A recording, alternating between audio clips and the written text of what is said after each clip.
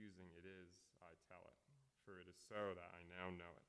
Sometime I will know more of it. Then I will certainly tell more of it. They have then this kind of them.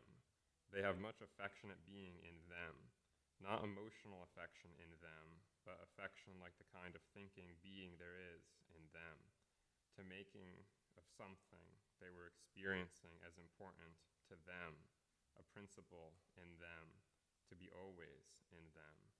Sometimes this is affection for someone, some kind of thing, for goodness, nobility, and virtue, and beauty, and luxury, and sinning, and succeeding, and living by doing anything.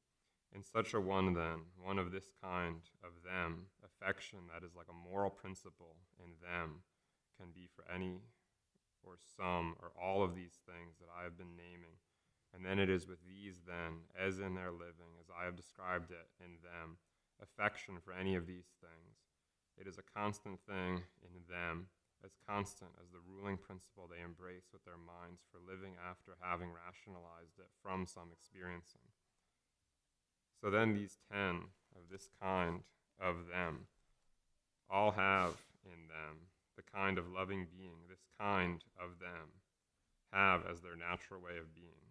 They have most of them very much loving being, but they have not attacking as active in them, though they are of the attacking kind of being, and so all of them, to get it as attacking in them, the loving being in them have too strongly stimulation.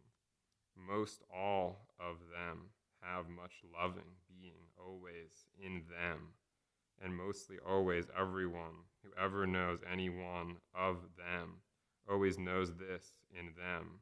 But mostly always, as I was saying, they need very strong stimulation in the being, in the other one, to make it an attacking thing in them. It is not repressed in them. It is not dormant in them. It is there as evident in them, to everyone who knows any one of them, as is the nervous being in them that is not attacking energy in them. They have then all of them, some more or less in them, but mostly all of this kind of a good deal of such kind, loving being in them. They have in them much affection in them, mostly all of them, and this is in them, like the thinking being in them, like the rationalizing some experience they have chosen and then made into a conviction, like a moral principle. These then do this with a feeling for anyone, with a feeling for anything, any feeling that has convinced them. They make this then, this kind of them, into a conviction, and they are not often getting for this new experiencing, just as they are not in working and thinking in relation to experience, as a continuous thing in living. This is clear then to someone. It is clear now to me, and now I tell it, knowing it now to clearly understand it. Thank you, Matthew. Next we have Lydia Haas. We're on page 370. Second paragraph, beginning the one of the 10 of them.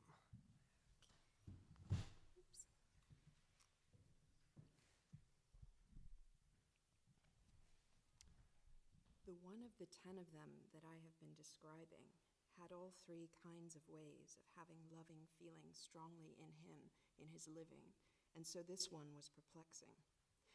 Now I will finish up this one. Now I will tell of my learning this one, of this one coming to be a whole one to me.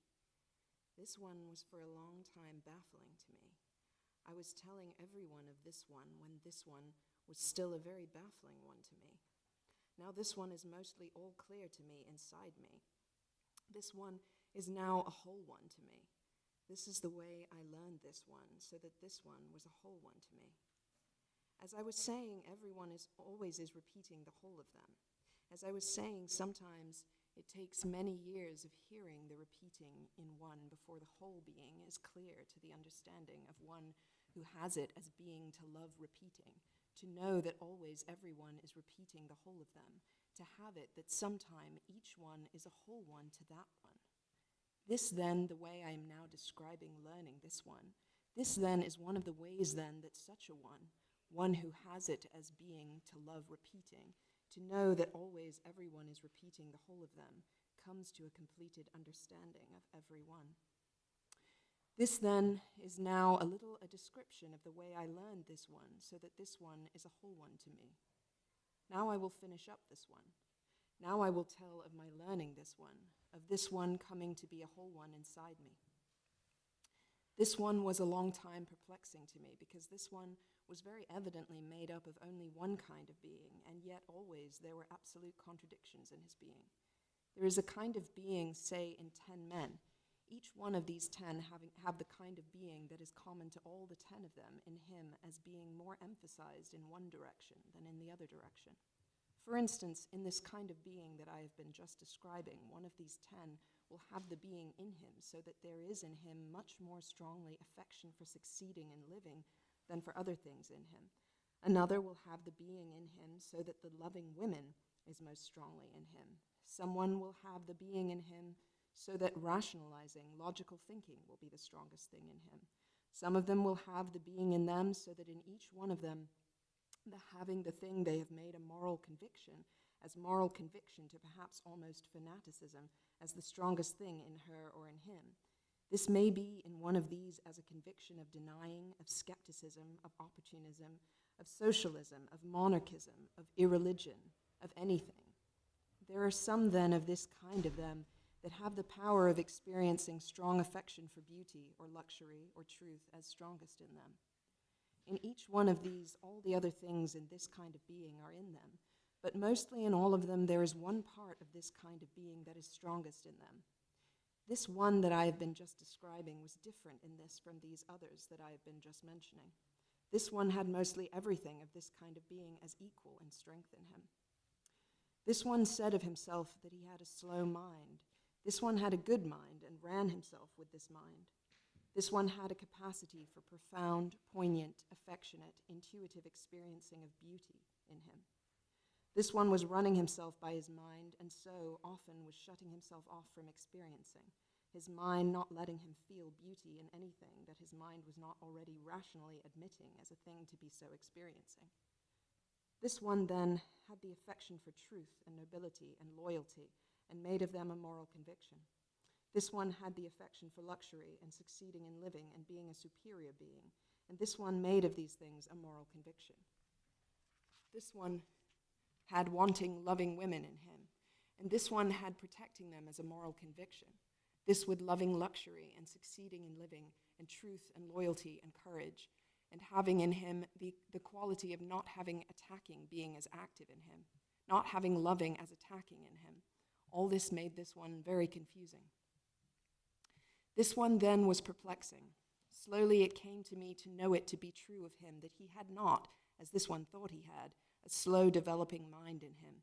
The mind in him was slow only because it went on logically working when all the actual learning had been done by this one as experiencing, and it seemed slow because this one, believing that his mind was developing things for him, let this mind run him and keep him from poignant experiencing.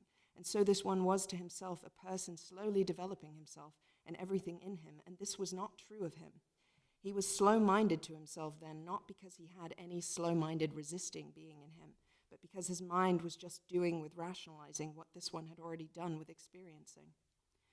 This then led to bad things in this one in developing, for this one more and more believing in his mind as slowly developing in himself and slowly developing learning, let himself be run by it himself, and his mind was not as fine an instrument as his experiencing, and so running himself by his mind was not for this one a true way of developing. For some of this kind of them, it is the true way of developing.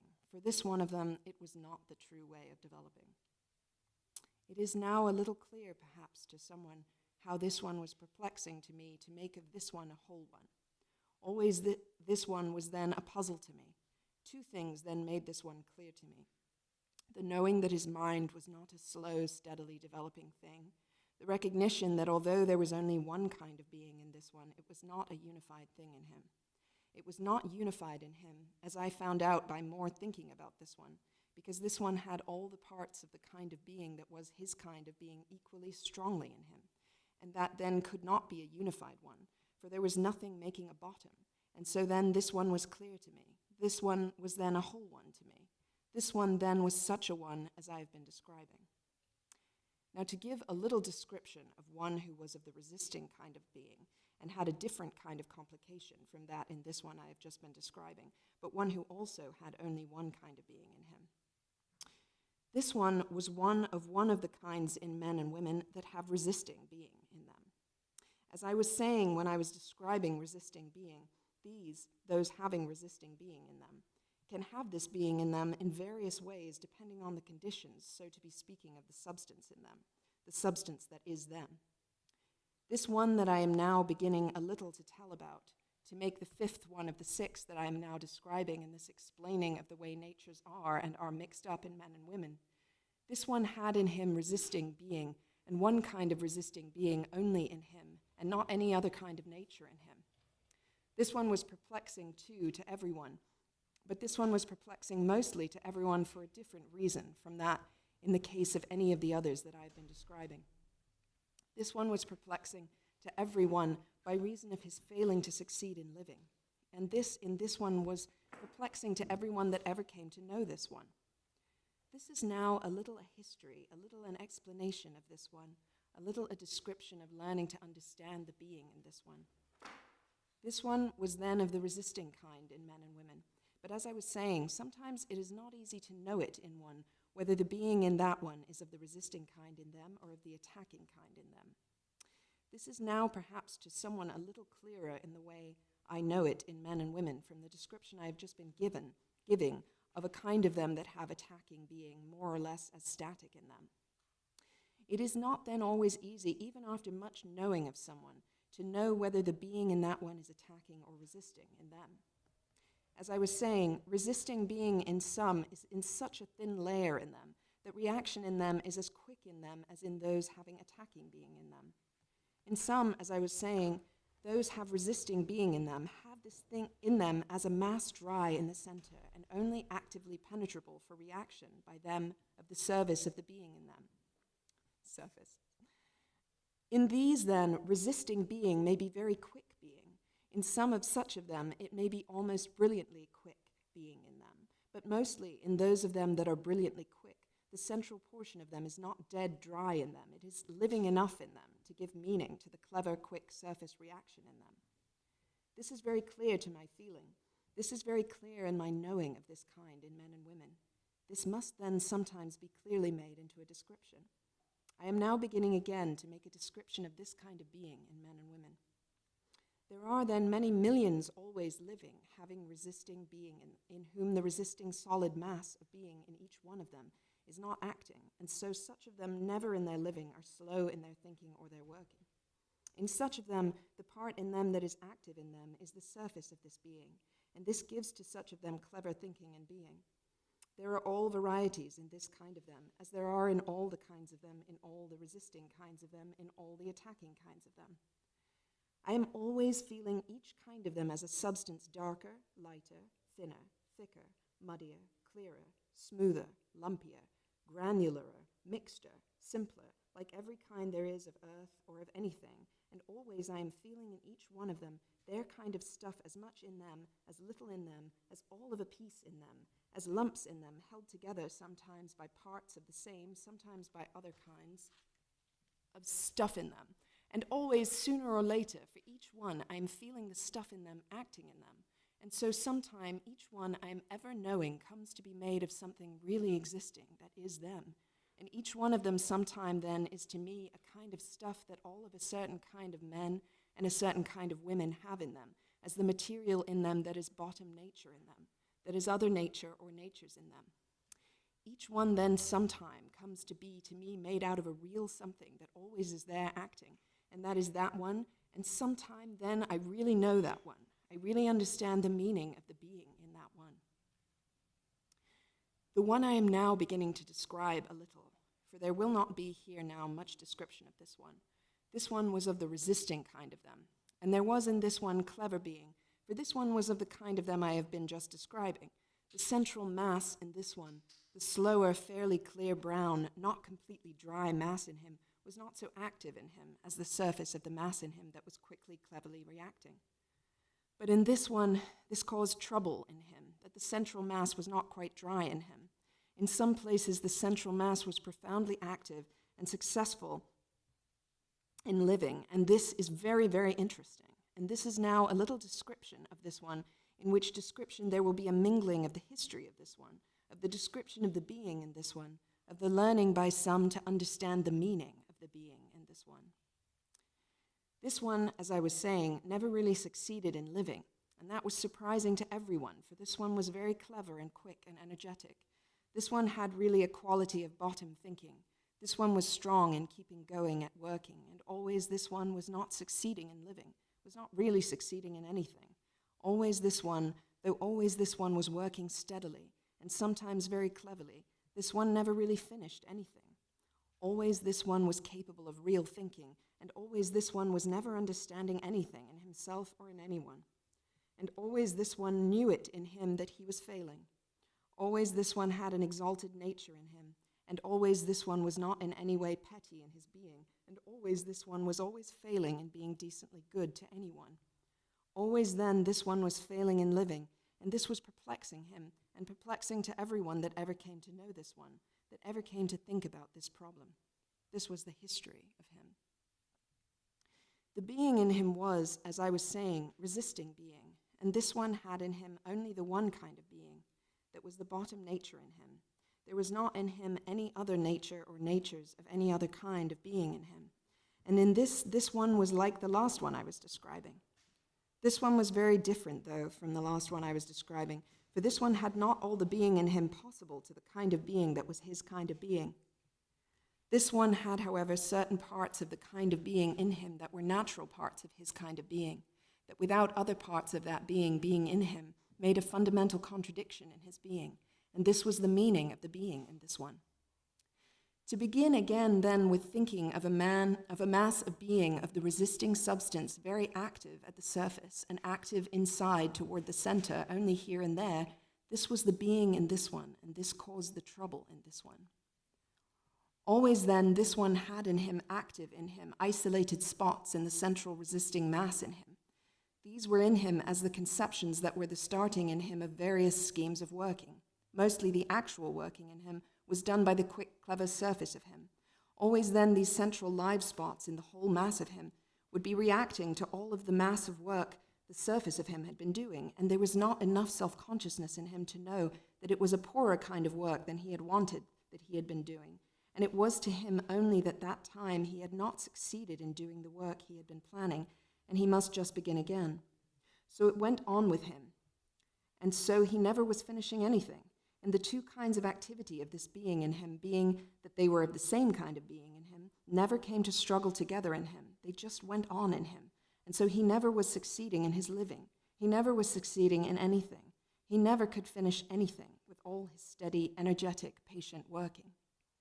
So then, when someone has in her or in him separate pieces active of the one kind of being in them, and not adjusted so that one is dominating, or when, as in the last one I was describing, someone has all the pieces possible of one kind of being equally active in him, such a one can never really come to a completely self-conscious being. Such a one may be successful in living, but such a one never has in him a unified being. Mostly, such a one has not in him any struggling of the pieces with each other in him. Of this last, I am not yet absolutely certain. The meaning of the being in this last one came to some who had often at moments thought about this one. Mostly, no one puzzled about this one, failing in living in this one, though succeeding in living could have come to this one, to everyone, had something about it curiously inevitable to anyone who ever came to know this one. And so, as I was saying, mostly no one really puzzled about this one. One day, some were thinking about the queer history of this one, and they began to think about a specific case in which this one had not finished something. And then it came to be clear to them, for they realized then that this one always was planning and criticizing his complete work with the chunks of slow, solid, central intelligence and feeling in this one. And always this one was working with the surface of this one. And this one was not self-conscious ever to criticize his way of working, only to criticize the specific result he had been achieving. And so this one always had to be beginning again, and this was then the history of this one. Sometime perhaps there will be written a complete history of this one. Sometime perhaps there will be written a complete history of everyone. Now, to give one little additional example, there will be very little telling about this one. This one was different from the two last ones I have been describing. This one had a mixing of natures in him, and very little in him of each of the kind of natures in him. There was, as a bottom being in him, a kind of resisting being. This one had, as bottom being, rather turgid resisting being. This one had not much bottom being in him, not much of this rather turgid resisting being in him. This one had such a kind of bottom being in him, enough of it in him to be always evident in him to anyone really looking at him. This one had other natures mixed up in him with this bottom nature of him in him. There was then not so very much bottom nature in him. All that there was of it was of this quite turgid between sodden resisting and engulfing resisting being. There was enough of this in him as a bottom nature to him, so that everyone really looking hard at him knew this in him. It was in this way, by looking at him and so understanding, that one knowing this one knew the bottom nature there in this one. There were then other natures in this one. There was in this one, mixed up with the bottom nature in this one, two other kinds of natures in this one. One a kind of resisting being, one a kind of attacking being. The kind of resisting being that was in him was of the kind that I was describing in the first of these 6 that I am now finishing. It was a kind of smooth, dark, very thick, engulfing being that has with it, as a way of being, much complete vanity and separation from contact with anyone, and much needing of indolence and elegance and luxury to make life a pleasant thing for such a one. Elegance in luxury is a need for such a one. The kind of attacking being there was in this one was of the kind that I have been just describing in the one before the last one I have been describing. This being gave to this one I am now describing an affection for all beauty in living and in being. It gave to this one that in the beginning of his conscious living, this one had embraced as a conviction the need of steady, unexalted, slightly ambitious working. Thank you, Lydia.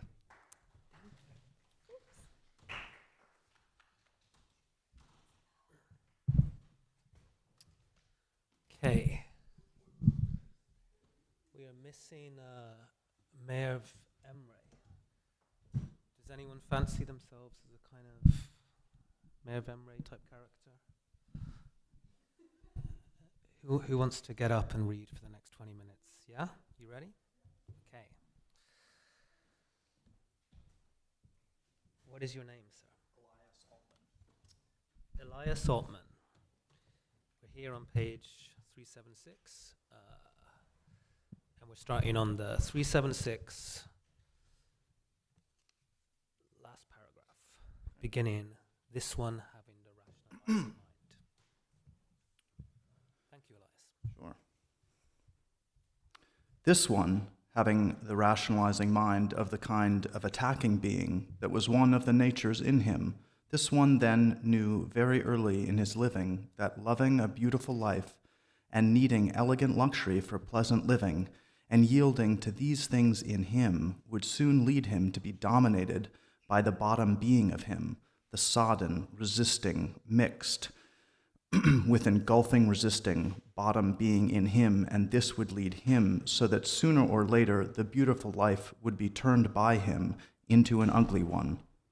This one dimly then knew this in him. This one, as I was saying, had mixed up in him the kind of attacking being that has it to be rationally minded and ambitious of succeeding in living and having a power of it making itself into a lifelong resolution and a carrying out of it completely during a whole living as if it were the natural way of being in him, an instinctive being in him, the kind of living best suited to the purposes rationally embraced by such a one.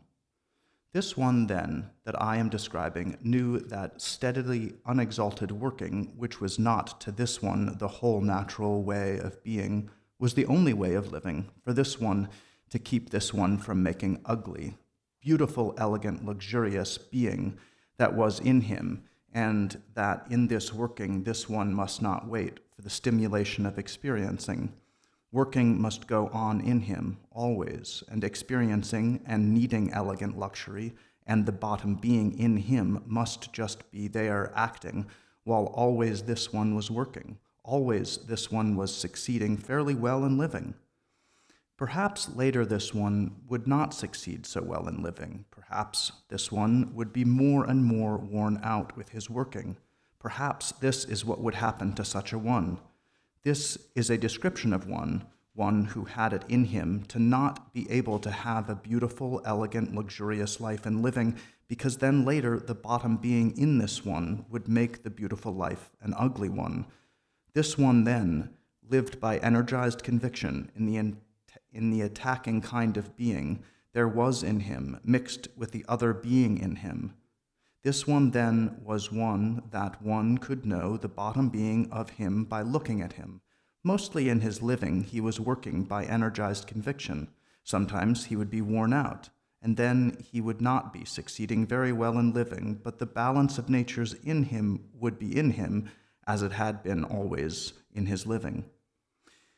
There was not then in this one any active struggle of the natures in him, but keeping them so balanced in him, although it was not an effort in him, for energized vocation of working was as naturally active as all the other kinds of being that were in him, that being the peculiarity of the type of attacking being that this one had in him.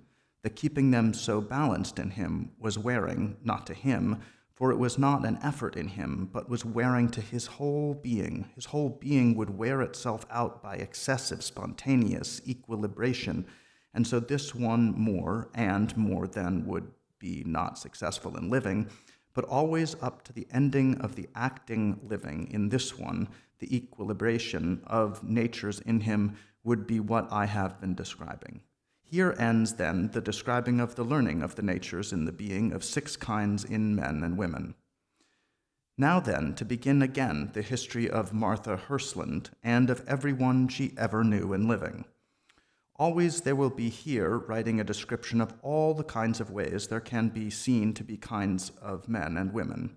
There will be here written, then, the complete history of everyone Martha Hlands ever came to know in her living, the fundamental character of everyone, the bottom natures in them, the other natures in them, the mixtures in them, the strength and weakness of everything they have inside them. Now then, to begin again with a few men and women, and now to begin those of them as beginning. Now to begin again the history of Martha Hlands, to give a history of her as beginning. Then to go on with the history of Martha Hlands and of everyone she ever came to know in her living. Now to begin with the beginning of the living of Martha Hlands. Now to begin the description of the being in Martha Hlands in her beginning. Sometime there will be a complete telling of all young living, feeling, talking, thinking being. Some have their real being to themselves in young living. Some do not have it then to themselves in them. Later there will be a description of all the kinds of ways there are of feeling themselves in young being. This is now some description of being, of men and women in their beginning, when they are children. They have then ways of being reassembling to each other. Then some of them lose in that later living. There will be now some description of Martha Hlands in her beginning. Soon now there will be much description of the being in men and women when they are young, when they are children, when they are babies.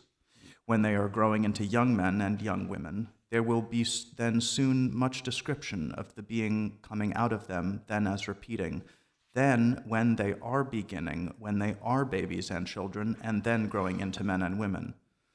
This will soon be a description of many men and women in beginning, the being young in them, the being children. This is now a beginning of a description of the being in Martha Hlands as beginning. In some, the nature in them is clearer when they are very young, in some when they are young, in some when they are not so young, in some when they are old ones. Always in each one it is there repeating. Sometime someone knows it in each one. Sometime some will know it in every one that one is ever knowing. Sometime there will be a history of all young living, feeling, talking, thinking being. Some have their real being in young living, some do not have it in them then. Later there will be a history of all of them. Our little boy does something to another little boy who does not like it. He shows no sign of reacting to it, the little boy who does not like it. He seems not to know, and then not to remember, to be angry with it. His reaction is so slow to hit. Then he hits out, and often the first little boy is surprised at it. This often happens when one little boy does something to another little boy who does not like it. This is the way many little boys do it, and there are of many kinds the little boys who do this then when some other little boy, some little girl, someone does something and they do not like it. This then the way many little boys do it. This is the way that some little girls do it. One little girl, one little boy, someone, many do something to a little girl who does not like it. She shows just then no sign of reacting to it, the little girl who does not like it. She is not angry. She seems not to remember then to be angry. Her reaction is not there then to it. Then she does something violent to show it, and often then the one that did something to that little girl is surprised at it. That one then has forgotten all about it. This very often happens when a little girl, when a little boy, when someone does something to a little girl who does not like it. This is then the way many little boys and little girls do something when someone does something and they do not like it.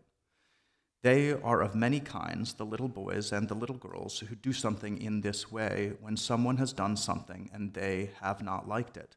Some women and some men do this way in their later living. Many little boys and many little girls do this way when they are very little ones, and then later they change. It changes in them the way they do it, the way to act to anyone who does something and they do not like it.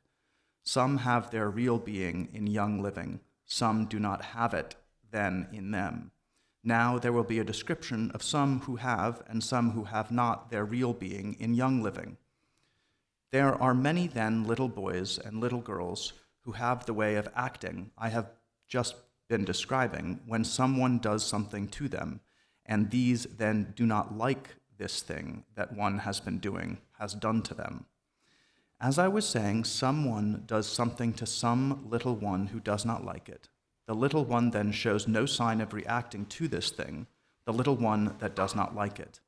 The little one shows then no feeling. The little one then is not remembering.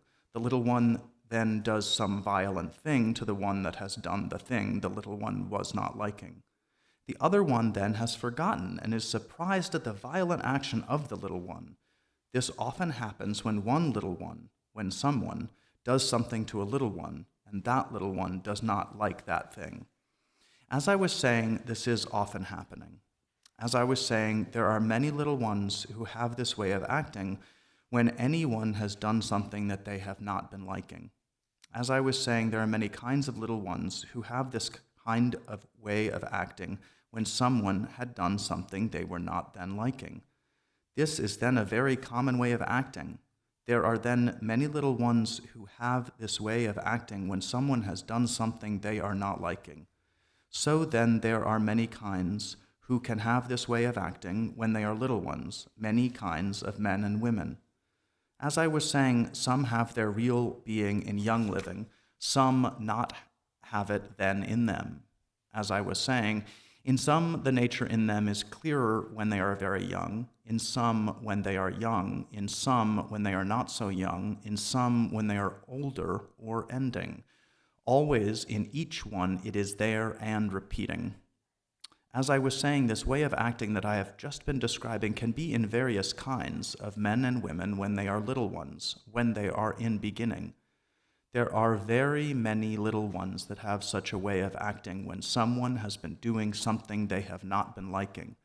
In some, it is from the being in them. In some, it is from the being in beginning then in them. Some have their real being showing in young living. Some do not have it showing very clearly in them then. Always in each other, it is then they are repeating. Always in every one, sometime it is clear to some one. There are then many kinds of men and women who have the kind of way of acting I have just been describing when they are little ones. Some of them have attacking being in them as bottom being in them. Some of such of them have resisting being in them as their natural way of fighting. This is not very clear, then, from the action in them when someone has done something they have not been liking. There must be always a description of every way someone can think of men and women in their beginning, in their middle living, in their ending. There must be always an expression of every way someone can feel kinds in men and women in their beginning, in their middle living, in their ending. Everyone has their own way of seeing everyone they come to know in their living. Always then, all this makes a completed history of everyone. Everyone then has their own way of seeing everyone. Everyone has some that are more complicated to them than other ones. To some, everyone is or is not a man or woman in their beginning, in their middle living, in their ending, like every other one. Some say of someone they are seeing, he is like every other one. Some have a very different feeling seeing this one.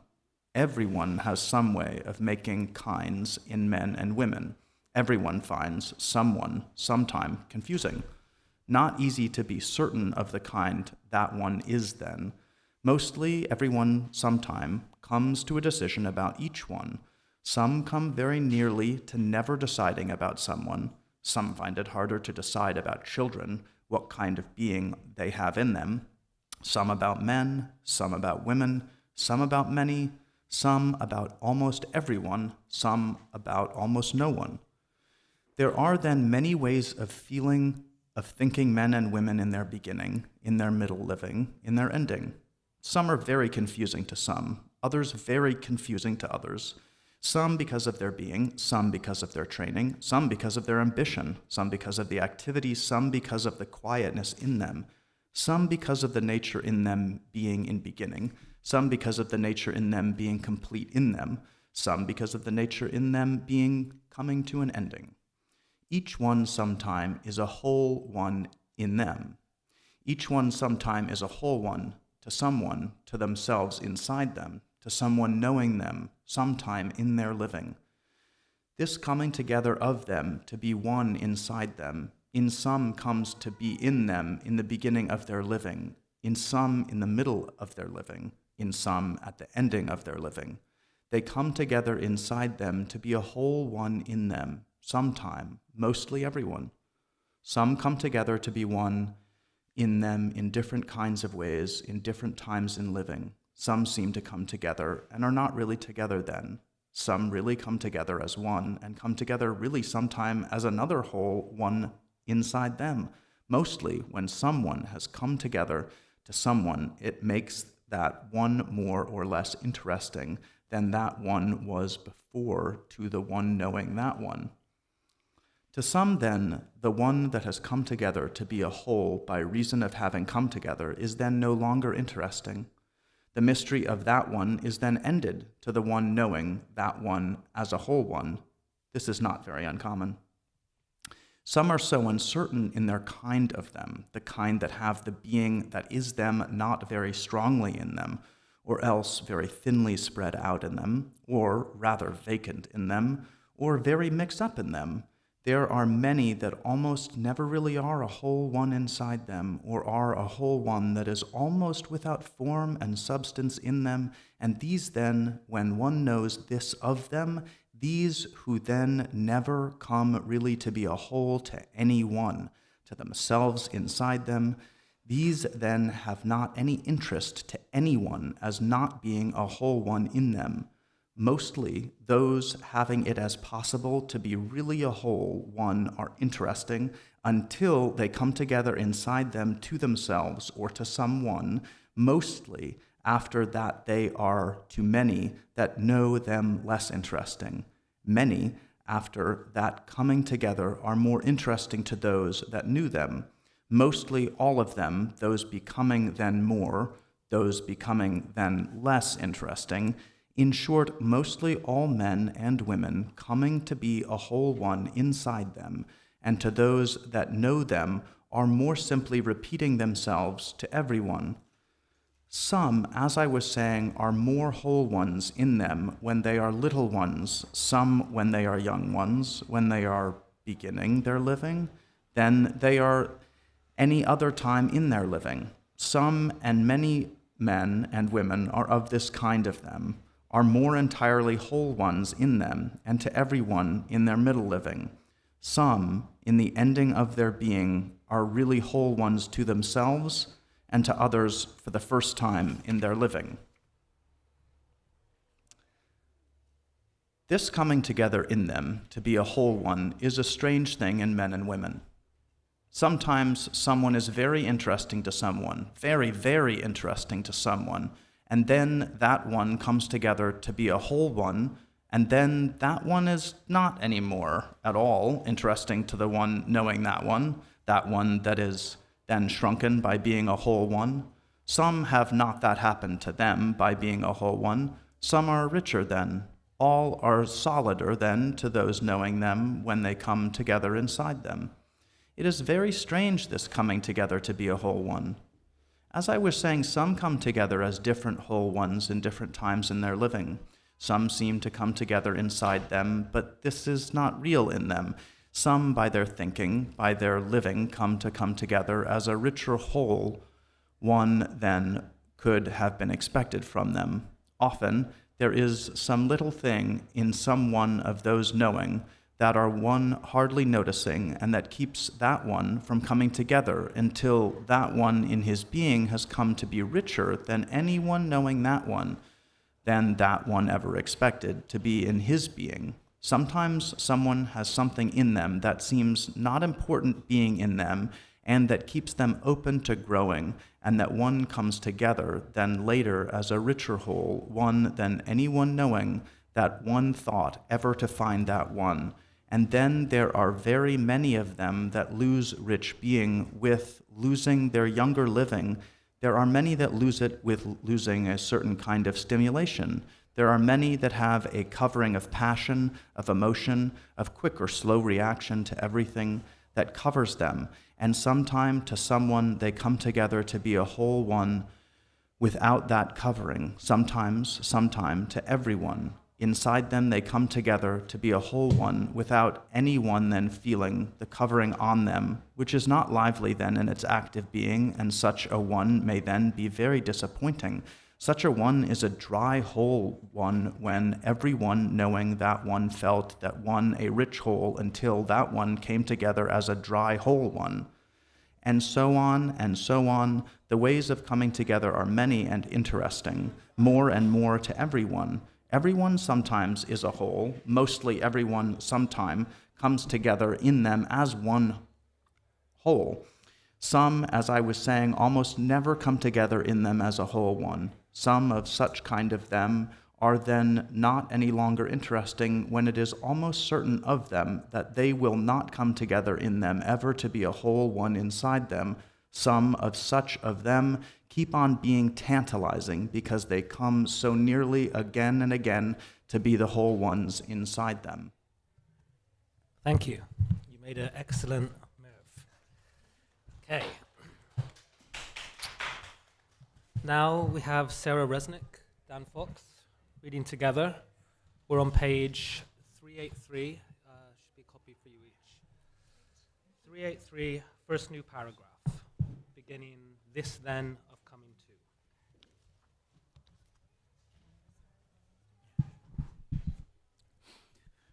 to.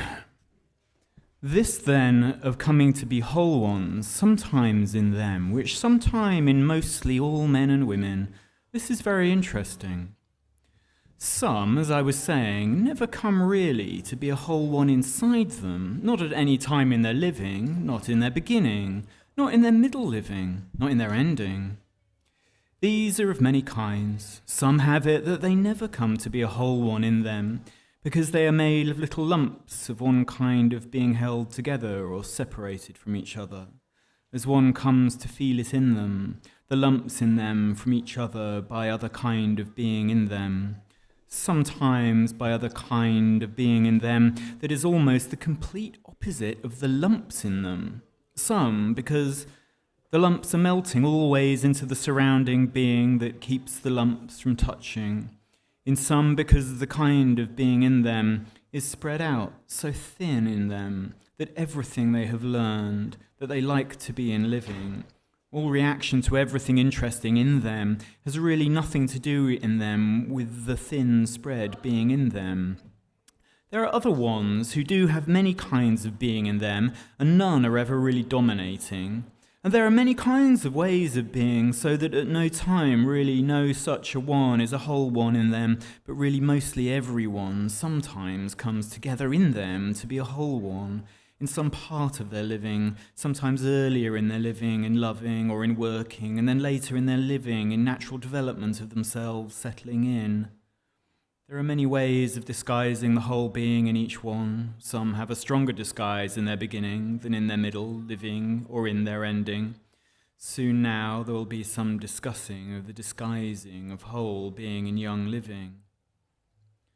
Some, as I was saying, never come to be whole ones inside them. Some are always whole ones, though the being in them is all a mushy mass with a skin to hold them in and so make one. Such a one is a whole one, and of such a one I am now beginning a description. These others I have been describing that have it in them to be made some of lumps in one kind of being held together by other kind of being in them, some where all the kinds of being are mingling in them, some where there are little lumps of being and none of them connected with the other lumps that are part of them, and all the other kinds of them that never have it in them to be a whole one inside them, not at any time in their living, though they may be active enough in living. These then, all of them, are very different from the one I am now beginning describing. This one, the one I'm now beginning describing, was of the independent-dependent kind of them. This one was of that kind of them, the independent-dependent kind of them, the mass that in the different kinds of them was worked into different concentrations to make them. This one, then, that I'm now describing, and always there are many existing like this one then was a whole one, and all of those having independent-dependent being have the kind of material being that is the whole of this one. Sometime there will be a description of a complete undifferentiated one that is of the dependent-independent kind of them. Now, there will be a little description of this one, a completely undifferentiated independent-dependent one, and there will be a description of how Martha Hlands was made like this one, only more concentrated in her being. And then there will be a history of the beginning of being in Martha Hlands. This one that is a whole one, a mushy mass of independent being with the skin holding it together from flowing away from this one, holding it together to make of this a whole one. This one then is a real one, and always there are many living just like this one in their being, though each one of them is a whole one, separate and yet very resembling the one to the other one, and each one an individual one to themselves, and each one is a whole one. This one then's a whole one, is of all one kind of one, and all of it in this one, the being in this one is of the same consistency and concentration. This one is of the independent-dependent kind of being. This one always is and was and will be a whole one, always in this one's beginning, in this one's middle living, in this one's ending, always this one was a whole one, the same kind of whole one from the being a baby to the being a dying and dead one. Always this one is a whole one, and this is now a description of this one. It's interesting to see the substance that is independent-dependent beings in so many ways, in so many kinds of men and women. It is interesting to see this substance that has so many kinds of ways of being in many kinds in men and women.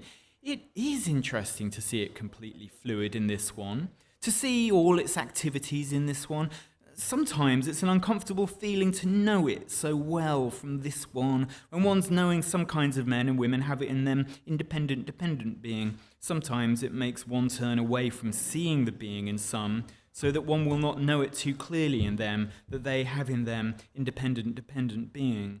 And that is the being in the one I am now beginning to be describing. Independent-dependent being the being in the one I am now beginning describing. There will not be here now much description of this one. there will be here now a little description of this one, and how this one was a whole always in the all the living of this one, in the beginning, in the middle living, in the ending of this one. There will be a very little description now of this one, and then a real beginning of Martha Hersland, who is of the independent-dependent kind of them. This one, then, was, as I was saying, always a whole one. This one was a whole one always, a whole one because there was only one kind of being in this one, always in the same lax condition and with a skin to separate it from the world around this one. This made of this one a whole one. This one is very existing to my feeling. This one is of the independent-dependent kind of them. This one was always a whole one. This one, all her living, was repeating the whole being there was in this one, and it was always completely there to everyone.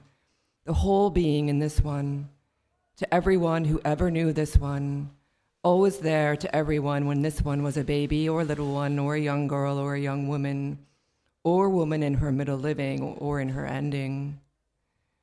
There are always very, very many women, very many men like this one always existing.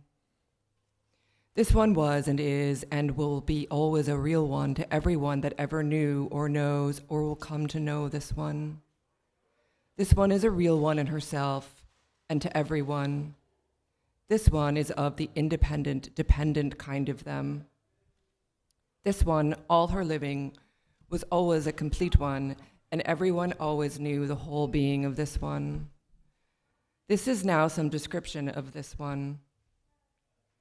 This one is then of the independent-dependent kind of them.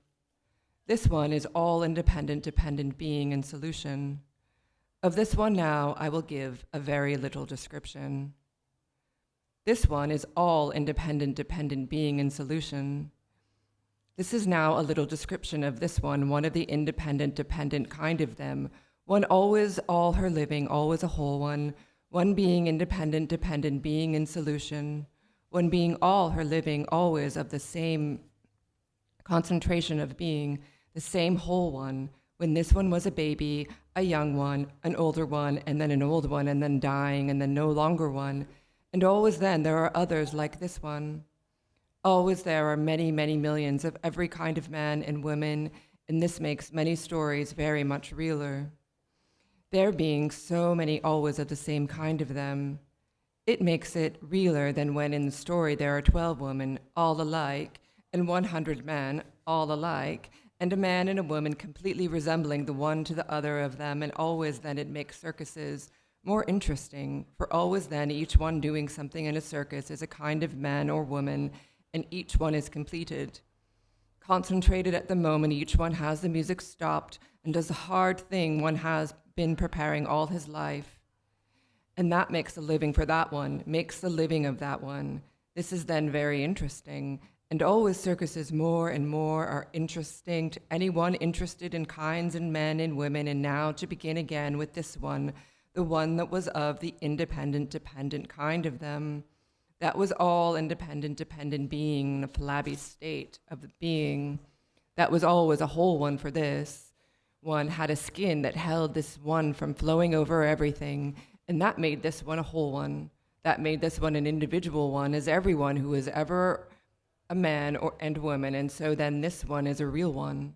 And now there will be of this one here now a very little description. This one was then once a very little one, a baby, and then a little one, and then a young girl, and then a woman, and then older, and then later there was an ending to her, and that was the history of this one. This one always was the same one to herself and to everyone when she was a very little one, a baby, and then a little one, and then a bigger one, and then a very considerably bigger one, and then a sick one, and then no longer one. This one was always the same one, whole to herself and to everyone when she was a very little one, then when she was a little one, when she was then a bigger, when she was a very considerably bigger one, and then when she was just continuing, and then when she was ending and dying. This one always then was the same one. Sometimes she was bigger than at other times. Sometimes she was fatter, sometimes she was sicker. Sometimes she had children around her. Always she was held together to be one, to be a whole one by the skin of her. Always she was of the independent, dependent kind of them. Always this was all the history of her. In some, the nature in them is clearer when they are very young. In some, when they are young. In some, when they are not so young. In some, when they are getting older. In some, when they are old ones. This one was always to everyone the same one. This one was always the same one. When this one was a little one, a very little one, an older one, a very old one, always this one was the same one. Always this one was all independent, dependent being in solution. Knowing this one completely is then a very important thing.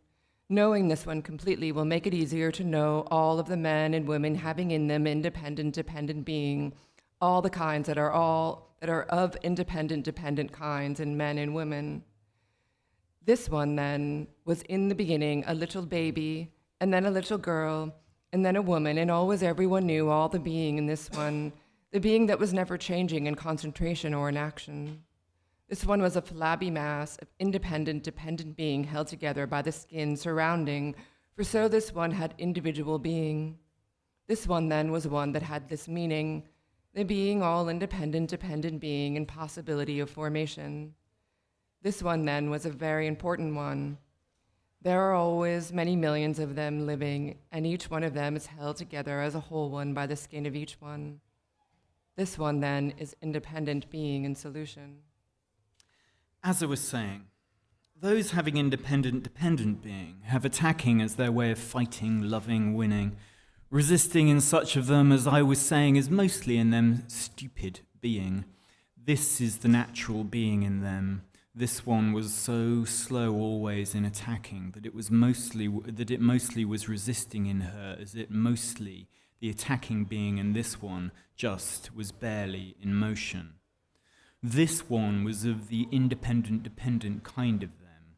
Attacking being was so slow in action that it made of this one a mass that was resisting, that was mostly all stupid being. This one was, as I was saying, of the independent, dependent kind of them.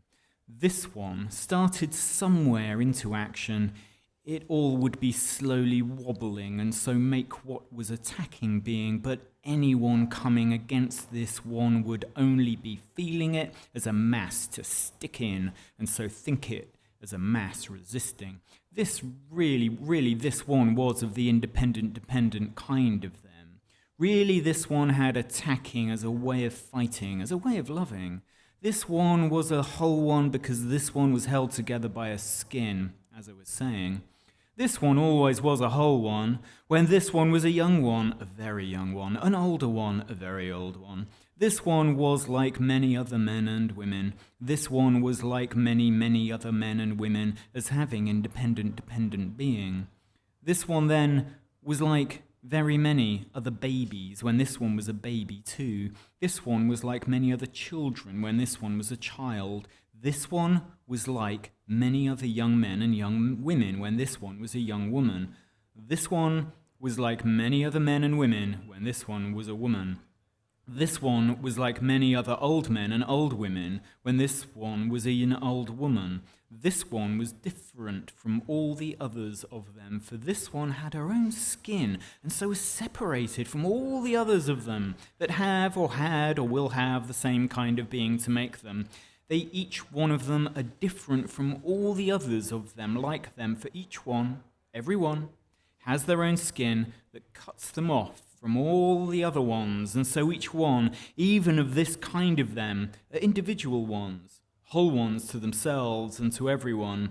This one was like many, very many men and women. This one was like all of them that have in them independent, dependent being, that have in them anything of independent, dependent being. This one then is interesting. Knowing this one is then an important thing. I know this one very completely in the whole being of this one. This one is then the simplest form of independent, dependent being. Every one having in them anything of independent, dependent being is connected with this one then by the being in that one and by the being in this one.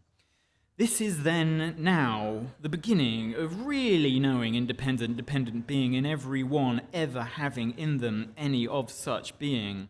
More and more, there will be much description of independent, dependent being. More and more, I will know more of independent, dependent being.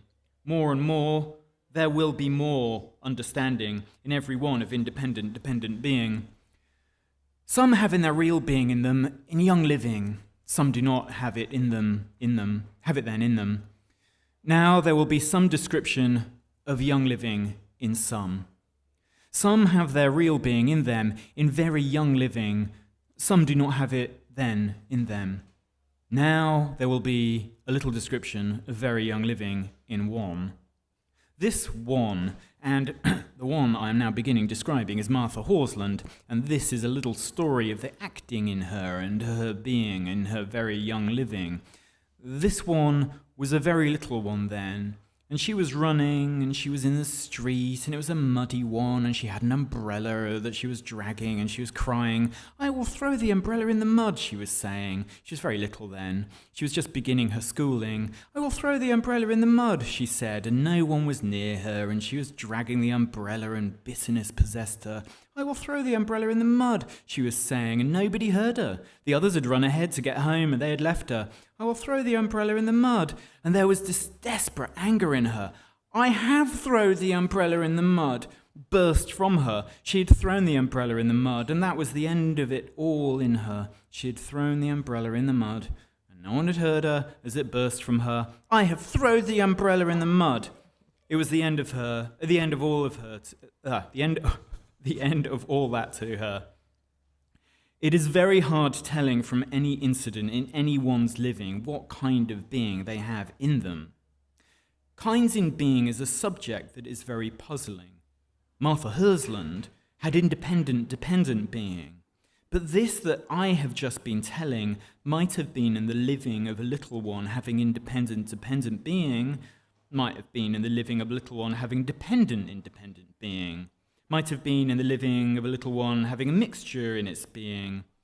This then was in the living of Martha Hlands when she was a little one, but as I was saying, it is very hard to know from anything in anyone's living the kind of being in them. Slowly, someone's come to know the being in someone. Slowly then now, everyone reading will know all the being in Martha Hlands. This then is a beginning. Some have the real being in their living, in their young living. Some do not have it in them. Now there will be some description of young living in some. Sometime there will be a history of all young living, feeling, talking, thinking, being. Some have their real being in mostly in their young living. Some do not have it then at all in them. Later there will be a history of all these, of every one. There are many ways of making kinds in men and women when they are beginning, when they are children. They are then each one of them like some others, like some other children. They are each one of them something of themselves then, always somehow a little, some much, very much, themselves inside them, each one, and each one are like many other ones, many other children. There are many ways of making kinds in men and women in their beginning. There are many ways of making kinds in children. In each way of making kinds of them, there is a different system, a different way of feeling, a different way of thinking them as being resembling one to others of them. Martha Hlands, as I was saying, was of the independent, dependent kind of them. Martha knew in her early living a certain number of children. Some I have already been describing. Now there will be more history of some, more history of others of them. As I was saying, Martha was throwing the umbrella in the mud with angry feeling, as she was telling and nobody was hearing. As I was saying, no one knowing this as having been Martha's way of acting then, when she, a little one, was filled full of angry feeling, with despairing feeling, with responsible feeling, with frightened feeling, no one then could be very certain of the kind of being Martha had in her. Not anyone could know then whether Martha was of the kind of them having attacking, as their natural being, the kind of them having resisting as their natural being. Some have their real being in young living. Some do not have it in them. In those having it in then strongly in them, sometimes someone watching them can know it in them. Mostly it is harder to know it in them than in their beginning, than in their later young living. Always it is a difficult thing. In some it is almost impossible in their beginning living to know the being in them. In some it is easy then. Now there will be a little description of young living in some. Knowing a map and then seeing the place and knowing then that the roads all actually existing are like the map, to some is always astonishing and always then very gratifying.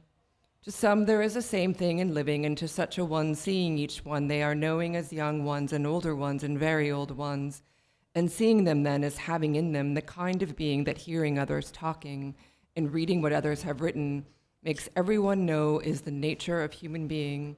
Knowing this then in everyone at each period in them is to some, as I was saying, astonishing and then gratifying, is to some, as I was saying, knowing a place after knowing a map of such a place is to some to their feeling an astonishment and then a gratification.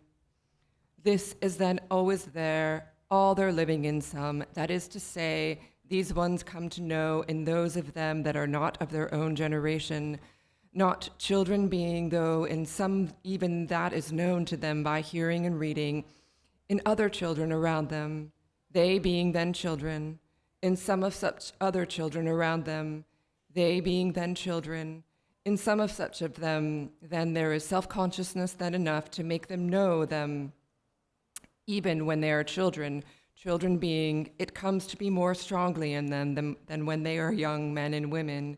It comes to be to them then almost overwhelming as astonishment and gratification in their middle living to find themselves and those of their own age around them looking like men and women in their middle living, acting, living like men and women in their middle living.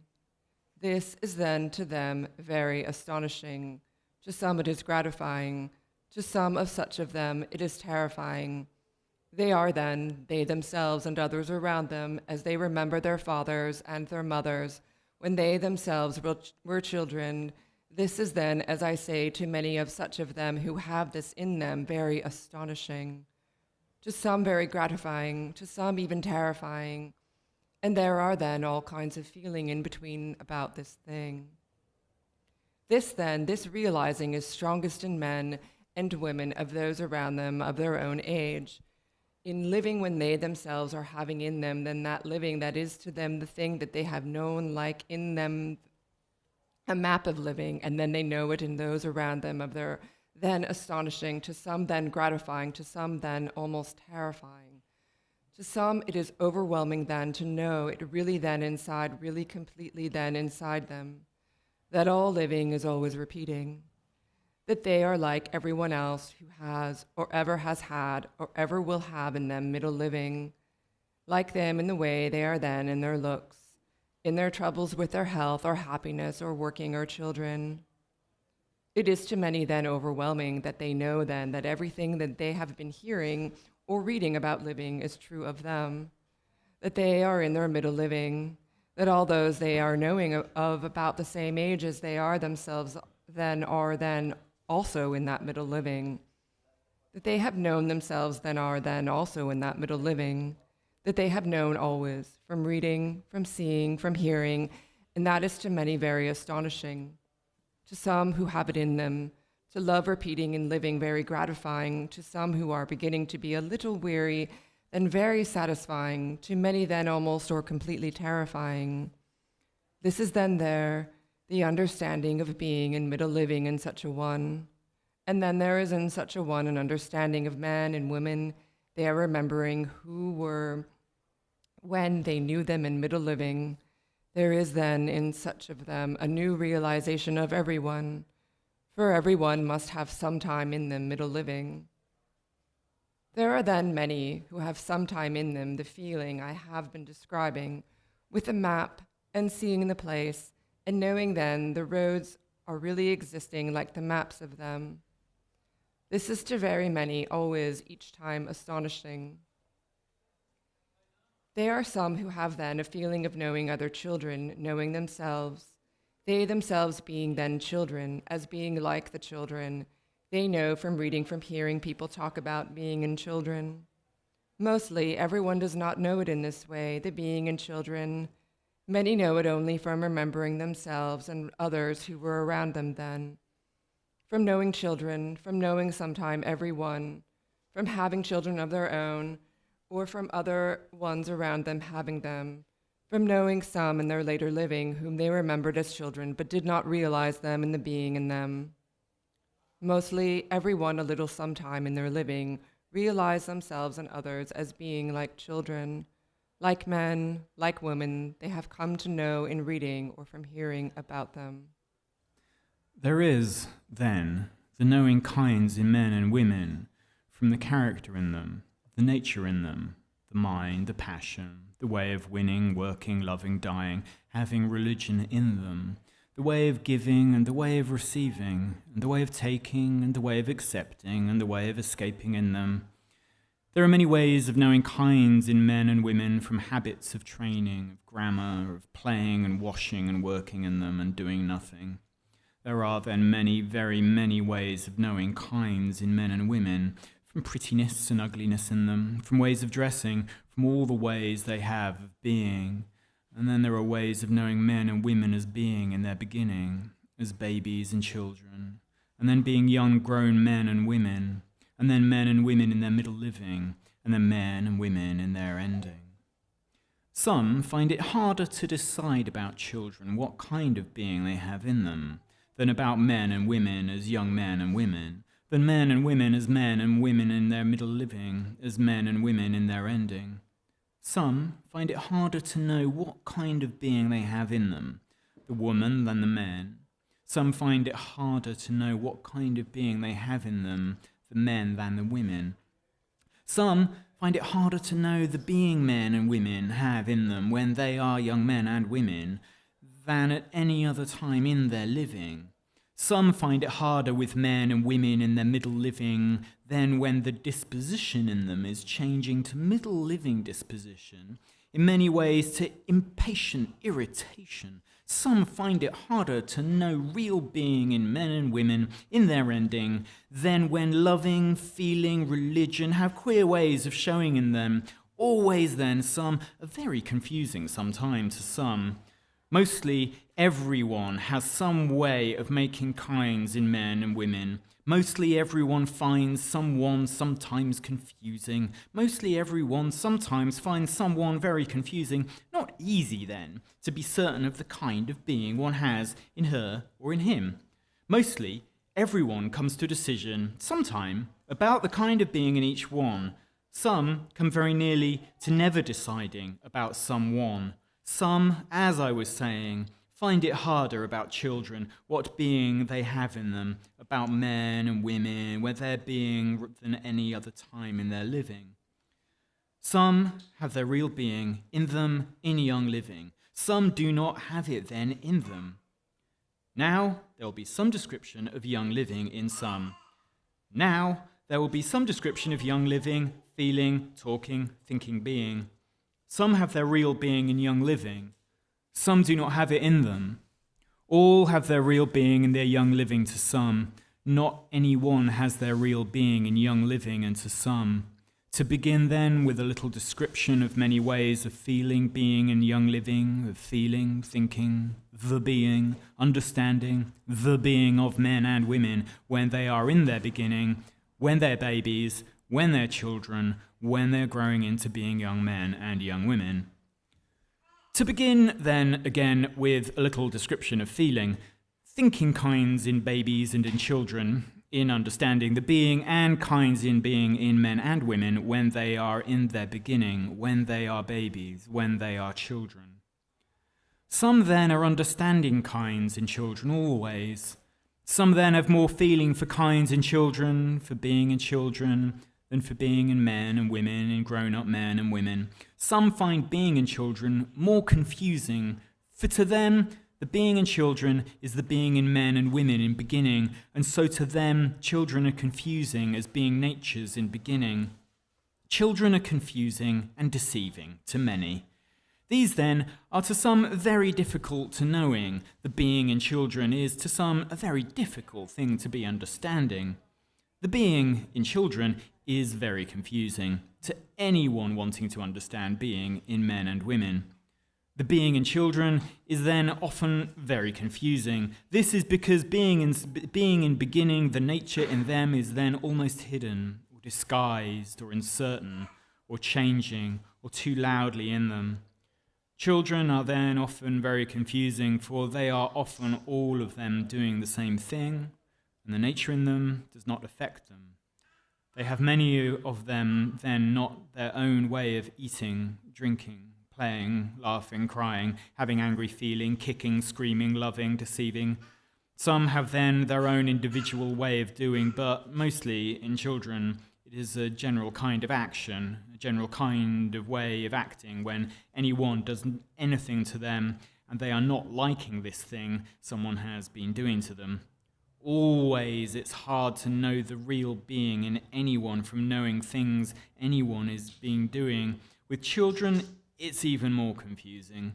The same kind of acting is done by children that have every different kind of nature in them when they're happy, when they're playing, when they're cheating, when they have angry or injured feeling.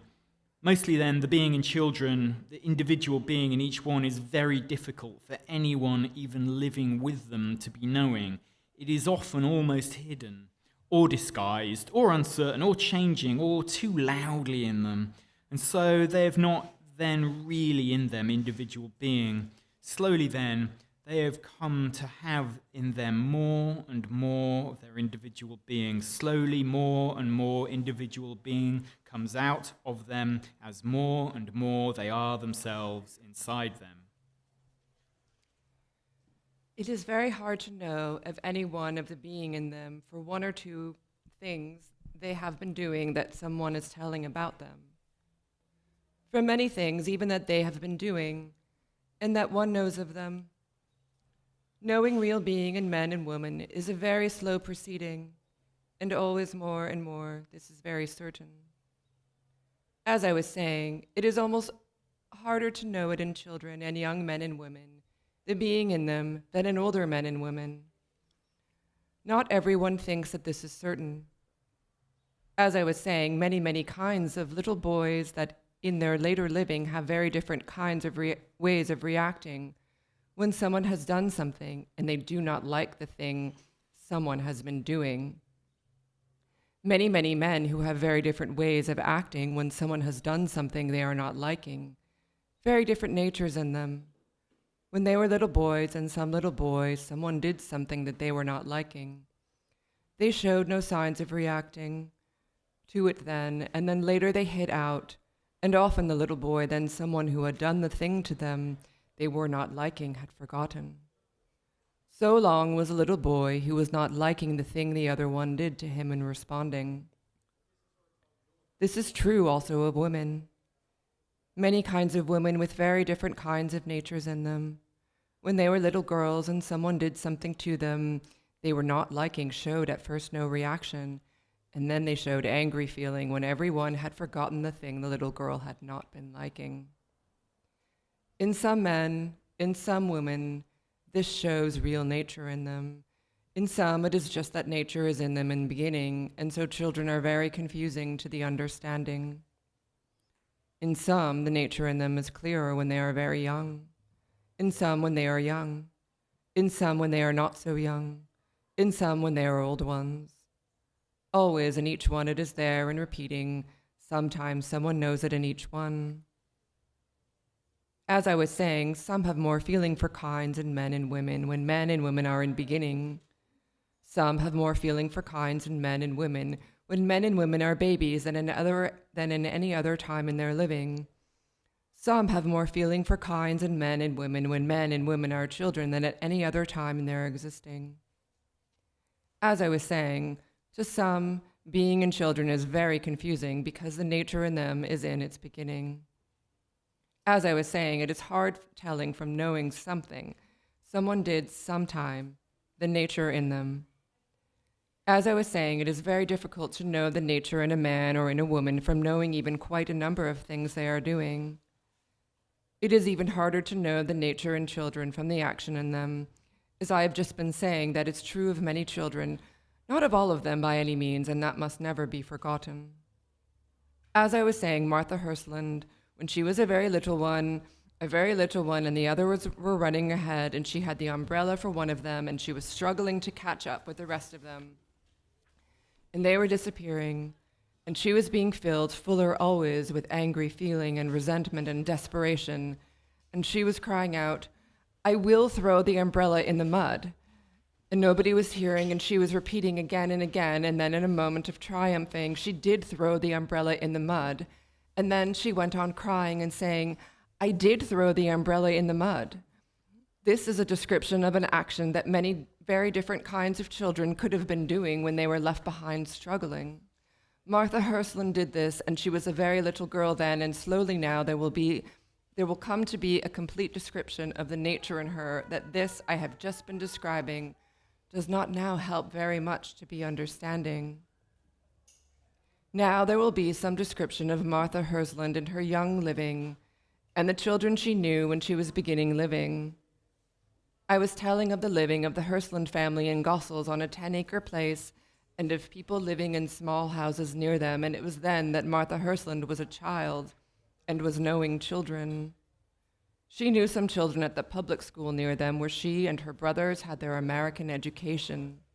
Some children that were living then in the small houses near the 10-acre place where the Hlands family were living then, as I was telling, and some other children who knew these children.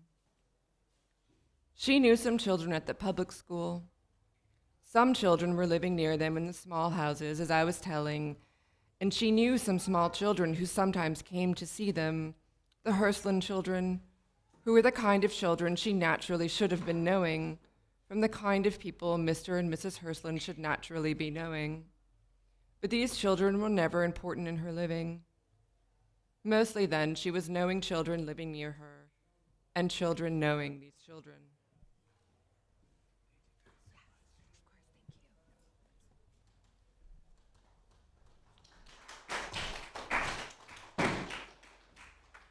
Okay, guys, Olivia Forte, paragraph 1, 2, 3 on page 394.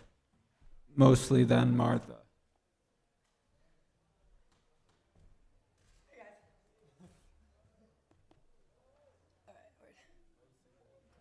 I learned how to read for this morning, so please grant me some grace here. Mostly then, Martha and I, as I was saying, this was mostly true of all three of them, of all three of the Hlands children. Martha, when she was in the beginning of her living, was more of them, the children, the people living in the small houses near them, and the friends of these people, of these children, than she was of her family living, of her mother's and father's country house living. She was then not at all of the living that would naturally have been her kind of living, of well-to-do living. She was then, as a child, as a young girl, almost until she was a young woman, of the being of those living in small houses near them. Much description of the being in the children living in the small houses near the 10-acre place where the Hlands were living, and of children living in other parts of Gossels, and knowing these children will be in the description of the beginning being of the youngest of the three Hlands children in the history of David Hlands. Now in the history of the beginning of the being of Martha, the oldest of the three Hlands children, there will be more a description of how other children felt being in her, how everyone felt being in her. And so there will be a description of her as everyone who knew her felt her, now, in her beginning, and then later in the living. Holy shit. There will then be much description of the being in the children living in the small houses near them, and of many other children in the history of the beginning of the youngest of the Hlands children, who was really more of them, these children, than his brother or his sister even had been. Now this is a description of the beginning of the being in the eldest of the Hlands children, in Martha Hlands, and there will be now much description of how everyone ever knowing Martha felt the being in her. Other children knowing her, her governesses and the servants, and her brothers and her teacher and her mother and her father, and later on girls and boys, and later her lover, and later her husband, and then very many who then knew her, and then again her brothers and her father, and again then everyone who then and on from then to her ending knew her.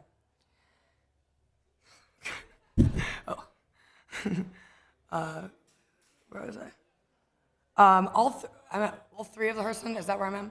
Okay. All three of the Hersland children, as I was saying, when they were children, very much of the living of the people living in small houses near them. The youngest of the three Hersland children, David Hersland, was so entirely of them when he was in his beginning of them, of the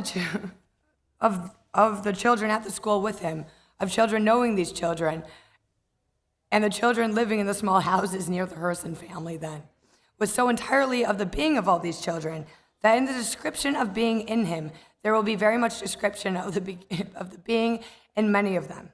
In the child being of the second Hersland child, the elder son, Alfred Hersland, there was also a little of this, that he was very much of the living of the people around him, but it was not in him so completely inside him as it was in the beginning of the younger son, David Hersland, the youngest of the three Hersland children.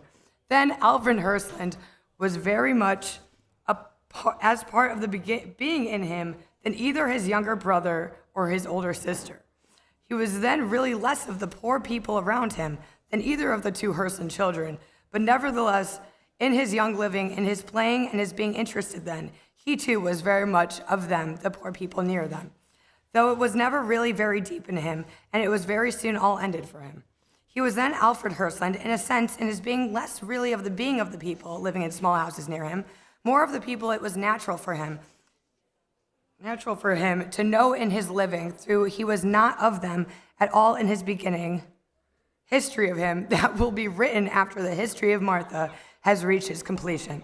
It will be interesting then to know in each one of the Hersland children just how they were of the living of the for them poor people near them. Christ. Sorry, Mom.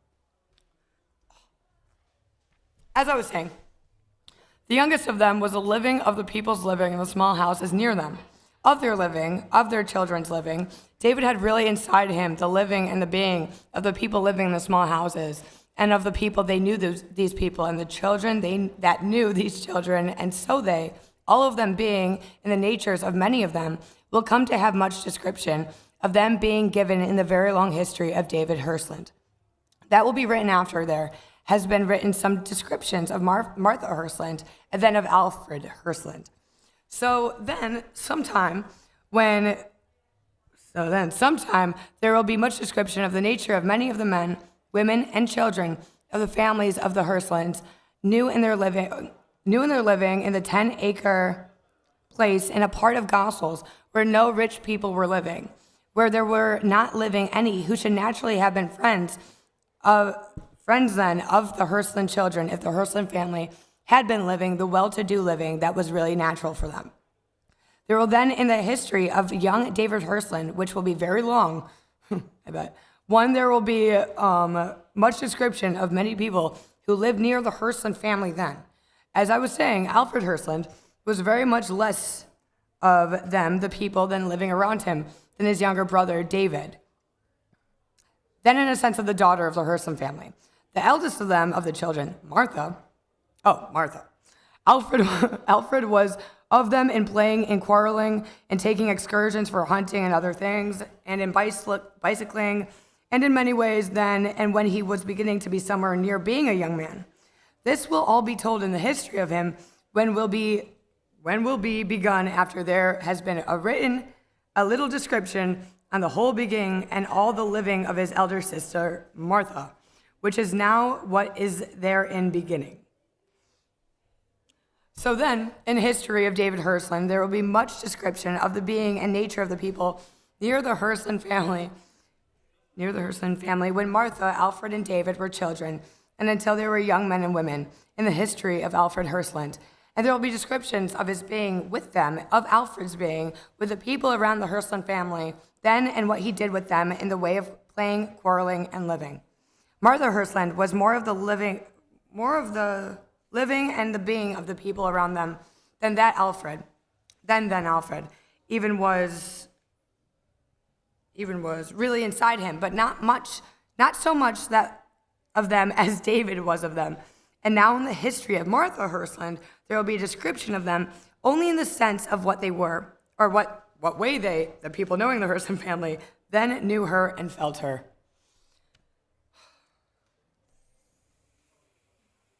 Pardon me.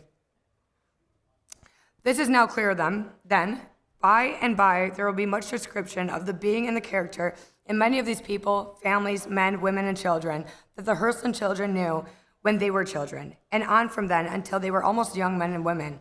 In the long history of David Hlands, that will be written after there has been written some of the history of Martha Hlands and of Alfred Hlands, the two elder Hlands children. There will then be written also the meaning of these men and women to Mr. and Mrs. David Hlands, the father and the mother of the three Hlands children. So then all that will happen, all that will be written after there is written some description of living and the being of the two elder Hlands children. First then, now there will be written some description of Martha Hlands in her beginning. After there has been written something of the history of her living, some description of her being, there will be written a history of her brother Alfred up to the time of his marrying Julia Denning. After that will be written the whole long history of the youngest of the three children, David Hlands.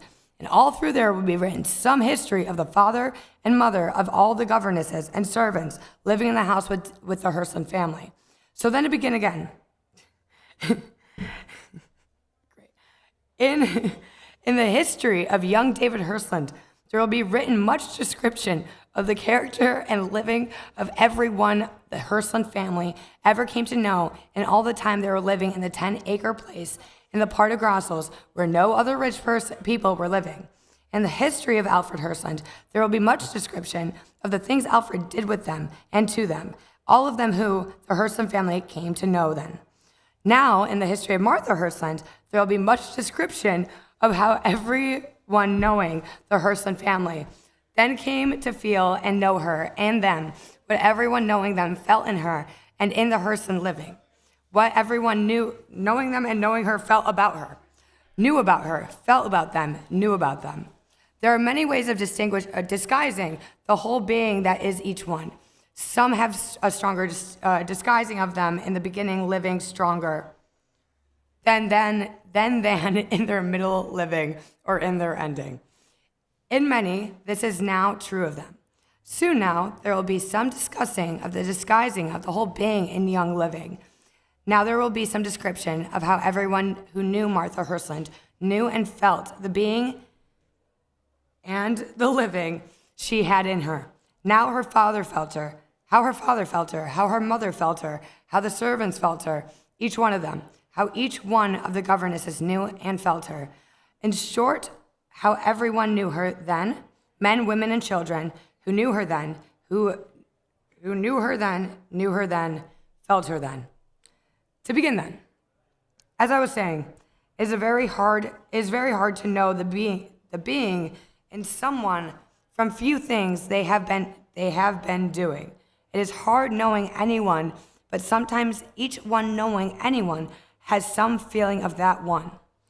There are many ways of disguising the whole being in each one. Some have a stronger disguise in the beginning than in the middle, living, or in the ending. Some have a stronger disguise in the middle, living, than in the beginning, living, or when they are ending living. Some have a stronger disguise when they are ending living than at any other time in their living. Some do not have any time in their lives living, more disguising of the real being in them than at any other time in their living. Martha Hlands was one such of them.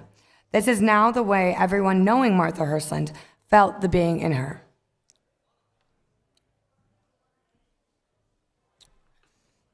Martha Hlands was one of the independent, dependent, kind in men and women. The one I was describing as being independent, dependent, being as in fluid condition and held together to be one by the skin surrounding. That one was the same kind of being then as that in Martha Hlands. In Martha, The being was a little more concentrated condition, but the proportion of attacking and obstinate resisting and quickness and hesitation and ways of being always in every part of living a whole one was the same in Martha Hlands as in the one I was describing as being independent, dependent, being in completely fluid condition, and being a whole one only and always being one, by having a skin to hold it and to separate it, so from everyone and make it so an individual one. Martha then was of the independent, dependent kind of men and women. Martha had this being then in more concentration, in a more solid condition than one I was earlier describing. It is a little true now to me of Martha, and a little true of many men and women having independent, dependent, being in them, that the being in them being like the one I was describing. The one having all independent, dependent, being in solution is a fluid condition. And my knowing independent, dependent, being so well in that one being such a fluid whole one, gives to me seeing them as an uncomfortable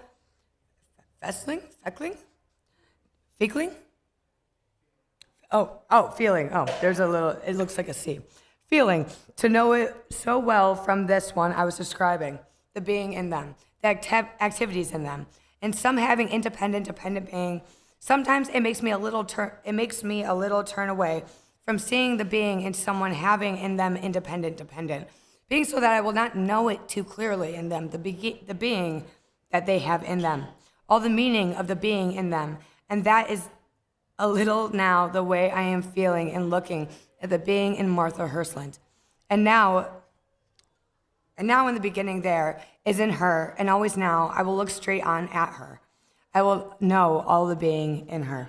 Martha was of the independent, dependent kind of them, as I was saying. She was, as I was saying, like the one I was describing, that was independent, dependent, being in completely fluid condition, and always was a whole one. In the beginning of the being, there was in that one, in the middle of the living of that one, in the ending of the living of that one. Martha then was like that one in the relation of things in her being. She was more concentrated, more solid than that one. It was not only the skin that kept her apart from other ones. There was actual individual being always in Martha, but Martha was whole one. In her beginning, in the middle living, in her ending, she was all through her, of the same concentration, of the same nature. Always it was the same being in her. That in her beginning, in her being a baby, a little one, a little bigger one, and so on. Always Martha, like the one I was describing, was a whole one. This is now some description of what each one who knew her felt in her. This is now some descriptions of the nature in her, of the living that was in her. When she was a very little one, sometimes she wanted not to be existing.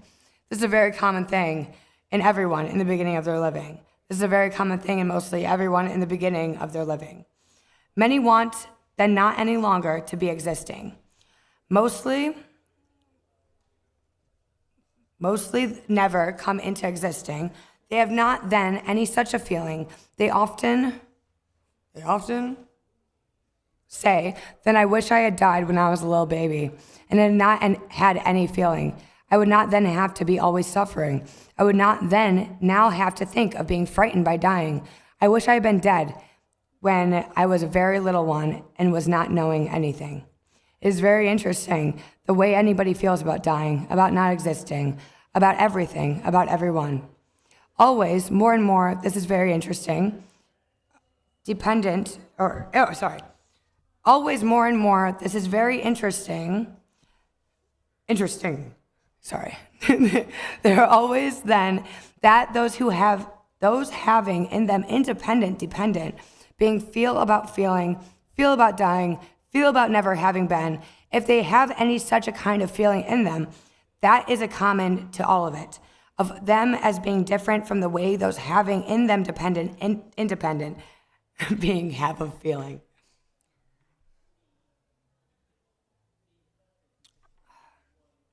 More and more, there will be understanding of these different ways of feeling their own being, feeling anybody else's being, feeling the ending of themselves and the ending of anyone. Feel they're not existing. That makes one kind in men and women, makes them that kind different from other kinds of them. There will then be a very little always being made that slowly will make a great deal of description of the feeling in each kind in men and women about everything. As I was saying, Martha was one of the independent, dependent kind of them.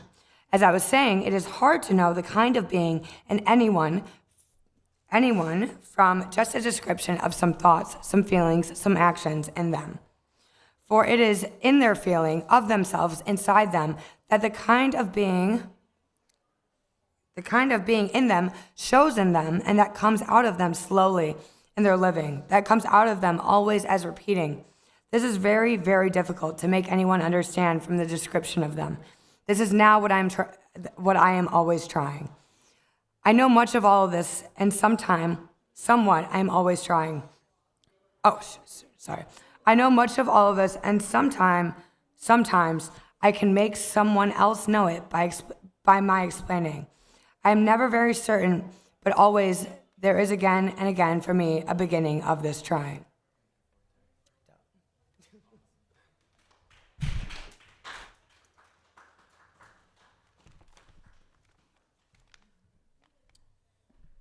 All right, we got Keegan Swenson, 399, last paragraph.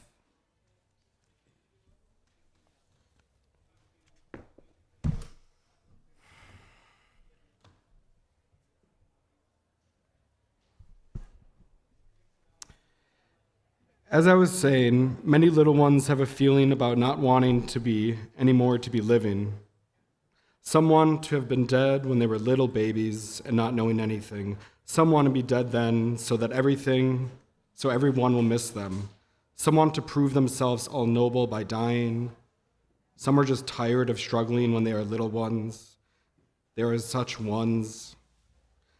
And some of such of them have independent, dependent being that does not succeed then in winning, fighting by attacking. Martha was such a little one, and more this will show in all her living.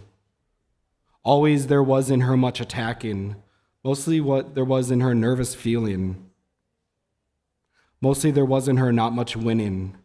Early then she had a moment's tired feeling. Never did she know that really she was failing in attacking. Always she had in her nervous feeling, showing that she had been failing to everyone. It was not excitement or weakness or yielding or escaping or blustering as it is in some who have independent being and are failing in attacking. In some who have independent being and yet always are attacking, though attacking is not for them the way of winning, fighting, but in Martha Hlands, all of her being was independent, dependent being. Attacking was her way of winning, fighting. Mostly she was never winning. Mostly she did not really know this in her. She had nervous feeling in her that showed the failure in the fighting she was doing. All this will be clearer when there will have been completely given the feeling everyone who ever came to know her at any time in her living about her. Always Martha was a whole one. She had only this one kind of being. She always was a whole one. All her living was repeating the whole being, the kind of being that was the whole being of her. Mostly all of her living was a whole one to herself, to everyone.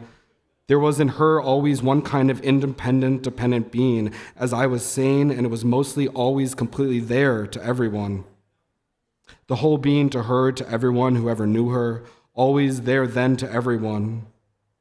When she was a little baby or a little one or a young girl or a young woman, or always a woman in her middle living or in her ending. Mostly then, always, she was really a whole one. Mostly then, always, everyone who knew her had such a feeling. This will come clearer in the history of her. She was, as I was saying, one kind of independent, dependent being, and all her living there was about the same concentration to her. The same relation of attacking and succeeding and failing and nervous feeling and stupid being and understanding and tired feeling in her. Martha was then once a very little one, a baby, and then a little one, and then a young girl, and then a woman, and then she was older, and then later there was an ending to her, and always all through this living in her, she was the same whole one inside her and to everyone who knew her. In some, the nature in them is clearer when they are very young, in some when they are young, in some when they are not so young, in some when they're getting older, in some when they are old ones. Martha was mostly always to everyone who knew her the same whole one. When she was a little one, a very little one, an older one, a very old one. Mostly then, she was to everyone about the same kind of a whole one. She was one kind of that kind of them, and mostly to all her living there was the same concentration of the being that was her, the same proportion of one thing to the other things active in her. As I was saying, those having in them independent, dependent being have in them attacking as their natural way of winning, fighting as their natural way of winning and loving. As I was saying, those having in them dependent, independent being have in them resisting as their natural way of winning, fighting, have resisting as their natural way of winning and loving. This then is the being in those having in them independent, dependent being. This then is the being in those having in them independent being. This then are the two different ways of being in men and women, and always this. One way or the other way of being. Always then one way or the other way of being, independent, dependent being, or dependent, independent being, is in each one, every one who ever was, or is, or will be living. Often it's very confusing, for as I was saying, sometimes very often, one having in her or in him independent, dependent being, that is having attacking as their real way of winning, fighting, winning and loving, such a one seems really to always be resisting. This then, the kind of being in someone is sometimes, is one might truly say truly very often, very confusing, for one having in them really as being attacking as the way of winning, fighting, as the way of winning, loving, always, sometimes, every minute in their living to themselves. And to everyone knowing them seems to be resisting, seems to be so fighting and winning, so loving and winning. This is then very confusing to everyone, knowing that one, slowly then that the real fighting being, the real loving being, and that one comes to be understood by someone. Sometimes not really by anyone, mostly in everyone, sometimes by someone. This is true then of very many having in them independent, dependent being. That is, those having in them attacking as their real way of winning, fighting, attacking as their real way of winning, loving.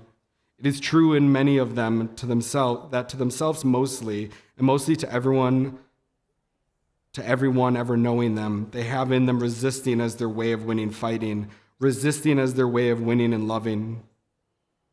In those having in them dependent, independent being, that is, those having in them resisting as their real way of winning, fighting, resisting as their real way of winning and loving.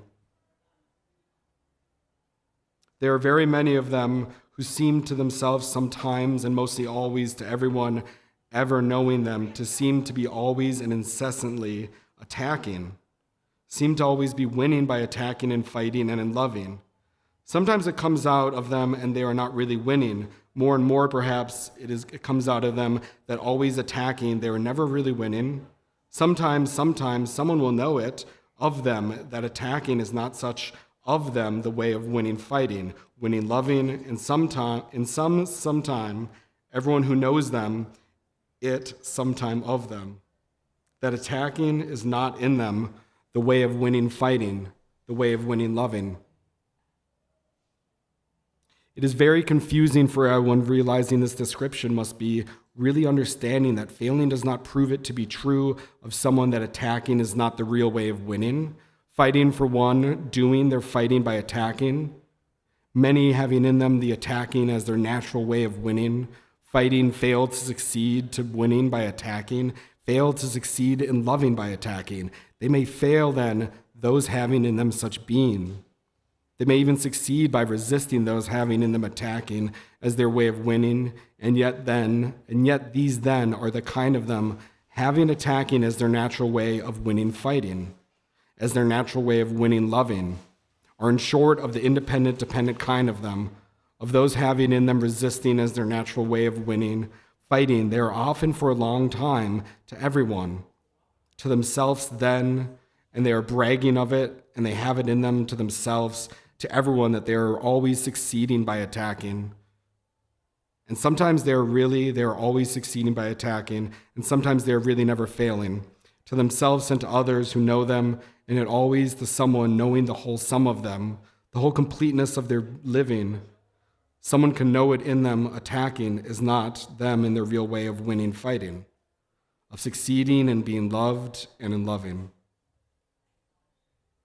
So then, as I was saying, it is very confusing, and sometimes one only knows really the kind of being, and some by the kind of yielding in them, the kind of sensitiveness in them, for there is in each kind of being, an independent, dependent being, independent being, a kind of a way of yielding, a kind of a way of being dependent, a kind of a way of having sensitivities in them that makes them that kind of them.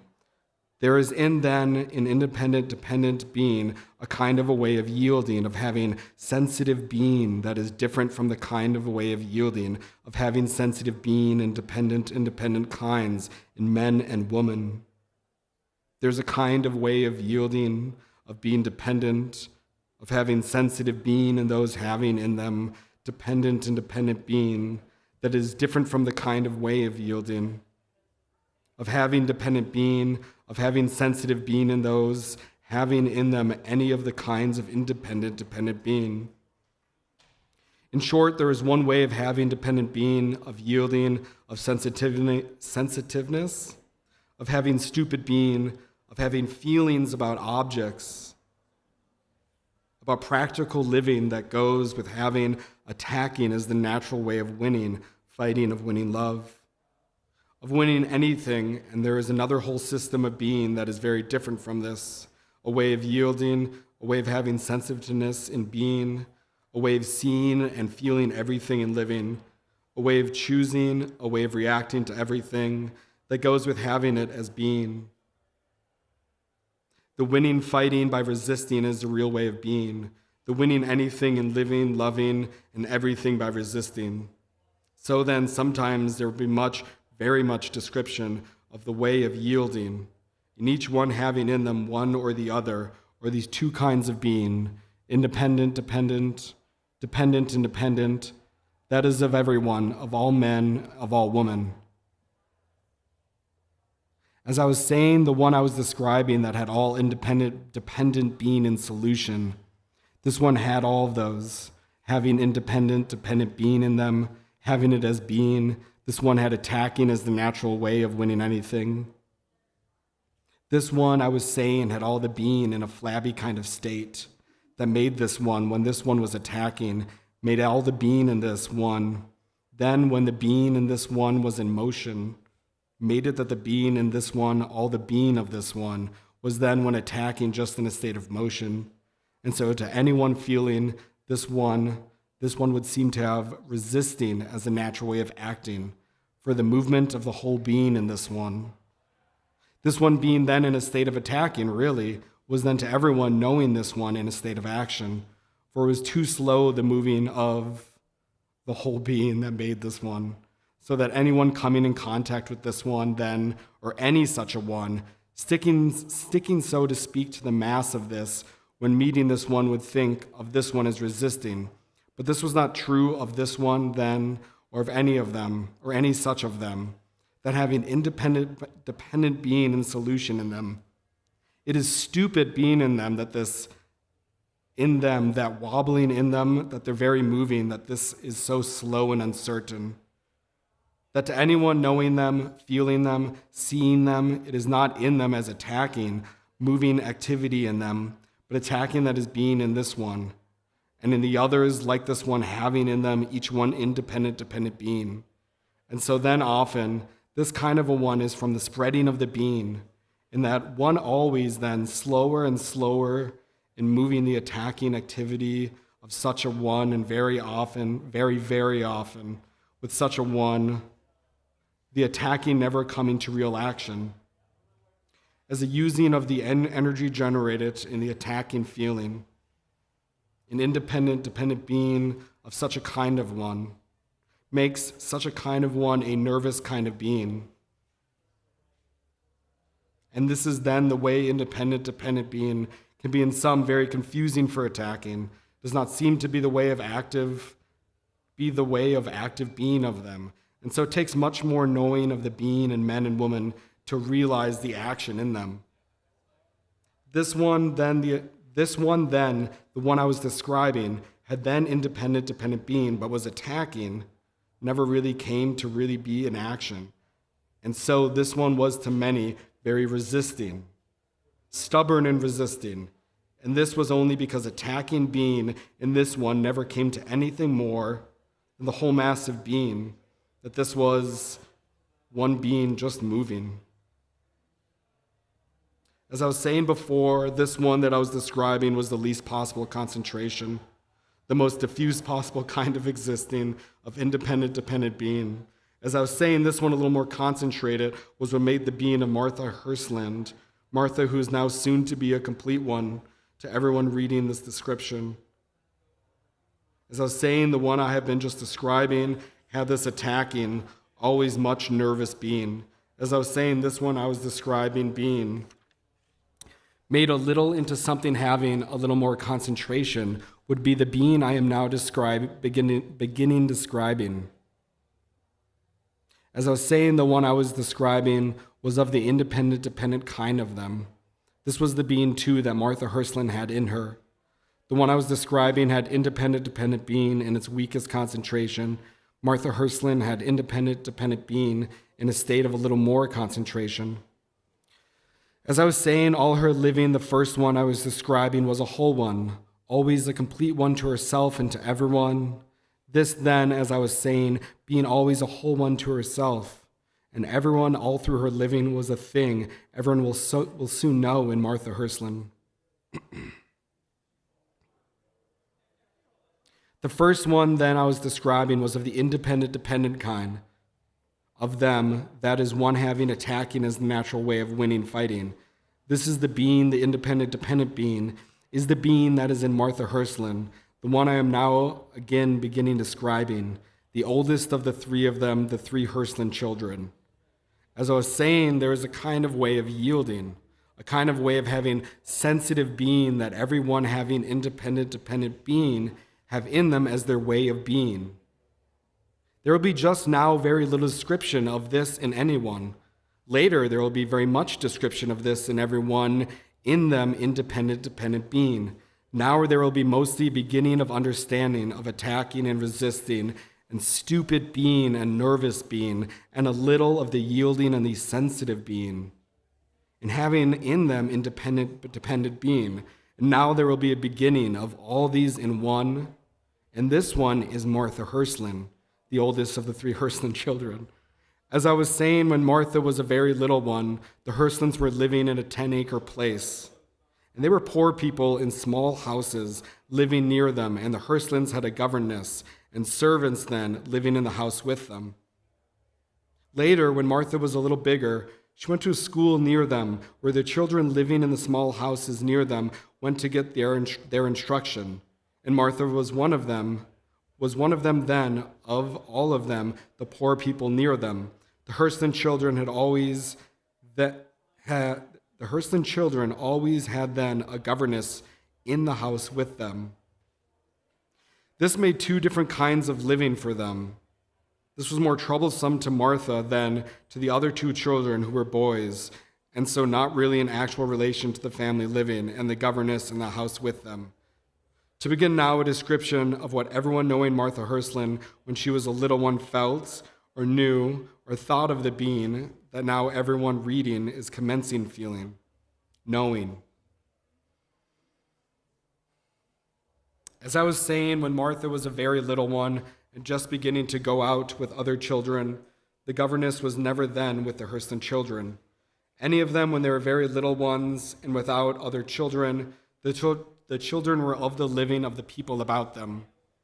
They had the kind of living feeling in them, the kind of living feeling natural in the people living in the small houses near them.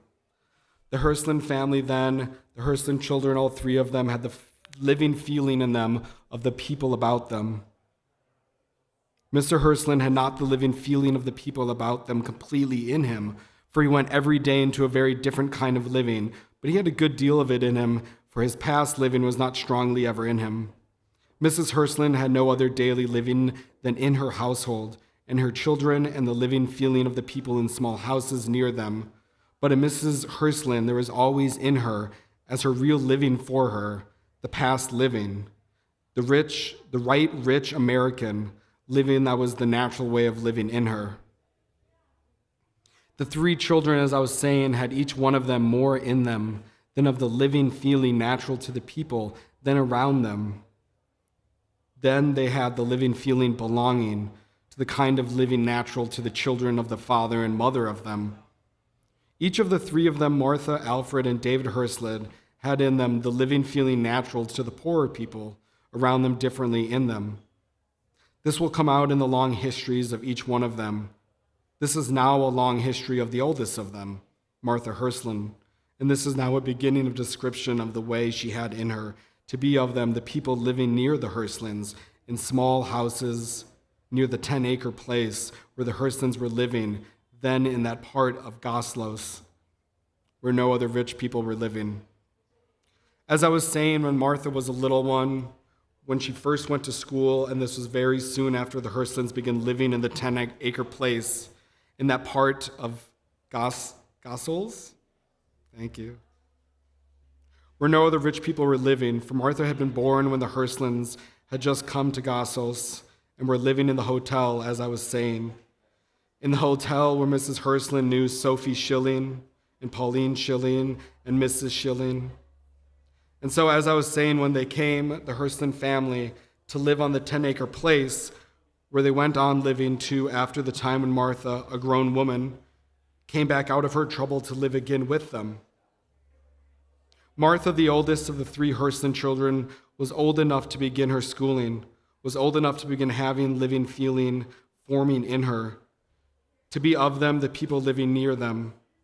As I was saying, Mr. Hlands believed in independence for his children, in democratic schooling for them, in having a governess in the house with them for their education, in healthy out-of-door living.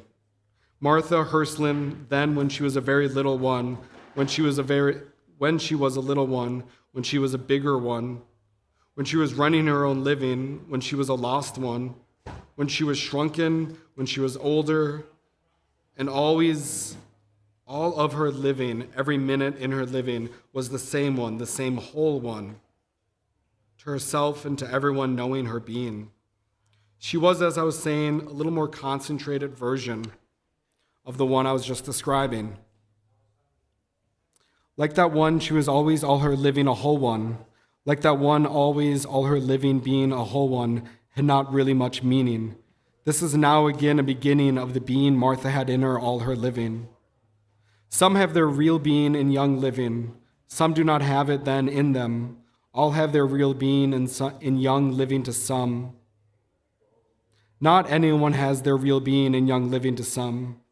Martha Hlands had in her independent, dependent being, as I was saying. Martha in her young living was a whole one. Always all her living, Martha was a whole one. Sometimes she was older, sometimes she was happier, sometimes she was always nervouser. Sometimes she was farther and sometimes nearer failure. Always she had the same being in her. Always she was the independent, dependent kind of them. Always she was the other one I was describing. Except that Martha had independent, dependent being in a little more concentrated form in her, and so she would keep together even without the skin of her to hold her. One part would stick to the other part of her. She would not be flowing everywhere if there was not a skin to hold her. So then she was a little more ways a whole. One then that the one I was describing then, that the independent being in solution.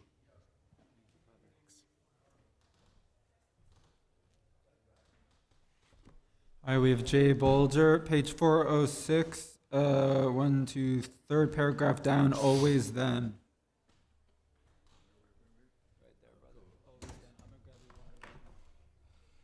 Always then, as I was saying, Martha was a whole one. When Martha was a little one, as I was saying, she was one of them, the poor children living near the Hlands family then, and she went to school with them. When she was a little one, as I was saying, the Hlands family always had a governess living in the house with them to educate the Hlands children in music, French, and German, and any other kind of education. Mr. Hlands, at any other time, thought it would be good for them to be having. The Hlands family then had a governess living in the house with them when Martha was a little one, and then on to when Martha was quite old enough not to like them ever to be interfering with anything she wanted to be doing, with any kind of reading or knowing anyone or any way she was learning anything.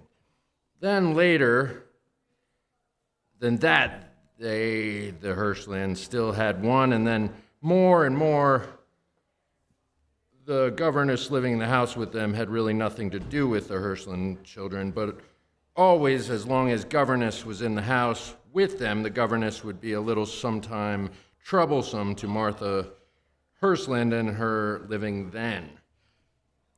To those knowing Martha Hlands then, when she was a young one, when she was beginning her individual being, she was then a whole one, to no one quite entirely pleasing, but most of them, knowing her, then liked her well enough whenever they thought about her, and sometimes then they did not like her.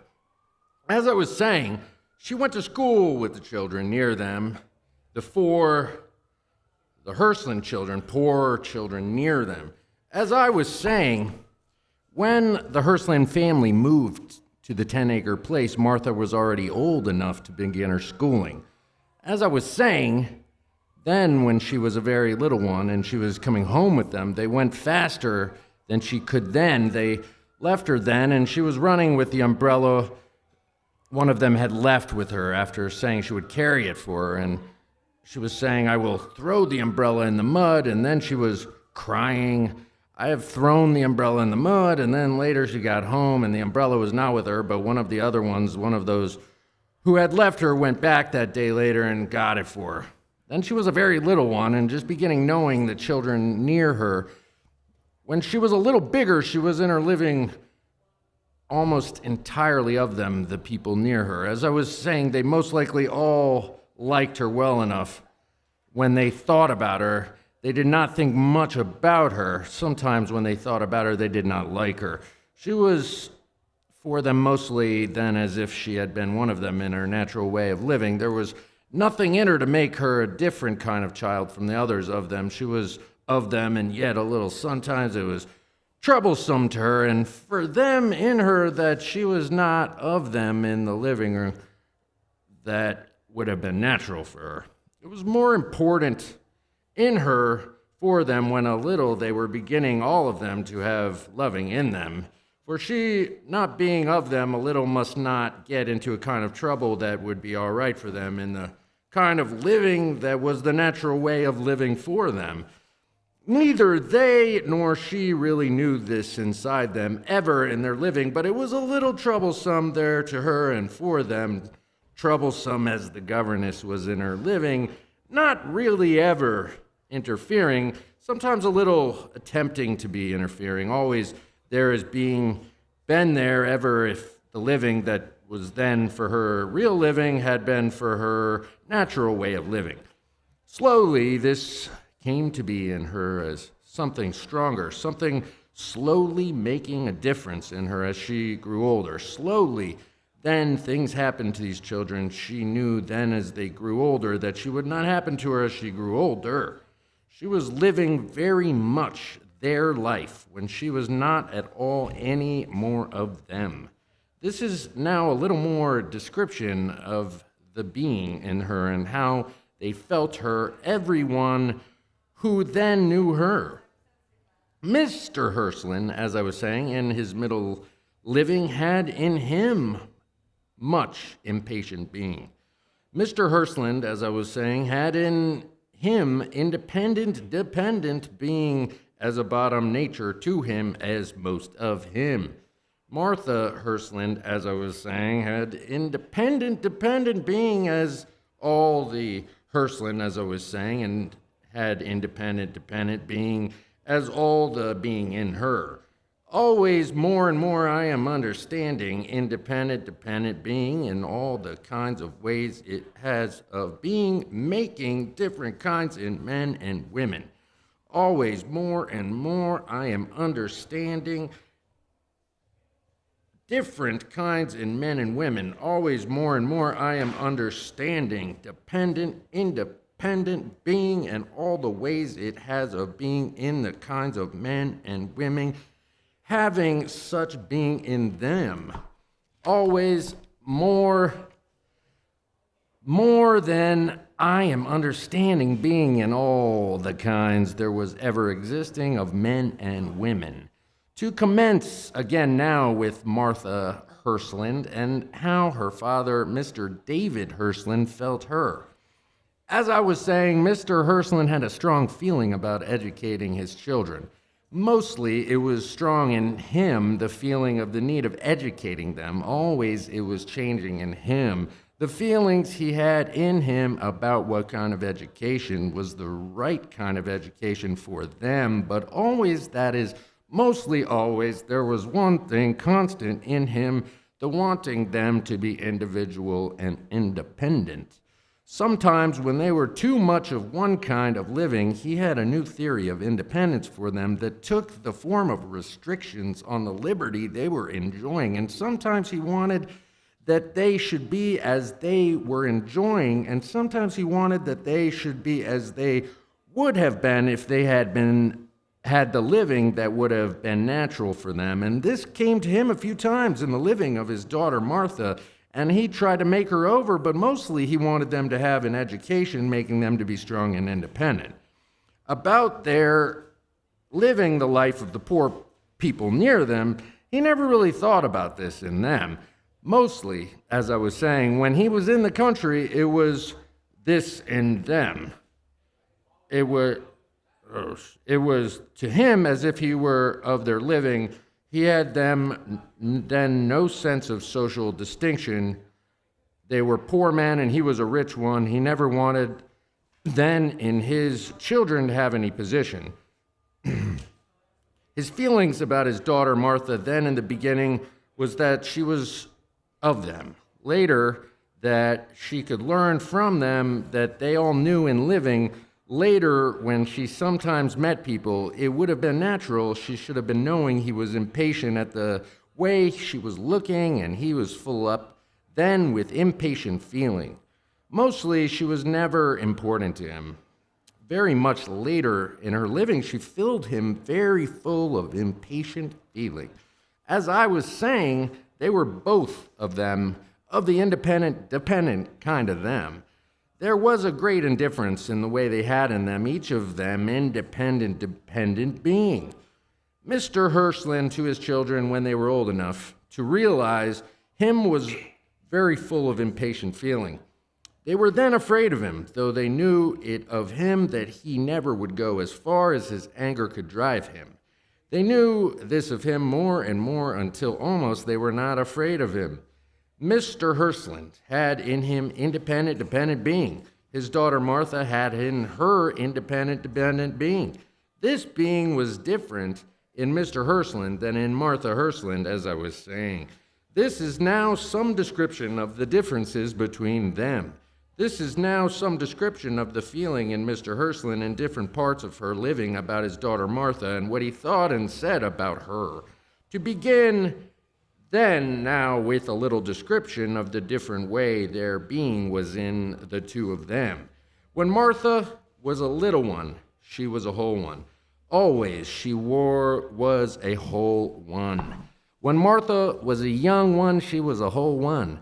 She was not very interesting to her father or to anyone who knew her then in her young living. She was not very interesting ever to her father or ever very interesting really to anyone who ever knew her. Sometimes she was a little interesting to someone. She was never very interesting to her father or to anyone knowing in her young living. She was never really interesting to her father in her living. Later, in his living, she was always with him. In her young living, as I was saying, she was really not very interesting to anyone. Always, as I was saying, she was the same whole one. When she was first a young woman, she was a little interesting to some. She was never really very interesting to anyone. Always, as I was saying, all her living, she was the same whole one.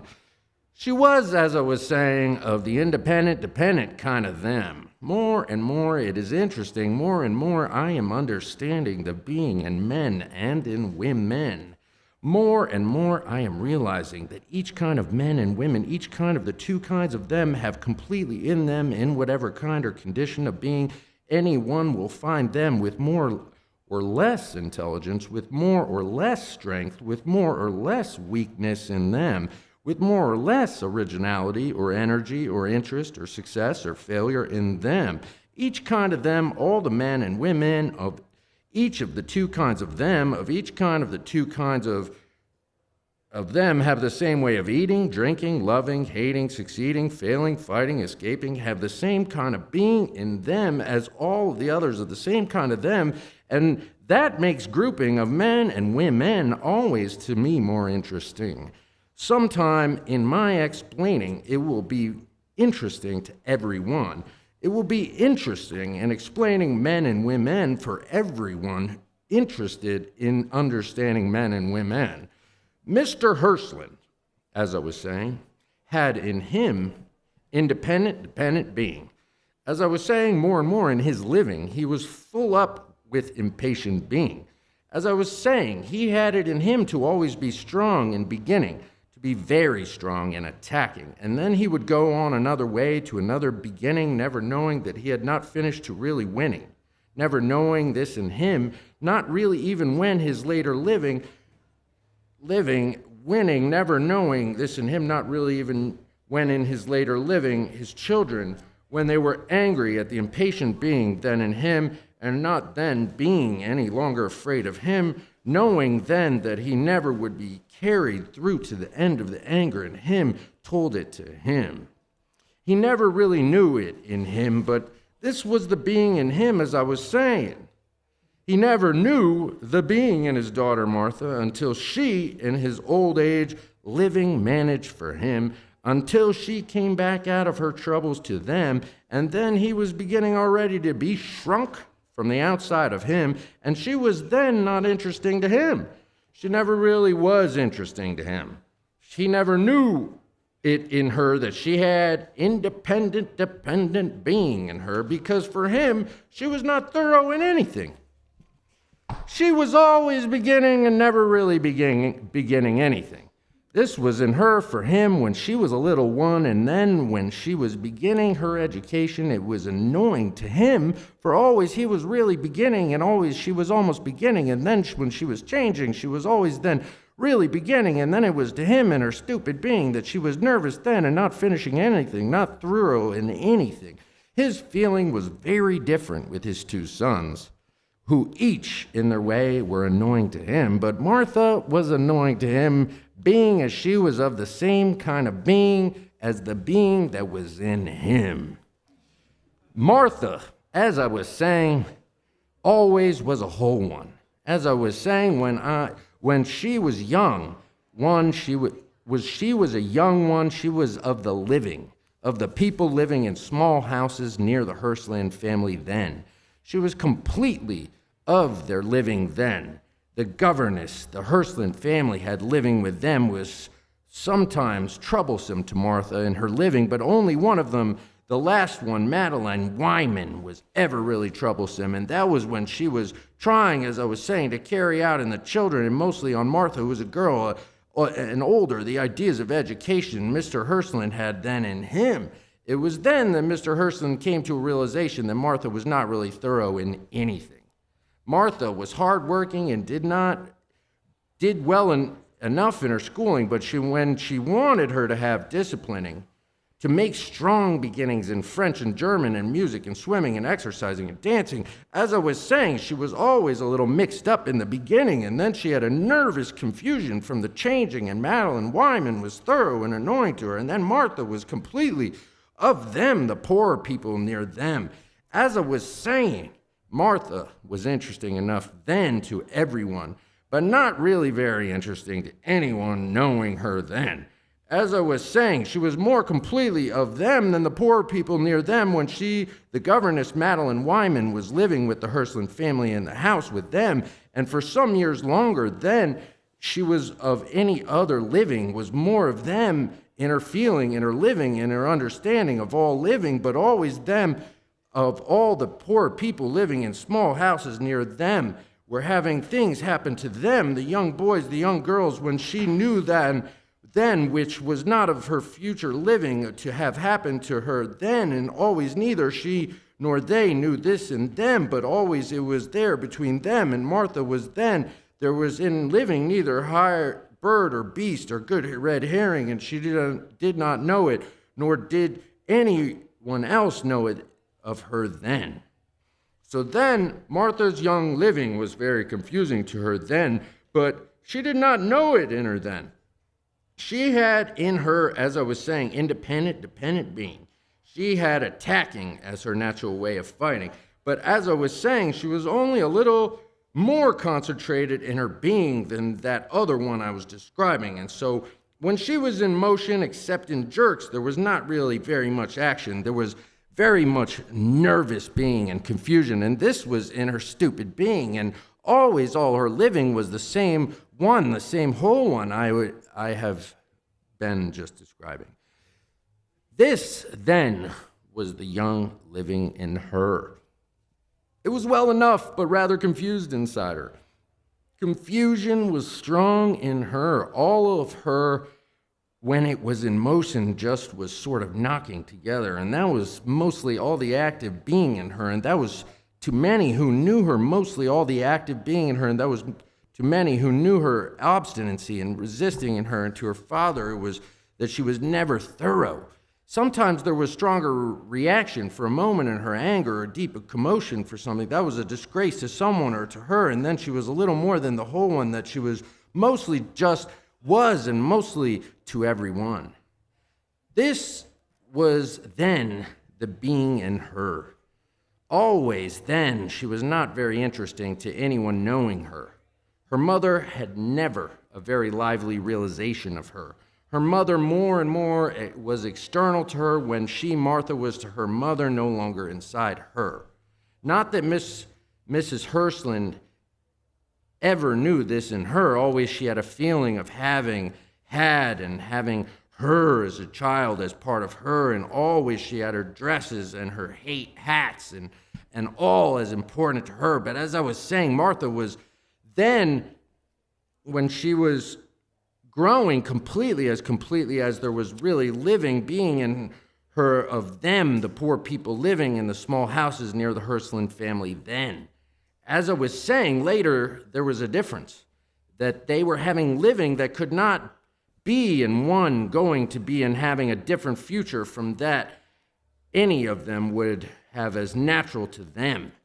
Earlier, when she was a young one, yes, there was a little difference between them, for she had a father and a mother to them, and these other children could be conscious of the father and the mother of her, and she had a governess living in the house with her, and servants and all that made her in ways of living. But mostly to them, the poor people living in the small houses, those that knew her then, they did not feel the difference to be a difference that in any way cut her off from the living natural to them. Only they could sometimes be conscious of the mother, of the father, or the governess, or the servants when they were with her, when they were not with her, not from anything in her, but from their being real existing, the father and the mother and the governess and the servants of the Hlands family. So then, in her younger living, she was not cut off from them by her future, for the children she was then knowing were young then and not having any such feeling. Almost not at all then was she in any way cut off from them. Sometimes, As I was saying, from hearing other people or their parents talking, from seeing them, or from something that Martha said in talking, could be conscious of Martha's mother or father or governess or servants living in the house with her, and so they might just be a shade cut off from her, but mostly then she was completely of them, the children and the poor people living near them. As I was saying, she was really then, Martha, not very interesting to anyone knowing her then. She was completely of them, then the people living in small houses near the Hlands family then. She had no feeling in her or of a different kind of living in her. All the active living there was in her was of the living of the poor people near her. Thank you, Jay. Harris Lottie is next. Top of page 412.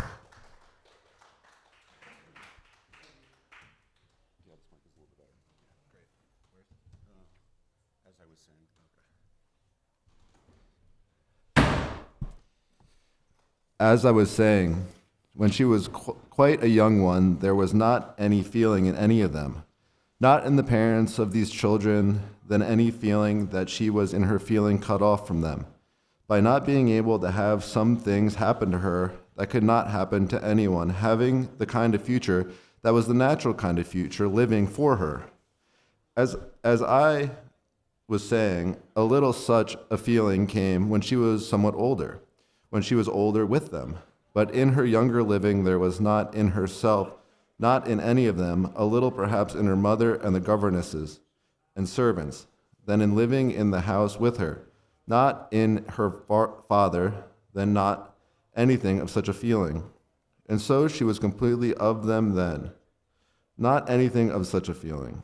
And so she was completely of them then, to all of them, the children, the other people living in the small houses near the Hlands family, 10 acres living place then.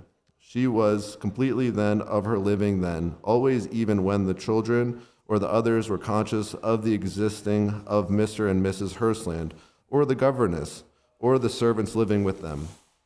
At this time, Martha was completely of the living of these people near her, of the children and the parents of them, then in her younger living. Later, as I was saying, there was developing of feelings, the natural future for her in them, and in her father, and a very little in her, and always a little more and more in all of them. And then it came that she went away to another kind of living. This is now a little history of how they felt her when she was young, when she was a little older, everyone who then came to know her. There will be then a little description of the transition to another kind of living that then came to her. When she was quite a young one, as I was saying, she was then quite completely of the living of the children and the people living near the Hlands family, than when the Hlands family were living in that part of Gossels, where no other rich people were living then. She was completely of their living then. She could have happened to her then what could happen to any of them in their living, in their schooling, in their playing, in their quarreling, in their liking, in their disliking, and in their being interesting one to the other of them. As I was saying, Martha Hlands was not then very interesting to any of them. She was good enough at doing anything. They were friendly enough with her, most of them. They did not, most of them, think very well of the way she did quarreling whenever she did any of that, with any of them. One little boy wanted her to do loving. The little boy, who was with his sister, lived with the father, who smoked to help his asthma. But this was not very much of a success, for Martha then had a nervous feeling and was not very daring and was not very understanding, and had a confusion that was a little like wanting, a little like obstinate hesitation, a little like being afraid of everything, a little like a very stupid way of being. And the little boy then forgot about her being existing, for really Martha was not then to anyone very interesting. Martha was all right then, but she was not interesting enough to be successful in quarreling or in loving then. They all forgot her a little when she wanted to be quarreling, or they were quarreling, or they wanted to be loving, or she wanted to be loving. Perhaps a little it was that she was not quite entirely, completely, altogether of them. Perhaps it was that she was not then really interesting to anyone. She was one of them. She was of them then, so that she was living in their living entirely then with them. And they did begin with her then in loving or in quarreling as they did with each other in their living. Then, but as I was saying, she was not interesting then. The being in her, as I was saying, when it was active, was just knocking together in her, and that made in her a little confusion. And she was not stupid in ordinary living, and she was not interesting, and that was her younger living. When she was a little older, she was still always with them, the people, near the Hlands family, then in that part of Gossels, where no rich people were living then. She was with them then, living their kind of being, hearing them talking and knowing everything happening to them. But not any of them then included her with them in their quarreling or loving, not even as making a beginning.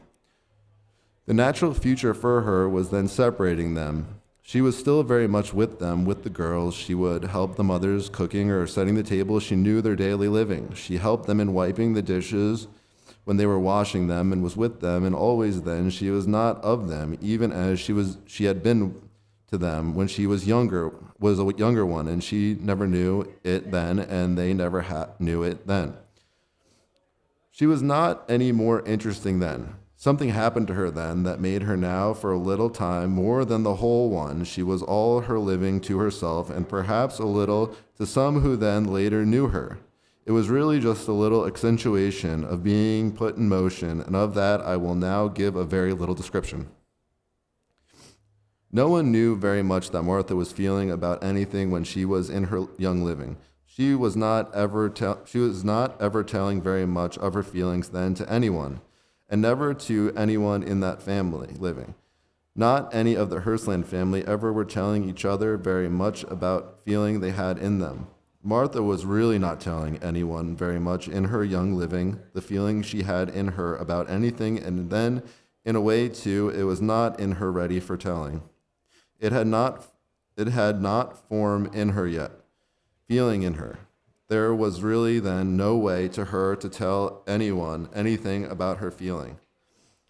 Now, there will be a little more telling of the kind of a whole one she was, of the kind of nature there in her.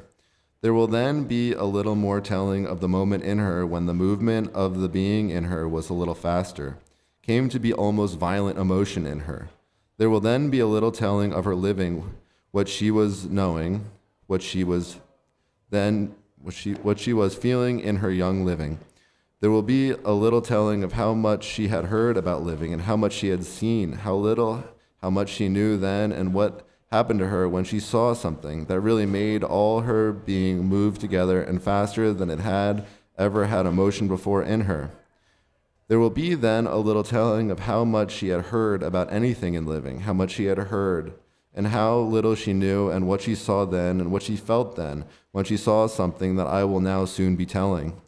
This is now a little description of how much she had heard, how little she knew, and what she saw in her young living. There will be a description of her seeing a man hitting a woman with an umbrella in another part of town, from that in which the Hlands were living, and of her consequent deciding to go to college and get that kind of education. To begin then, Martha, as I was saying, was the independent, dependent kind in men and women. Martha, as I was saying, had it in her to be a kind of them that have attacking as their natural way of winning fighting. Martha, as I was saying, was this kind of them. Martha, as I was saying, was mostly never really attacking.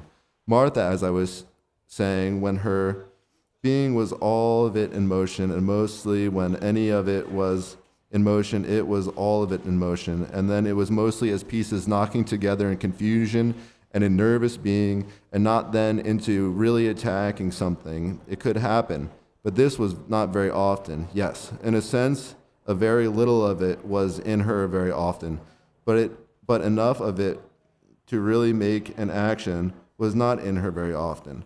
Sometimes it could happen that there was a strong impulse, and then there was a strong movement of her being of all the being that was Martha Hersland, and also then it never really even then came to be really attacking. It just went off into very strong knocking together of pieces of the being in her, a livelier confusion inside her than just the ordinary confusion in her, and that was all there was of attacking in her, in the most active being ever in her. This was the being in her. It was independent being, the being that has attacking as the natural way of winning and fighting or in loving. But as I was saying, the being in her never got into motion to carry on to anything as object in attacking. It just remained inside her as a knocking together in her to be a confusion and a nervous being in her. She had in her, as I was saying, dependent being that was all the being there was in her. As I was saying, attacking being was the natural way of winning fighting in her, but attacking never came to be really an action carrying on to anything outside of her. She was, as I was saying, in her young living, not very interested in anyone who then knew her. She did not then, as I was saying, tell very much to anyone any feeling she had in her, really then nothing to be in her, clear inside her, to tell anyone if anyone was there to listen to her. This was true of her mostly all her young living, as I was saying. She was then, as I was saying, all her young living completely of them, the people living near the Hersland family then. She was then not of the living of her father and her mother. As I was saying later, in her young living, she was very annoying to her father. She was not ready enough to be beginning, and then there was confusion in her when she was changing to a new beginning, and this was often like stubborn resistance, and often then her father would begin to have in him very much impatient feelings and some anger. And always then Martha a little was beginning to be beginning, and a little so then she had in her own feelings, and a good deal then she was afraid to hear him when he was beginning with her, though always she felt it a little clearer in her that it was really all impatient being in him, and that he never would carry it through against her as anger, the annoyed, impatient, angry feelings he had then toward her. As I was saying, all this was mostly a trouble to her when the governess, Madeline Wyman, was beginning to take charge of her. This was too annoying to be the only confusing in her. What right had Miss Wyman to be forcing Martha, and resistance was then in Martha a thing having in her a clearer meaning than any time before in her living. Really, Martha was afraid of Madeline Wyman more in a way than she was of her father. Madeline Wyman was a compacted power that kept going and always was there, and there was not really any way of getting away from her when one in the consciousness of feeling in Martha this experience with Madeline Wyman. This did not last long, as I was saying earlier. Madeline Wyman came soon to be the only of the living of Mr. and Mrs. Hersland, not of all the three Hersland children. Always she was sometimes troublesome to them, but more and more, as I was saying, she was only of the living of Mr. and Mrs. Hersland, and not at all of the three Hersland children. Always, as I was saying, she was troublesome to them then later in their living, and there will be later more history written of the feeling about her in each one of the three of them. Now there is to be little description of Martha Hersland and what she knew and saw and heard in her younger living. As I was saying, in her younger living, she was not really ever very interesting to anyone knowing her then. As I was saying, all the living there was really in her was of the living of the children and the sisters and the brothers and the fathers and the mothers of the children that she was knowing then. The Hersland family living was not really important then as living for her being then. As I was saying, all the active living really in her younger living was the living of the people living in small houses, the people who were, as I was saying, half poor city people, half poor country people in their living and their feeling. These were then the ones that gave to her living in her younger living all the meaning living had in them then. As I was saying, these children, these people had in them, all of them, the feeling of city living and the feeling of country living. Martha Hersland in her younger living was completely of them, as I was saying. Martha Hersland had in them her young living, the kind of feeling about living that they had in them.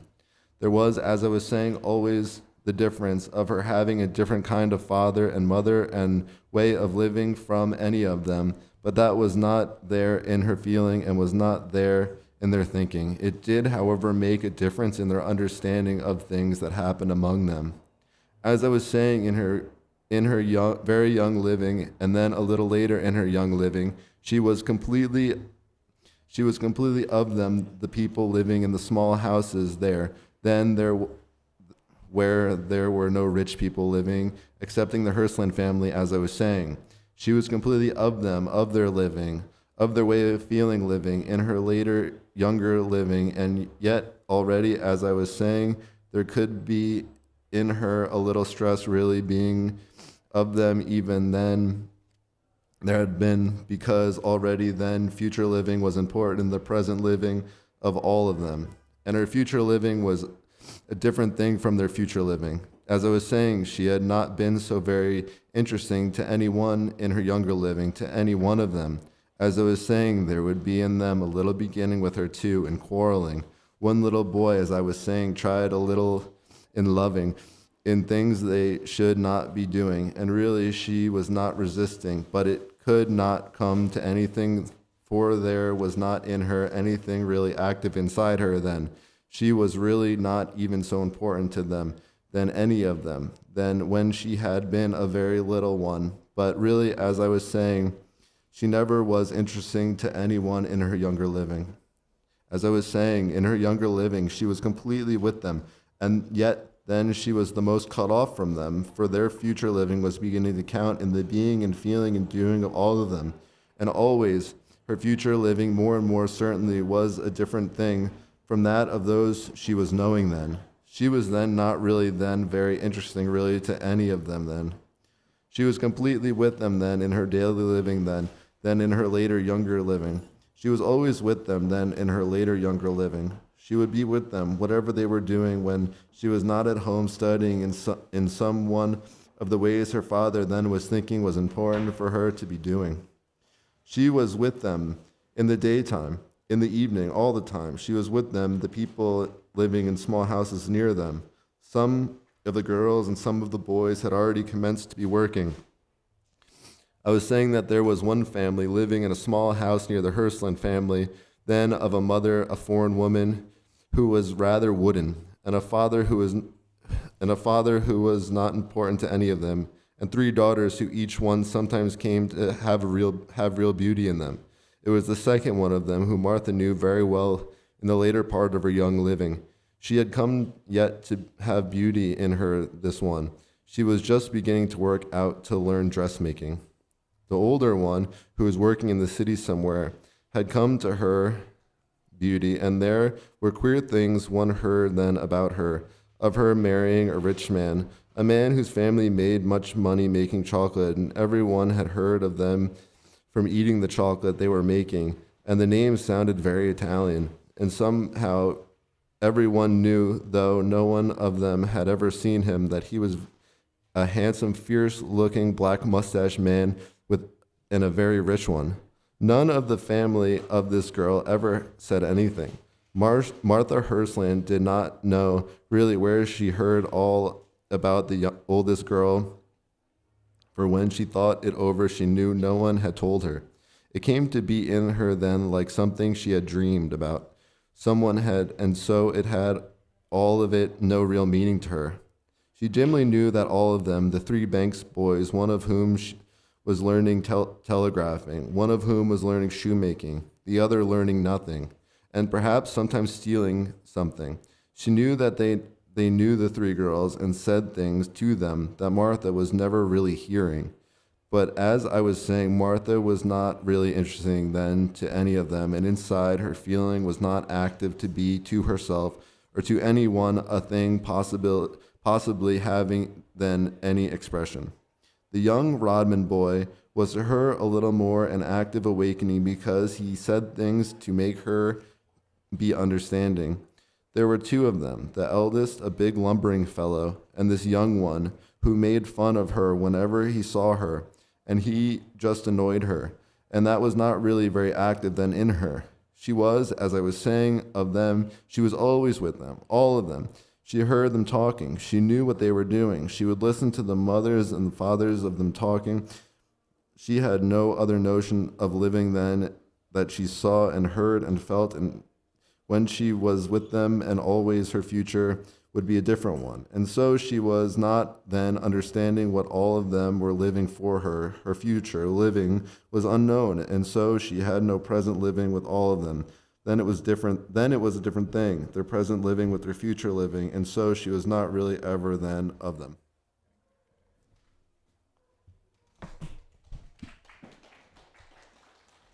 We have Izzy Casey, page 416, paragraph 1, 2, 3, starting with "As I was saying."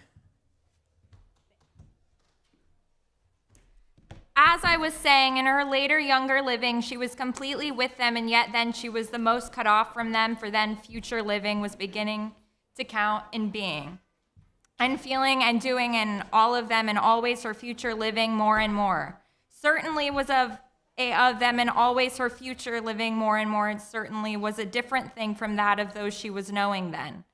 She was then not really that very interesting really to any of them then. She was completely with them then in her daily living then in her later younger living. She was always with them. Then in her later younger living, she would be with them whatever they were doing when she was not at home studying in some one of the ways her father then was thinking was important for her to be doing. She was with them then. In the daytime, in the evening, all of the time she was with them. The people living in small houses near them. Some of the girls and some of the boys had already commenced to be working. I was saying that there was one family living in a small house near the Hlands family, then of a mother, a foreign woman who was rather wooden, and a father who was not important to anyone, and 3 daughters who each one sometime came to have a real beauty in them. It was the second one of them whom Martha knew very well in the later part of her young living. She had not come yet to have beauty in her, this one. She was just beginning to work out to learn dressmaking.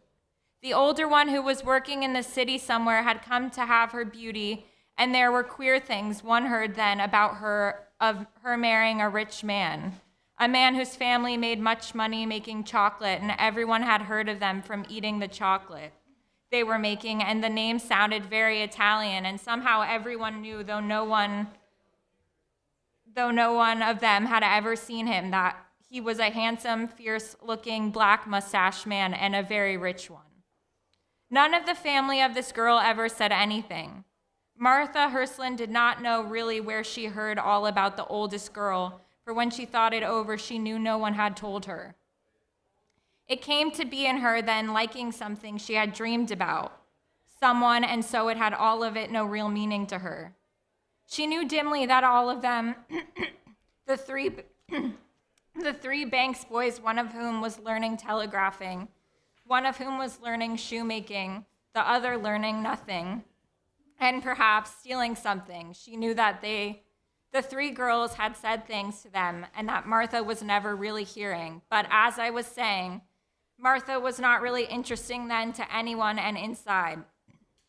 Her feeling was not active to be herself, or to anyone a thing possibly having then any expression. The young rodman boy was to her a little more an active awakening, because he said things to make her to be understanding. There were 2 of them. The eldest, a big lumbering fellow, and this young one who made fun of her whenever he saw her, and he just annoyed her, and that was not really very active then in her. She was, as I was saying, one of them. She was always with them then in her. She was, as I was saying, one of them, all of them. She heard them talking. She knew what they were doing. She would listen to the mothers and the fathers of them talking. She had no other notion of living than that she saw and heard and felt and had when she was with them. And always her future would be a different one.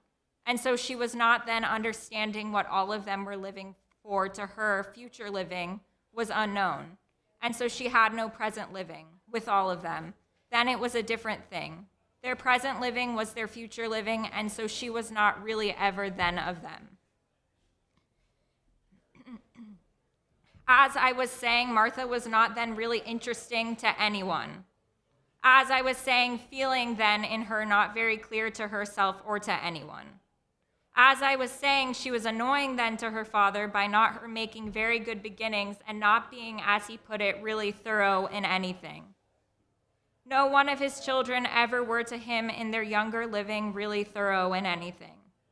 The other two were interested in resisting beginning or in beginning. He had not any such a satisfaction, as I was saying, with his daughter, and then she was in her later younger living annoying to him.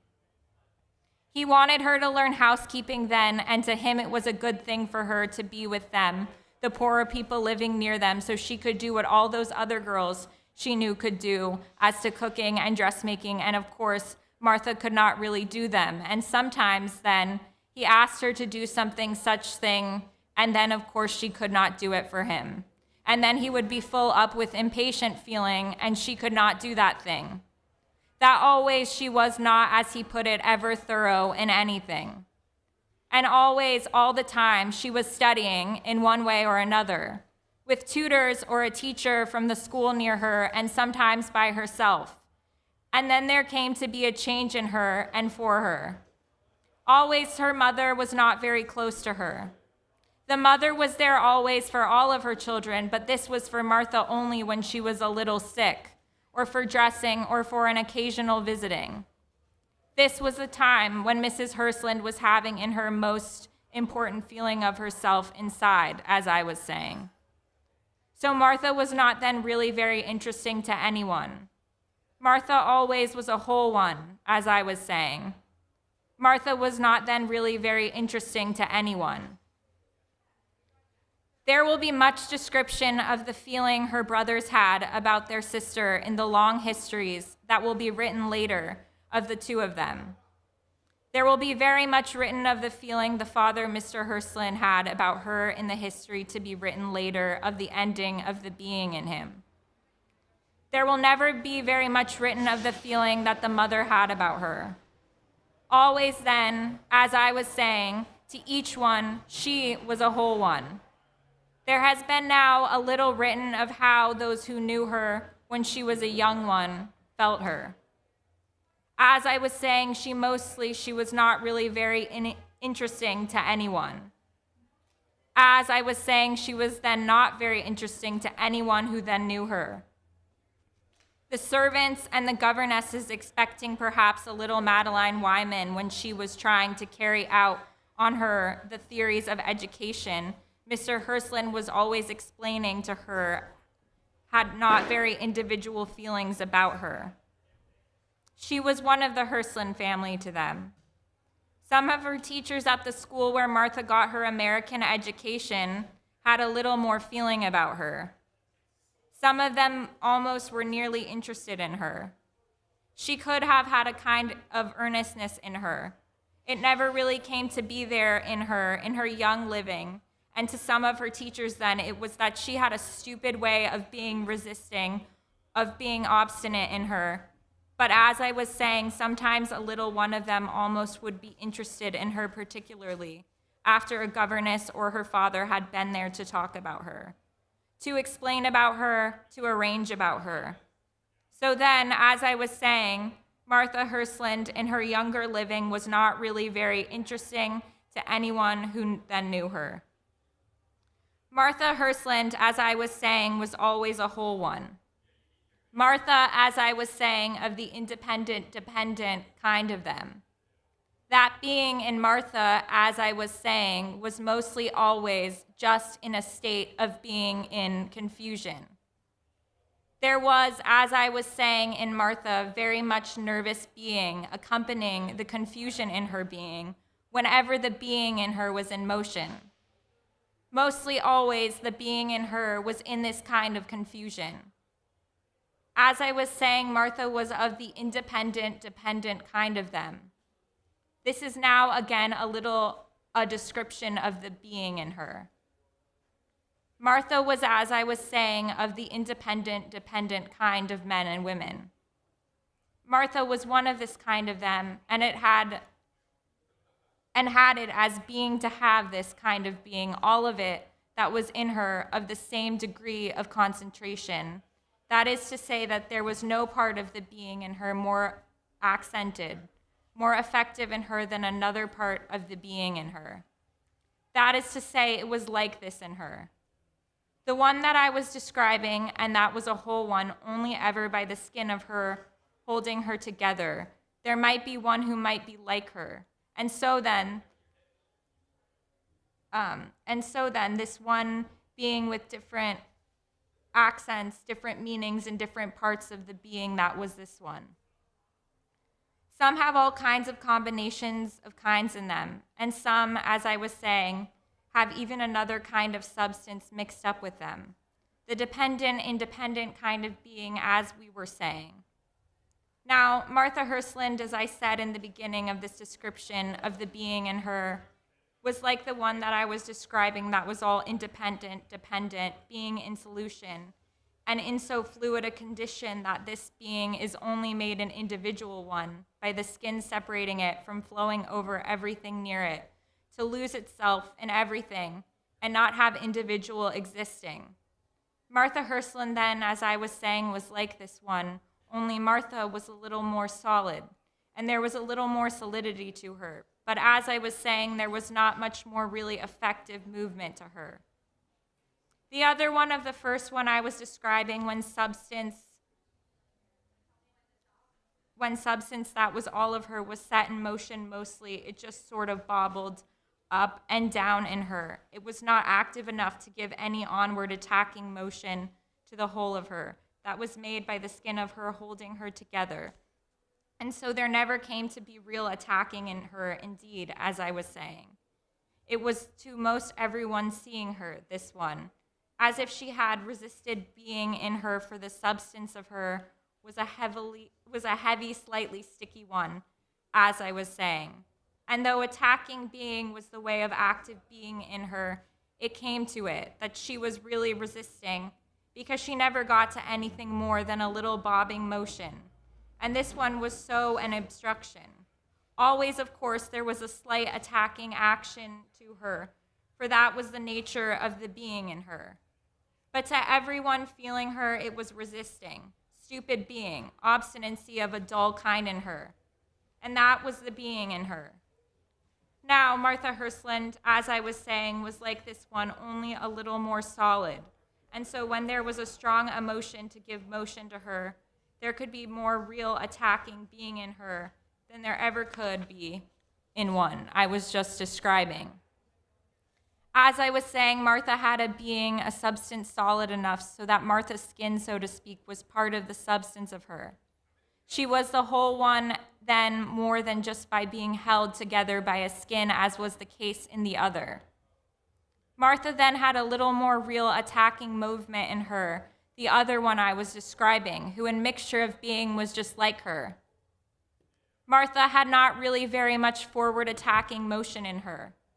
Mostly in her too, it was a confused interaction, and made a confused being in her that was too many knowing her stupid being in her. This was in her, to many knowing her like resisting being in her, but as I was saying, she had not really in her resisted being as a way of winning, as a way of fighting, as a way of loving, as I was saying, confused being that was resisting being in her, to many knowing her was stupid being in her, was failure in her. As I was saying, Martha, when she was a young one, was not really very interesting to anyone who knew her then. She was until she was nearly almost a young woman of the feeling and the living of poorer people, as I was saying, more than she was then of any other living. She was in her daily living of their living and their feeling, as I was saying. This is now a little description of the feeling and the living she then had in her. She was always then, as I was saying, of living and the feeling of people, and the other people that knew them, of people in very small houses, living near the Hlands family then. She was of their daily living then, as I was saying. This is now a little description of what she knew with them, and what she did not know with them then. As I was saying, Martha Hlands was all through her younger living of the feeling and the living of, for her natural family living, poor people. She was the daily feeling and the daily living of them more than she was of the daily feeling and the daily living of her family living and feeling. She was then, as I was saying, of the daily living and the daily feeling of the people near her who had in them, as I had said, of them, the daily feeling of the half-city feeling and the half-country feeling. She was, as I was saying, as much as there was in her then of feeling and living, of their feeling and living. She was with them often in the evening. She was with them more or less in the daytime. She was of their daily living and their daily feeling more than she was then of any other feeling or living. As I was just saying, she was with them often in the evening when she was not any longer a very young one. She was with them then very much of the daytime. She was, as I was saying, of their daily living and their daily feeling, almost all the daily living and the daily feeling there was in her then.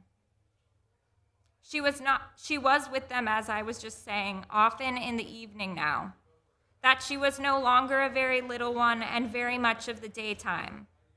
Some of them, the younger ones whom she knew then, were beginning now to go out working, and she saw them when they came back from their working, and she was with them then, and she was with them then again in the evening. As I have said, almost all there was of daily living and daily feeling then in her was of the daily living and the daily feeling of these young people and their friends and relations, and this was not very important to anyone then that this was the daily living and the daily feeling of Martha Hlands then. Sometimes Mr. Hlands suddenly remembered that Martha should not go out in the evening. Mostly he did not pay much attention to the daily feeling of the daily living in her then. Sometimes, as I was saying, he would suddenly remember she should not go out in the evening alone with these young people near them, and then he would forbid her going, and he would tell her that she should stay in the house and be with her mother, and then he would lecture her brother that he did not take better care of his sister. You have to take care of her sometime, and you might as well begin the sooner the better. You will have to do it sooner or later, I'll tell you. I'll take mine later, said the brother, but he was careful that his father did not hear, and he went out that evening as he did many evenings, and I will be telling later in the long history of the living of him. But on that evening, Martha Hlands could not go out to be with others. Mr. Hlands, remembering that she should not go out in the evening, did not happen very often. Mostly, she went out in the evening and the daytime. Sometimes her father coming home from the city and seeing Martha standing in the yard of some of the small houses talking would get very angry that she was not at home studying. He could often get very angry and be full up with impatient feeling, as I was saying, whenever he remembered that Martha was his daughter and was not just what he would have her. At this time, they had not any governess living in the house with them. Madeline Wyman had left them, and they had no governess after this one. Mrs. Hlands then did not have much meaning in the family living. She was weakening a little inside her then, as I was saying when I was describing the living in her. She was lost then between her big children, and the father of them, as I was saying then when I was describing the being of Mrs. Hlands. So then, as I was just saying, Martha was in her daily living and her daily feeling more of them, the people in small houses near the Hlands family, then than she was of any other daily living or daily feeling then. As I was saying, she was with them often in the evening. As I was saying, she was not then very interesting to any of them then. As I was saying, the future, which would be different for her in kind than the future of them, made a separation between them in the things she was knowing with them, and the things they were knowing among them, in the things she was feeling with them, and the things they were feeling among them, in the things she was doing with them, and the things she were doing among them, in the way she was interesting to them, and the way they were interesting to each other among themselves then. As I was saying, all there was of daily living and daily feeling in her then was of the daily feeling and daily living they had among them. As I was saying, in a way, she was separated from them. though all of the living and feeling she had in her then was the living and feeling she had from them. By the future living that would be different in her, living from the future living any of them would naturally be having. Thank you. Next we have Daisy Charles reading for Paula Cooper. We're at the top of page 422. As I was saying, she was then not really very interesting to anyone. She might have been a little interesting a couple of evenings to Harry Brenner, but she was never really interesting to him. As I was saying, she was then of their daily living and their daily feeling, the poorer people near them, and she was with them a good deal in the daytime, and she was with them very often in the evening. As I was saying, sometimes her father remembered that she should not be out with them in the evening, and he would forbid her going out that evening, and he would lecture her brother Alfred because he did not take care of his sister, who should not go out in the evenings, in the way that she was doing. And the father was full up then, as I was saying, with impatient feeling, and then that would be the end of his interfering with Martha's daily living and daily feeling, and Martha's going out in the evening. The mother, Mrs. Hlands, was then, as I was saying, in the history of her living, lost then among her children and the father of them. Always then, in her young living, Martha was of them, the people, near them, and this was of her until she was almost a young woman. As I was saying, she was of them, the poorer people, in her daily living and in her daily feeling. As I was saying, she was not so interesting to any of them, as they were to each other then, and this was mostly because of the future living there was for her in her, and a little perhaps from the way being was in her. But mostly it was from the future living of her that was naturally to be different from that of those she was then knowing. As I was saying, she was not so interesting to any of them, as they were to each other then, and she was not feeling and living and understanding almost anything really in the way they were doing then. As I was saying, she was interesting a couple of evenings to Harry Brenner, who was one of them, but she did not come to be really interesting to him. Perhaps it was the future living in her that made her not come to be really interesting to Harry Brenner, then, although there was almost a beginning of being interested in him. That was the end of it, though, then. She never, as I was saying, was really interesting to any of them then. So then this was the being, the living, the feeling, the understanding in Martha Hlands, up to her almost being a young woman, this that I have been describing. Her father, as I was saying, had many ideas about her education, and then he had impatient feeling in him that she was not the kind of daughter he had wanted to have as a daughter to him. The mother, as I was saying then, had only a dim feeling then of the being and the living and the feeling there was then in her children. Things were a little dim in her then, but to herself then she and they and the father of them was still then of the living that was the natural living for them. To herself inside her, they were never at any time, neither she nor her husband, nor her children, nor their family, ever really cut off from the living that was the natural living to them. Really, she was then lost among them. That was the real being in her then. Really, the being in herself and in her husband and her children was really then a very dim thing to her.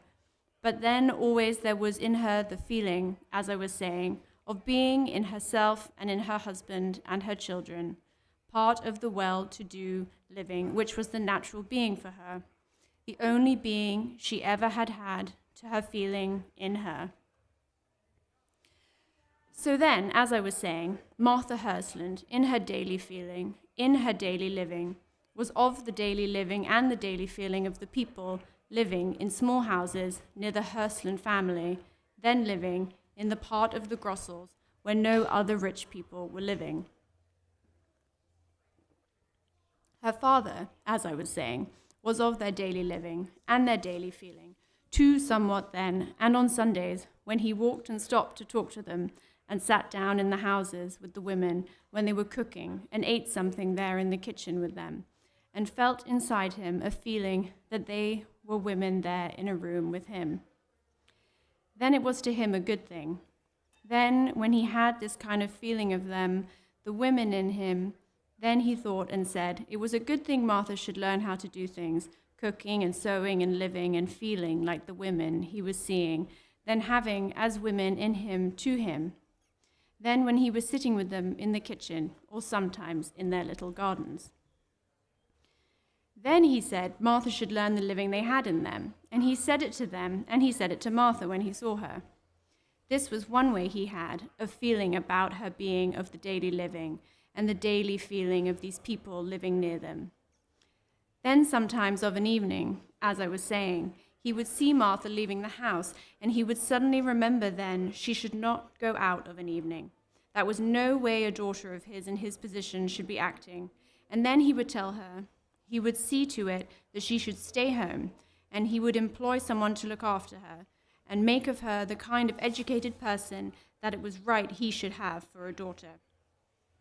And so, as I was saying, Martha hastened until she was almost a young woman, was in her daily living and in her daily feeling of them, the people living in the small houses near the 10-acre place where the Hlands family were living then, and she was with them, and in the houses of them, a good deal in the daytime, and she was a good deal with them, all of them in the evenings, in the later part of her young living. And as I was saying, she was not really then interesting to any of them. And as I was saying, she was not then really feeling and really living and really understanding the living and the feeling that they had together then amongst them.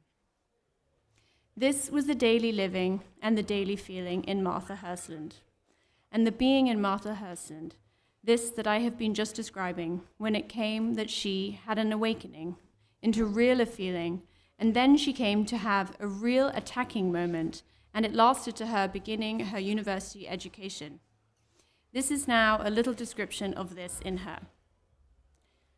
As I was saying, she had a being in her that was mostly in a condition, always all her living of being in a state of confusion inside her. This gave to her always very much nervous being in her. This made her to every one often very stupid in resisting, and very slow in beginning, and very foolish in not remembering anything that she should have been learning in her living. This will come out very clearly in the description of her living with her husband, and then later with her father, after she had come back to live with him, after all the trouble she had in her living. It will come out very clearly then, the being in her, the confusion always in her, that made her to everyone knowing her mostly always very stupid in resisting, and really very slow, and yet very jerky and unexpected in beginning, and very foolish in not remembering what, having been experiencing something, anyone would have supposed she would have been really learning.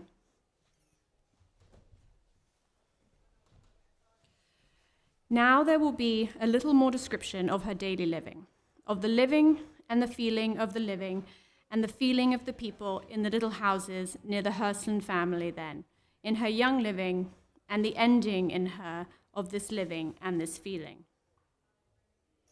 The kind of being she had in her, I have already a little been describing, the kind of whole one that she was, and the nature and the kind of way her being was active in her.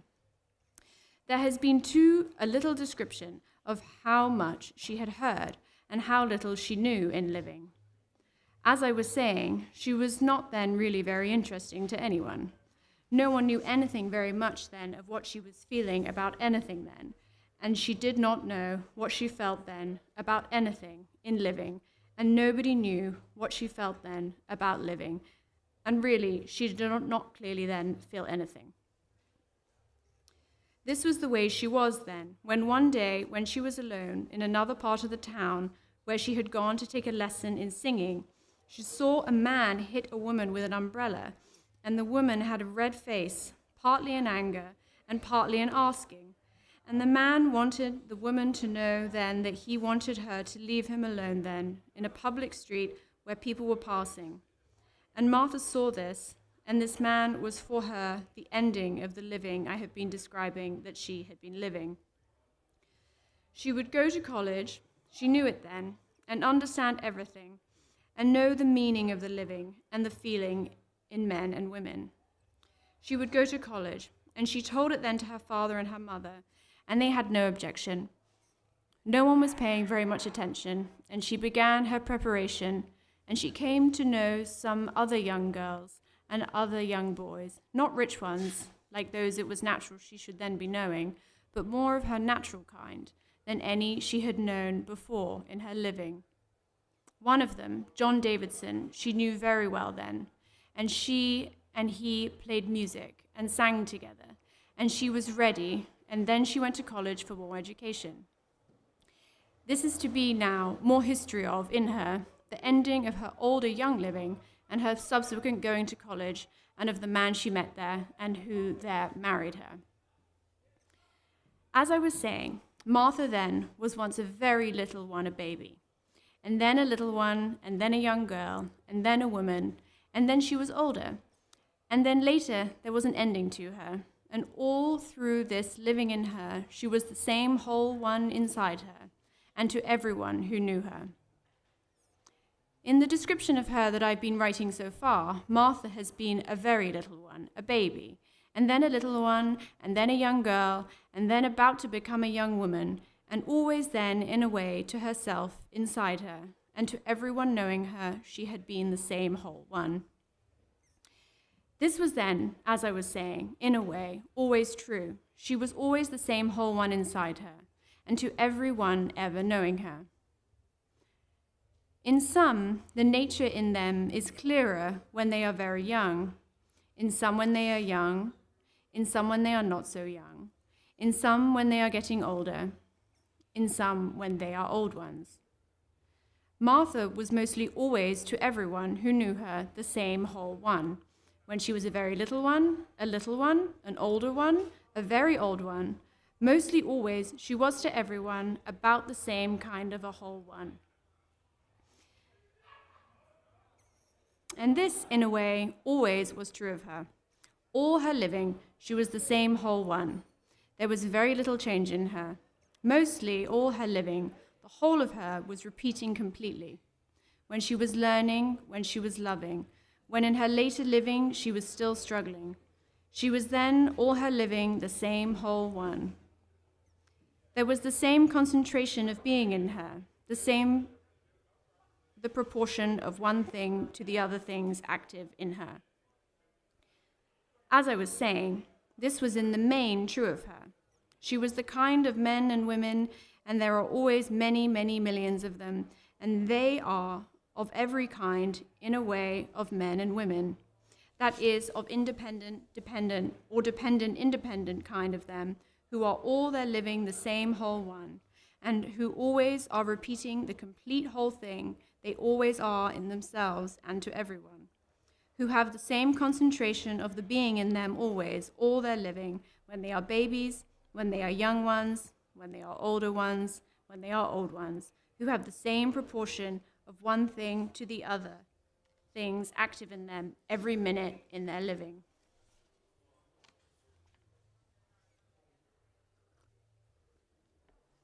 As I was saying, Martha Hlands was of this kind of them. There were moments in her living when it seemed a little different in her, for sometimes she really got into motion, and mostly, as I was saying, motion was just confusion in her. It never came to movement in her. It was just mixing up of being inside her. As I was saying, she was of the independent, dependent kind of being, those having in them attacking as their natural way of winning fighting, as their natural way of winning and loving. And, as I was saying, mostly in her, commotion in her did not make an actual attack by her, for her, and this was not there really to herself inside her. To herself, there was real movement in her, but to everyone then, there was only stupid resisting and nervous being in her, and this was mostly the whole history of her. As I was saying, this was not quite the whole history of her. It did not come to happen in her, sometimes in the living, in the history of her, that the shock of commotion in her was so strong as to give a forward movement to her. As I was saying, that happened once to her when she was a very little one, when she threw down the umbrella. It happened every now and then in her it happened, as I was saying, when she saw the man hitting the woman in the street with his umbrella, to rid himself then of her and of the asking in her. When she saw this, it was not a horror she had in her. Really, she had not any very certain feeling in her. Mostly in her living, as I was saying, she had not any very certain feeling. Mostly, as I was saying, it was confusion, excitement, and nervousness she had in her when there was movement inside her. Then, as I was saying, when she saw the man hit the woman with an umbrella, and she was just then passing, she had not then, as I was saying, any distinct feeling then in her about what she had been seeing. Not then, and not then later. But it gave a motion to her. It gave her direction to getting for herself a university education. This, then, that I have been describing is the being of Martha, and now there will be more history of her. As I was just saying, that which I have been describing is the being in Martha Hlands. I have been describing the living and the feeling she had in her until now she was almost a young woman and a new life was to begin for her. As I was saying, she started then her preparation to get for herself a college education. As I was saying, no one was objecting. Her father, Mr. Hlands, was not very much interested just then in his children. She had teachers, and she could be taught enough by them to pass her entrance examination. She began a little then to know other kinds of young girls and boys than those that she had until then been knowing. She played duets in the evening and sang with John Davidson, who was preparing to go away to get an Eastern education. She was less, and then almost not at all with them, the people living near the Hlands family then. And then, as I was saying, she went to get her college education. This is now to be more history of her, and how she came to have a lover, and how he came to marry her, and how he came then to leave her, and what happened then to him, and what happened then to her. In short, this is now to be a history of all the living there ever was in her, all the being in her. As I was saying, there was not then very much change in the being in her. She was always then the same whole one. At first, there was a little more movement in her. She learned a little at first how to have definite feeling in her. She learned that in the college life around her, but it was not really the being in her, and all this will come out in the history of her. This is now then more history of her. Now then, there will begin to be a little history of another, of one of those who came to know her, who came to the same college where she was learning to do the things I have just been describing. This is now the beginning of the history of him, as I am saying. This is now a little description of the living there had been in Philip Redfern. Christian Lorenzen is next. We're in the middle of page 427.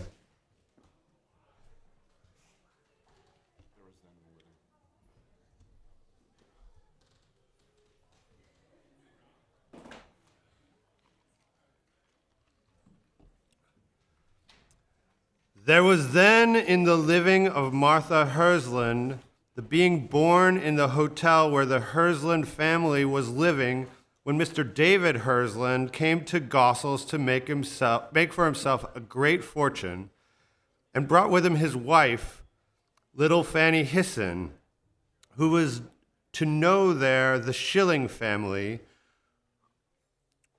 who were to make in her the beginning of the feeling of herself inside her. There was then in the living of Martha Hlands that her father, Mr. David Hlands, and her mother, Fanny Hlands, came together to make her, and she was born in the hotel where Mr. and Mrs. Hlands were living when they first came to Gossels, where Mr. Hlands was to make for himself a great fortune, and where Mrs. Hlands was to have mostly a living that was not the way of living that it would have been natural for her to be having. Martha was born then in the hotel, And Mr. Hersland was just beginning then to succeed in winning, fighting, and Mrs. Hersland was beginning then through knowing the Schilling family, Sophie Schilling, Pauline Schilling, and the mother of them, to have a little in her to herself, inside the feeling of herself, to herself, in her, that it was not really natural for her to have ever really in her. Then in the living of Martha Hersland, she was a little one in the 10-acre place where the Hersland family lived a little later, and there it was that Mr. Hersland was winning, fighting, and then having impatient feeling in him, and then being full up with impatient feeling, and then having in him beginning failing in winning, and then having in him only beginning, and there Mrs. Hersland had always more and more in her from the for her queer poor people near her, and the servants and governesses in the house with her, the feeling of importance of herself, to herself, inside her. And then she had there in her the beginning of the weakening in her, the being lost among her children and her husband living in the house with her. In the living of Martha Hersland, she was a little one in the 10-acre place, and she was then living there, the half-city, half-country living of the people around her. And she went to school then, and she was healthy enough then, and happy enough then, and she was always then getting older and getting bigger, and she had some troubles then, and always she was of them the people in the small houses near the 10-acre place where she was living then, and she always had the living in her and the being in her I was describing, and sometimes she got a little fatter, and sometimes a little thinner, and sometimes she was happy enough, and often she was not so happy, and mostly always she was healthy, and sometimes she had uneasy feelings in her, and often her father was a trouble to her, and often the governess was troublesome to her, and mostly her mother was not very important for her. And she went on, and the family living of the Hersland family was changing some, as I was saying, and a little Martha was changing in her, as the family living was changing around her. And when it came to her to want her own education, no one was paying much attention to her. Each one of the Hersland family had then themselves inside them, to themselves each one. The father, as I was saying, and the mother, as I was saying, and Alfred Hersland and his brother David, as I will be saying in the history of the two of them. Always a little then, Martha had trouble with each one of them. The family living in the house together, her father and her mother and her brother Alfred and David, the younger brother, but mostly then none of them were really important to her.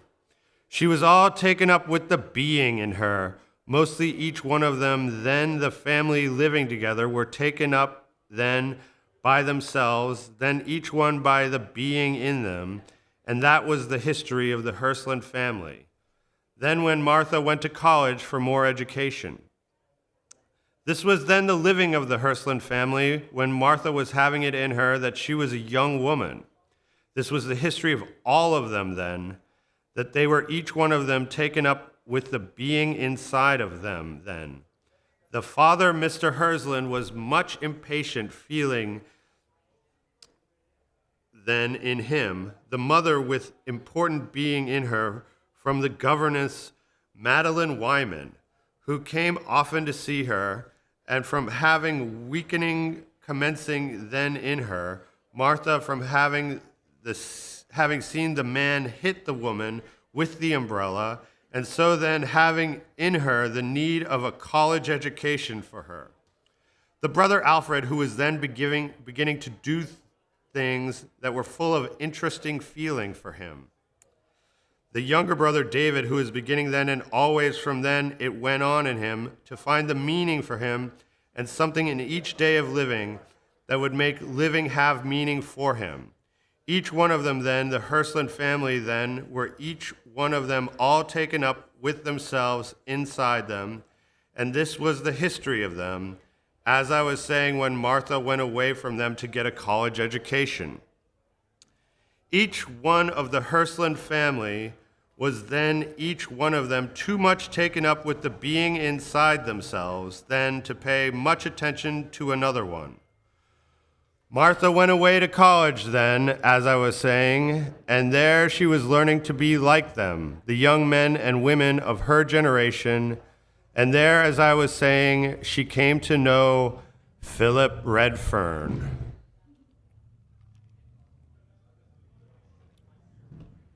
Philip Redfern was born in a small city and in the southwestern part of this country. He was the son of a consciously ill-assorted pair of parents, and his earliest intellectual concept, so in his later living he was always saying, as I will soon be telling, was the realization of the quality of these two decisive and unharmonized elements in his child life. He remembered, too, very well his first definite realization of the quality of women when the inherent contradictions in the claims made for that sex awoke in him much confused thought. He often said that he had often puzzled over the fact that he must give up his chair to and be careful of little girls, while at the same time he was taught that the little girl was quite as strong as he and quite as able to use liberty and to perfect action. In his later living, he said that when he was a very little one, this had been so much a puzzle to him. Little girls then, to him, had everything. He wished then when he was a little one, and this was a puzzle to him, he wished he had been a little girl, so and so have everything.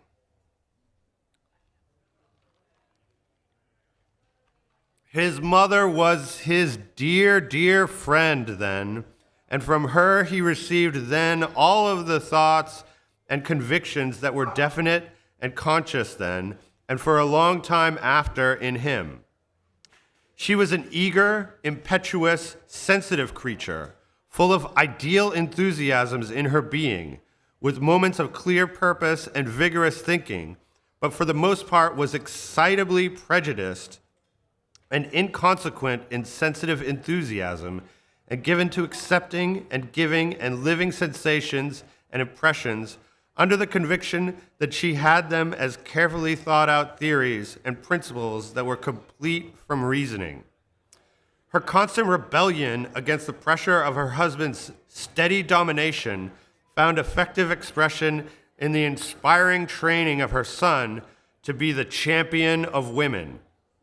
It would be a sublime proof of the justice of all the poetry of living, so she was always thinking for the son of James Redfern to devote the strength of the father that was soon to be in the son of him to the winning of liberty, equality, opportunity, beauty, feeling for all women.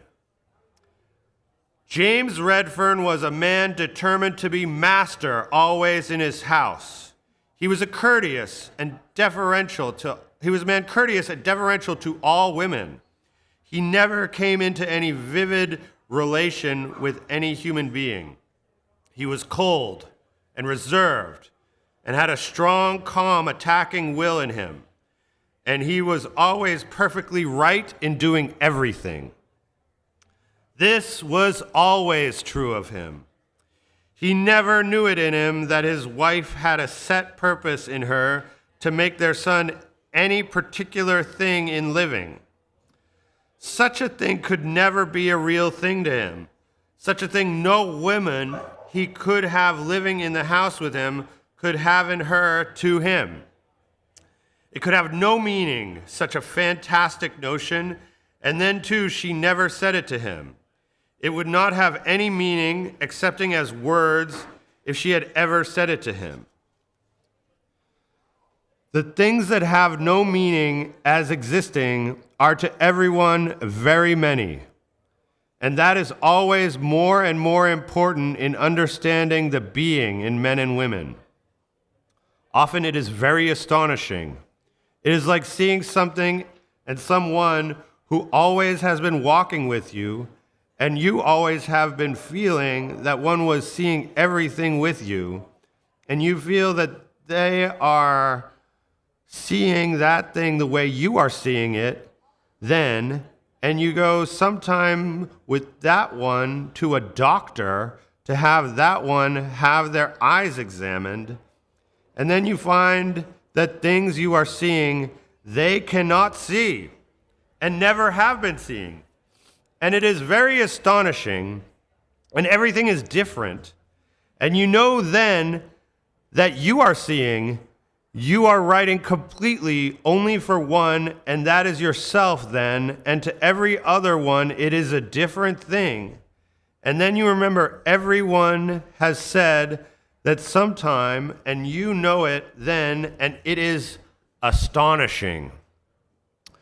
You know it then, yes, but you do not really know it as a continuous knowing in you. For then, in living always, you are feeling that someone else is understanding, feeling, seeing something the way you are feeling, seeing, understanding that thing, and always it is a shock to you sometime with everyone you are ever knowing, and many never really know it of anyone that they are feeling, seeing, understanding a different way from them, and this is very, very common. As I was saying, it never would come to Mr. James Redfern to be realizing that Mrs. Redfern had a destiny for their son, such as being a champion of women. Such a thing would be a fantastic dream that could come from sickness in someone and nothing more to him. And as I was saying, she never said it to him. Mr. Redfern was very willing that Mrs. Redfern should be the tender, dear friend of their son. He was simply too certain of the being in himself and in his son to pay much attention to the emotional influences that Mrs. Redfern brought to bear on him then when he was a young one. He was simply certain that was the being in him, that his son would be a rational man. Emotional women and romantic children had pleasant, fantastic dreams that were all right for them. He demanded from his son then obedience, and in his presence self-restraint. And for the rest, when Philip was a man, being his father's son would make him the man all the Redferns had been.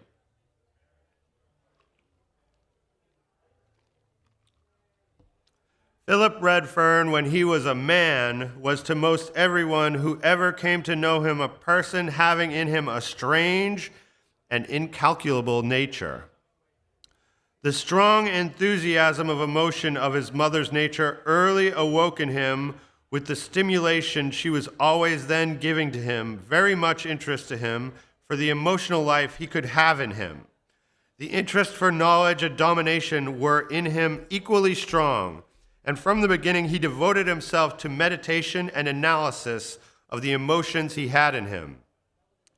The constant spectacle of an armed neutrality between his parents early filled him with an interest in the nature of marriage and the meaning of women.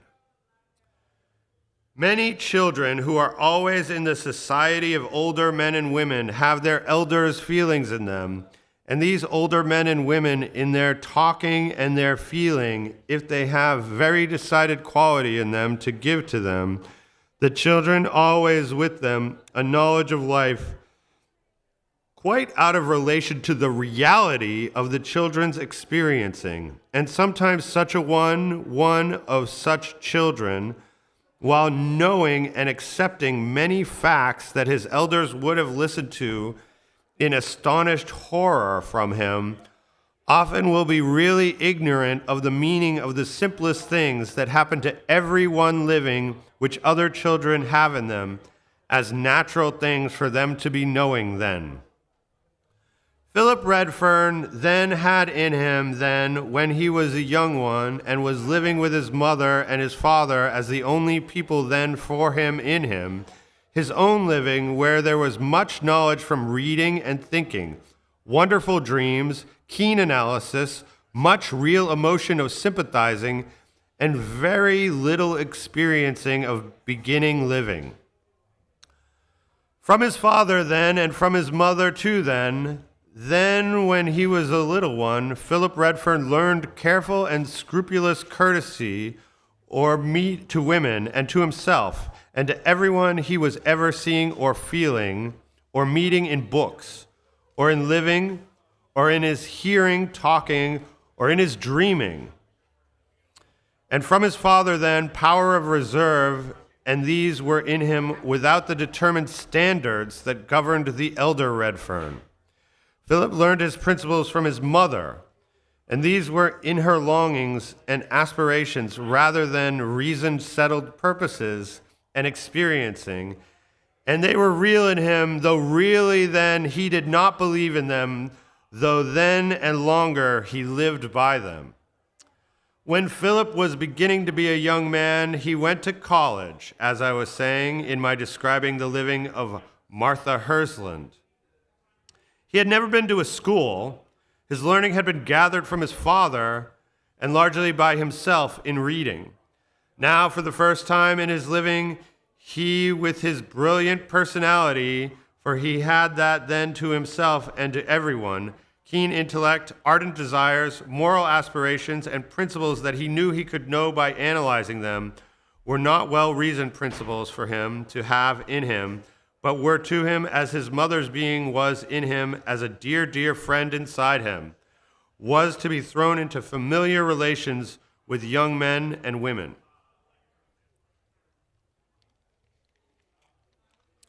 The college of which Redfern became a member was the typical coeducational college of the West, a completely democratic institution. Mostly no one there was conscious of a grandfather, unless as a remembering one, as an old man living in the house with them, or as living in another place and being written to sometimes by them, and then having died, and that was the end of grandfathers to them. No one among them was held responsible for the father they had unless by some particular notoriety that had come to the father of someone. It was then a democratic Western institution, this college where Redfern went to have his college education. This democracy was too simple and genuine to be discussed by any of them. No one was really interested how any man or woman of them came by the money that was educating them, whether it came through several generations of gentlemen to them, whether it came through 2 generations or 1, whether one of them earned it for herself or for himself by working or teaching or working on a farm or at bookselling or at anything else that would bring money to them in the summer, or whether they earned a little by being a janitor to a school building in the winter, or had it given them by someone interested in them. This democracy was then almost complete among them, and was the same between the men and women as between the men, as between the women. This democracy was really almost complete among all of them, and included very simple comradeship among them all of the men and women there together then. The men mostly were simple, direct, and earnest in their relations with the women there, being educated with them. The men, most of them treating them with generosity and kindliness enough, and never really doubting, even for a moment, their right to any learning or occupation the women, any of them were able to acquire then. The students were many of them earnest, experienced men and women who had already struggled solidly with poverty and education.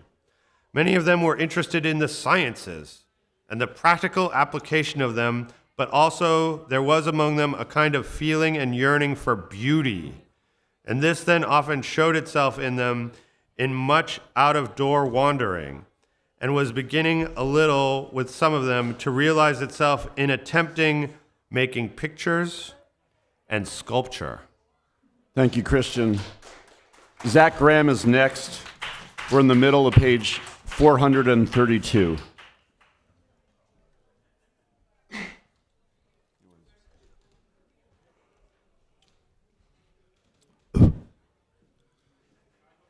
It was of such a sober-minded, earnest, moral, democratic community that Redfern was now become a part.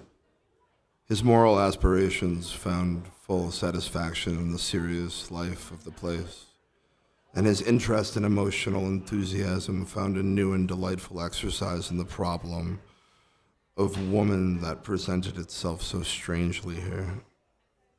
At this time, the return to honest nature to him was complete delight in him, for elaboration was not then so necessary in his conviction, but that rigor forced unadorned that made him forgetful of subtlety and refinement.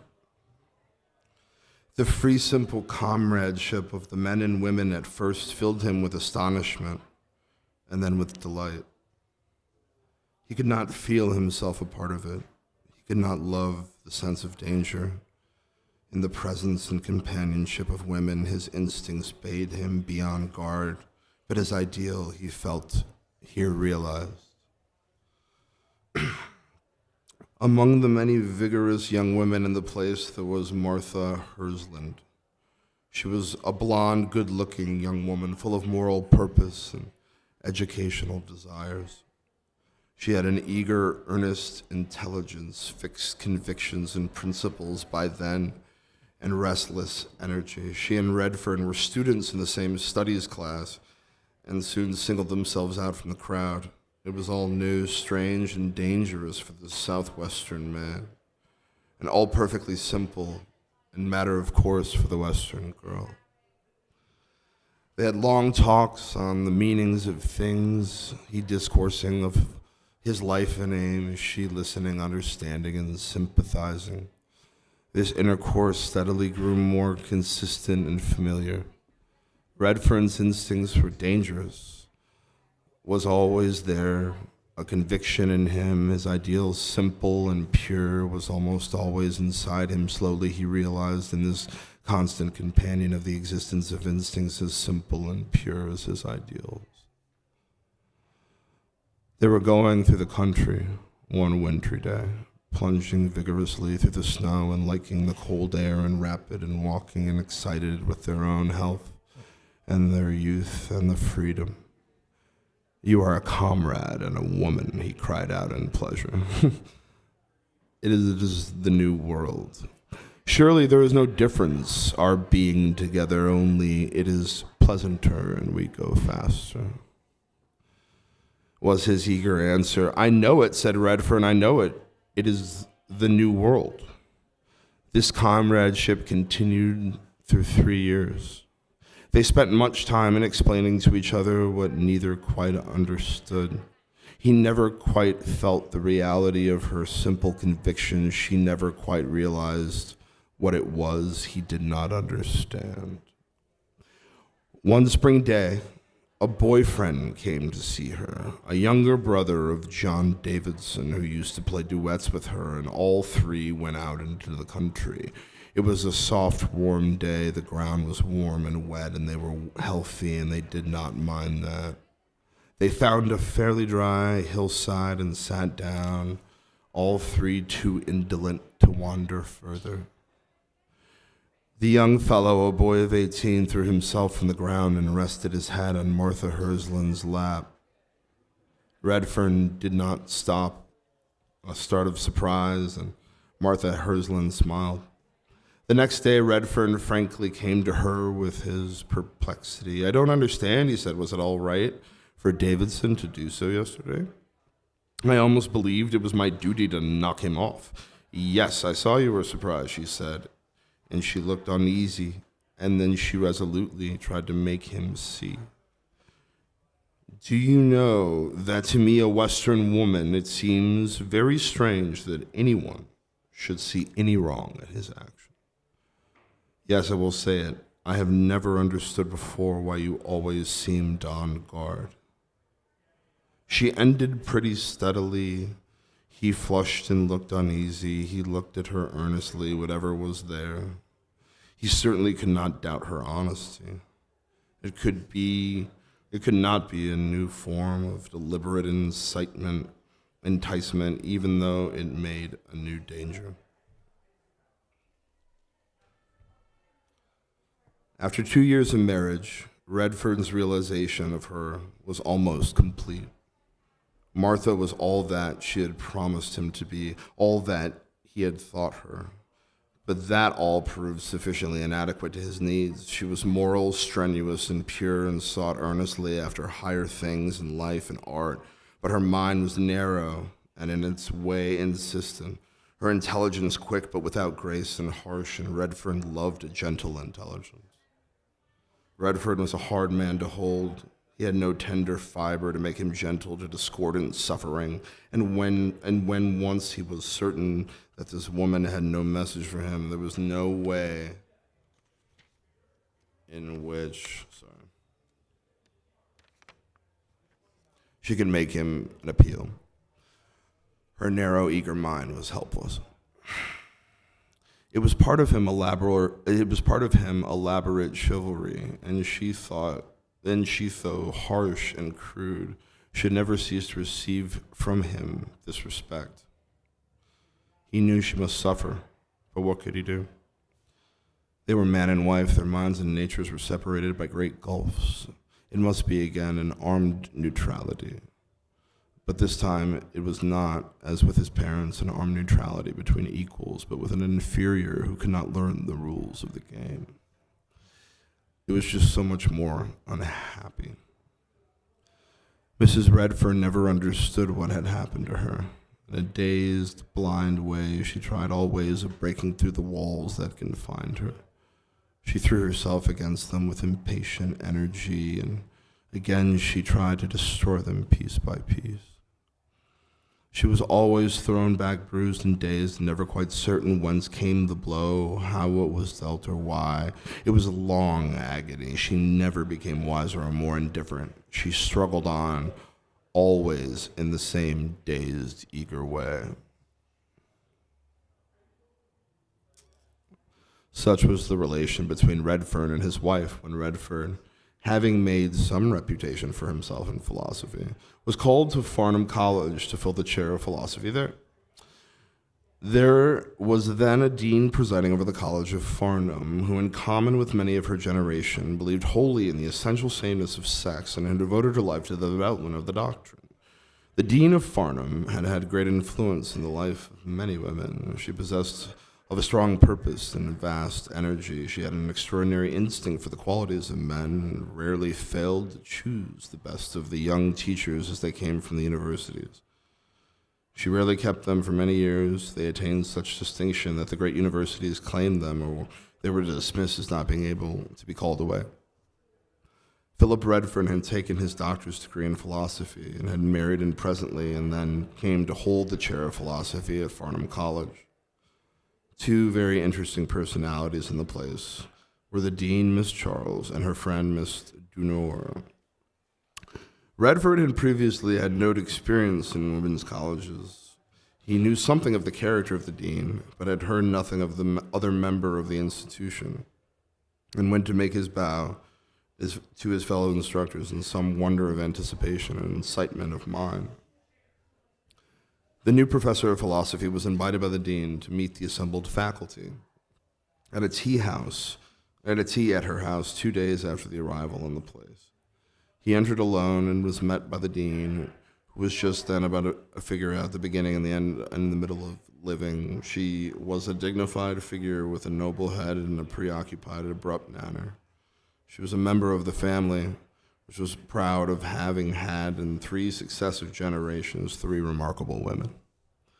The first of these 3 was not known beyond her community, among whom she had great influence by reasons of her strength of will, her power of intellect, her strong common sense, and her deep religious feeling. She carried it to the utmost, and then the woman's life, with its keen worldly sense, its power of emotion and prayer, and its devout practical morality.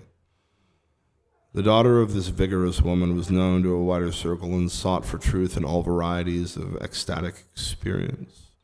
She mingled with her genuine mystic exaltation a basal common sense, and through spending the greater part of her life in examining and actively taking part of all the exaggerated religious enthusiasms of her time, she never lost her sense of criticism and judgment, and though convinced again and again of the folly and hypocrisy of successive saints, never doubted the validity of mystic religious experience. In the third generation, the niece of this woman, the Dean Hannah Charles, found her expression a still wider experience. She did not expect her regeneration from religious experience and found her exaltation is resisting. Though through her influence, she was enabled to keep the college in a flourishing state and to keep the control of all the things entirely in her own hands. She was anxious that the teaching staff there should be someone who would be permanent, who would have great parts and a scholarly mind and would have no influence to trouble hers. Before many years, she found Miss Denore, who ideally fulfilled these conditions. Miss Denore was a graduate of an Eastern college and had made some reputation. She was utterly unattached, being an only child whose parents died just before she entered college, and was equally detached by her nature from all affairs of the world, and was always quite content to remain where she was so long as some took from her all management of practical affairs and left her in peace with her work and her dreams. She was possessed of a sort of transfigured innocence, which made a deep impression on the vigorous practical mind of Miss Charles, who, while keeping her completely under control, was nonetheless in awe of her blindness of worldly things and of the intellectual power of her clear, sensitive mind. The Miss Denore was detached by the quality of her nature from worldly affairs. It was not because she loved best dreams and abstract thought, for her deepest interest was in the varieties of human experience, and her constant desire was to partake in all human relations. But by some quality of her nature, she never succeeded in really touching any human creature she knew. Her transfigured innocence, too, was not an ignorance of the facts of life, nor a Puritan's instinct. Indeed, her desire was to experience the extreme forms of sensuous life and to make even immoral experiences her own. Her detachment was due to an abstracted spirit that could not do what it would, and which was evident in her reserved body, her shy eyes, and her gentle face.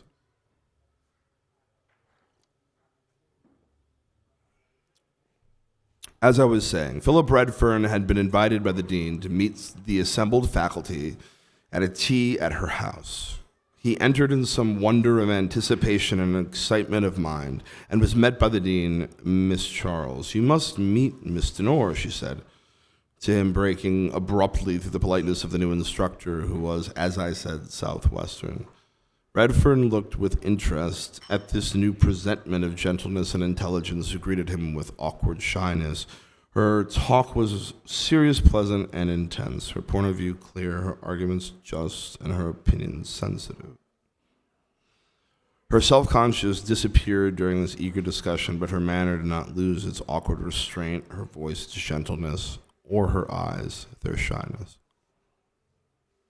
While the two were still in the height of the discussion, there came up to them a blonde, eager, good-looking young woman, whom Redfern observing presented to his wife and to his new acquaintance. Miss Denore, checked in her talk, was thrown into even more than her original awkward shyness, and looking with distress at this new arrival after several efforts to bring her mind to understand, said, "Miss Redfern, yes, of course, your wife, I had forgotten." She made another attempt to begin to speak, and then suddenly giving it up, gazed at them quite helpless. "Pray go on, as I am very anxious to hear what you think," said Miss Redfern nervously, and Redfern, bowing to his wife, turned again to Miss Denore and went on with the talk. An observer would have found it difficult to tell from the mere appearance of these three what their relation toward each other was. Miss Denore was absorbed in her talk and thought and oblivious of everything except the discussion, her shy eyes fixed on Redfern's face and her tall, constrained body filled with eagerness. Redfern was listening and answering, showing the same degree of courteous deference to both his companions, turned first toward one another and then toward the impartial attention, and Miss Redfern, her blonde, good-looking face filled with eager anxiety to understand, listened to one and then the other with the same anxious care. Later, Redfern wandered to a window where Miss Hannah Charles, Miss Denore, and Miss Redfern were standing, looking out at a fine prospect of sunset and a long line of elms defining a road that led back through the town of Farum to the wooded hills behind. Redfern stood with them, looking out at the scene. Mrs. Redfern was listening intently to each one's thinking. "Ah, of course you know Greek," she said, with eager admiration to Miss Denore, who made no reply. It happens often about the 29th year of a life that all the forces that have been engaged through the years of childhood, adolescence, and youth in confused and sometimes angry combat range themselves in ordered ranks. One is uncertain of one's aims, meaning, and power during these years of tumultuous growth when aspiration has no relation to fulfillment, and one plunges here and there with energy and misdirection during the strain and stress of making of a personality until at last we reach the 29th year, the straight and narrow gateway of maturity in life, which was all an uproar and confusion, narrows down to form and purpose, and we exchange a dim possibility for a bigger, small reality. Also in our American life, where there is no coercion and custom, and it is our right to change our vocation, as often as we have desire and opportunity, it is a common experience that our youth extends through the whole first 29 years of our life. And it is not until we reach 30 that we find that vocation for which we feel ourselves fit, to which we willingly devote continued labor. It must be owned that while much labor is lost to the world in these efforts to secure one's true vocation, nevertheless it makes more completeness in individual life, and perhaps in the end we will prove as useful to the world. And if we believe that there is more meaning in the choice of love than plain propinquity, so may we well believe that there is more meaning in vocations than that. It is the thing we can first learn about and win an income with. Redfern had now come to this fateful 29th year. He had been a public preacher for women's rights. He had been a mathematician, a psychologist, and a philosopher. He had married and earned a living, and yet the world was to him without worth or meaning. And he longed for more vital human life than to be an instructor of youth. His theme was humanity. His desire was to be in the great world of it. He wished for an active life among his equals, not to pass his days as a guide to the immature. And he preferred the criticism of life in fiction to the analysis of the mind in philosophy. And now was the time to come in this 29th year for the decisive influence of his career. Cora Denore had on her side too her ideals, which in this world she had not found complete. She too longed for the real world while warped away from it by the perverse reverse of her mind and the awkward shyness of her body. Such friendship as she as yet realized she felt for the dean, Miss Hannah Charles, but it was not a nearness of affection. It was a recognition of the power of doing and working, and a deference to the representative of effective action and the habitual dependence of years of protection. Whatever Miss Charles advised or undertook seemed always to Miss Denore the best that could be done or effected. She sustained her end of the relation in being a learned mind, a brilliant teacher, and a docile subject. She pursued her way, expounding philosophy, imbibing beauty, desiring life, never questioning the things nearest her, interested only in abstract ideas and concrete desire, and all her life was arranged to leave her untouched and unattached. But in this shy, abstracted learning creature, there was a desire for sordid life and the common lot. Thank you, Zach. Joshua Cohen is next. We're beginning page 438.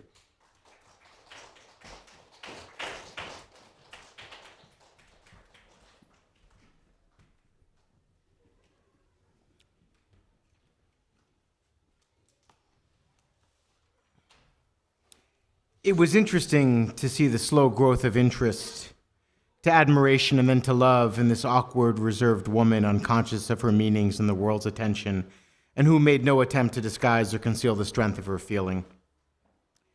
Redfern's life experience had been to learn that where there was woman, there was for him danger, not through his own affections, but by the demand that this sex made upon him. By this extreme chivalry, he was always bound to more than fulfill the expectations he gave rise to in the mind of his companion. Indeed, this man loved the problem of woman so much that he willingly endured all pain to seek and find the ideal that filled him with such deep unrest, and he never tired of meeting and knowing and devoting himself to any woman who promised to fulfill for him his desire. And here in Cora Denor he had found a spirit so delicate, so free, so gentle and intelligent that no severity of suffering could deter him from seeking the exquisite knowledge of this companionship could give him. And he knew that she too would willingly pay high for the fresh vision that he brought her. It is the French habit in thinking to consider that in the grouping of two and an extra, it is the two that get something from it all who are of importance and whose claims should be considered. The American mind, accustomed to waste happiness and be reckless of joy, finds morality more important than ecstasy and the lonely extra of more value than the happy two. To our New World feeling, the sadness of pain has more dignity than the beauty of joy. It takes time to learn the value of happiness. Truly, a single moment snatched out of a distracted existence is hardly worth the trouble it takes to seize it. And to obtain it, such it is wasteful to inflict pain. It is only the cultivators of leisure who have time to feel the gentle approach, the slow rise, the deep ecstasy, and the full flow of joy. And for these, pain is of little value, a thing not to be remembered, and it is only the lack of joy that counts. Martha Redfern, eager, anxious, and moral, had little understanding of the sanctity of joy and hardly a realization of the misery of pain. She understood little now what it was that had come upon her, and she tried to arrange and explain it by her Western morality and her New World humanity. She could not escape the knowledge that something stronger than community of interest bound her husband and Miss Denor together. She tried resolutely to interpret it all in terms of comradeship and great equality of intellectual interests, never admitting to herself for a moment the conception of a possible marital disloyalty. But in spite of these standards and convictions, she was filled with a vague uneasiness that had a different meaning than the habitual struggle against the hard wall of courtesy that Redfern had erected before her. This struggle in her mind showed itself clearly when she was in the company of her husband and Miss Denor. She would sit in development. When in the immediate circle of talkers that included her husband and Miss Denor, she gave anxious and impartial attention to the words of one and the other, occasionally joining in the talk by an earnest inquiry and receiving always from Redfern the courteous deference that he extended to everyone, to everything, to all women. She listened with admiring attention, particularly to Miss Denor, who, genuinely unconscious of all this nervous misery, paid her in return scant attention. When she was not in the immediate group of talkers with these two, she kept her attention on the person with whom she was talking and showed the burden of her feeling only in the anxious care with which she listened and talked. She was not to be left much longer to work out her own conclusions. One afternoon in the late fall, in the second year of their life at Farum, Miss Charles came to the room where she was sitting alone, and in her abrupt way spoke directly of the object of her visit. "Mrs. Redfern," she began, "you probably know something of the gossip that is at present going on. I want you to keep Mr. Redfern in order. I cannot allow him to make Miss Denor the subject of scandalous talk." She stopped and looked steadily at the uneasy woman who was dazed by this sudden statement of her own suspicion. I don't understand," she stammered. "I think you understand quite well. I depend upon you to speak to him about it." And with this, the dean departed. This action on Miss Charles's part showed her wisdom. She knew very well the small power that Mrs. Redfern had over her husband, and she took this method of attack only because it was her only one open to her. Mrs. Redfern could not accomplish anything by any action, but she was a woman, and jealous, and there was little doubt, so the dean thought, that before long she would effect some change. Martha Redfern's mind was now in a confusion. Miss Charles had added nothing to her facts, Nevertheless, her statement had made a certainty of what Mrs. Redfern had resolutely regarded as an impossibility. She sat there long and long, thinking over again and again the same weary round of thoughts and terrors. She knew she was powerless to change him. She could only try to get the evidence to condemn him. Did she want it? If she had it, she must act on it. She dreaded to obtain it and could no longer exist without it. She must watch him and find it all out without questioning, must learn it by seeing and hearing, and she felt dimly a terror of the things she might be caught doing to obtain it. She dreaded the condemnation of Redfern's chivalrous honor. She did not doubt his disloyalty. She was convinced of that, and she still feared to lose his respect for her sense of honor. He is dishonorable. All his action is deceit, she said to herself again and again, but she found no comfort in this thought. She knew there was a difference and that she respected his standard more than her own justification. In the long, weary days that followed, she was torn by these desires. She must watch him always and secretly. She must gain the knowledge she dreaded to possess, and she must be deeply ashamed of the ways she must pursue. She was no longer able to listen to others when her husband and Mr. Knorr were in her presence. She dared not keep an open watch, but her observation was unceasing. Redfern was not wholly unconscious of this change in his wife's manner, perhaps more in the relief that she ceased her eager efforts to please him than the annoyance of her suspicious watching. Redfern was a man too much on guard to fear surprise, and with all his experience too ignorant of women's ways to see danger and where danger really lay.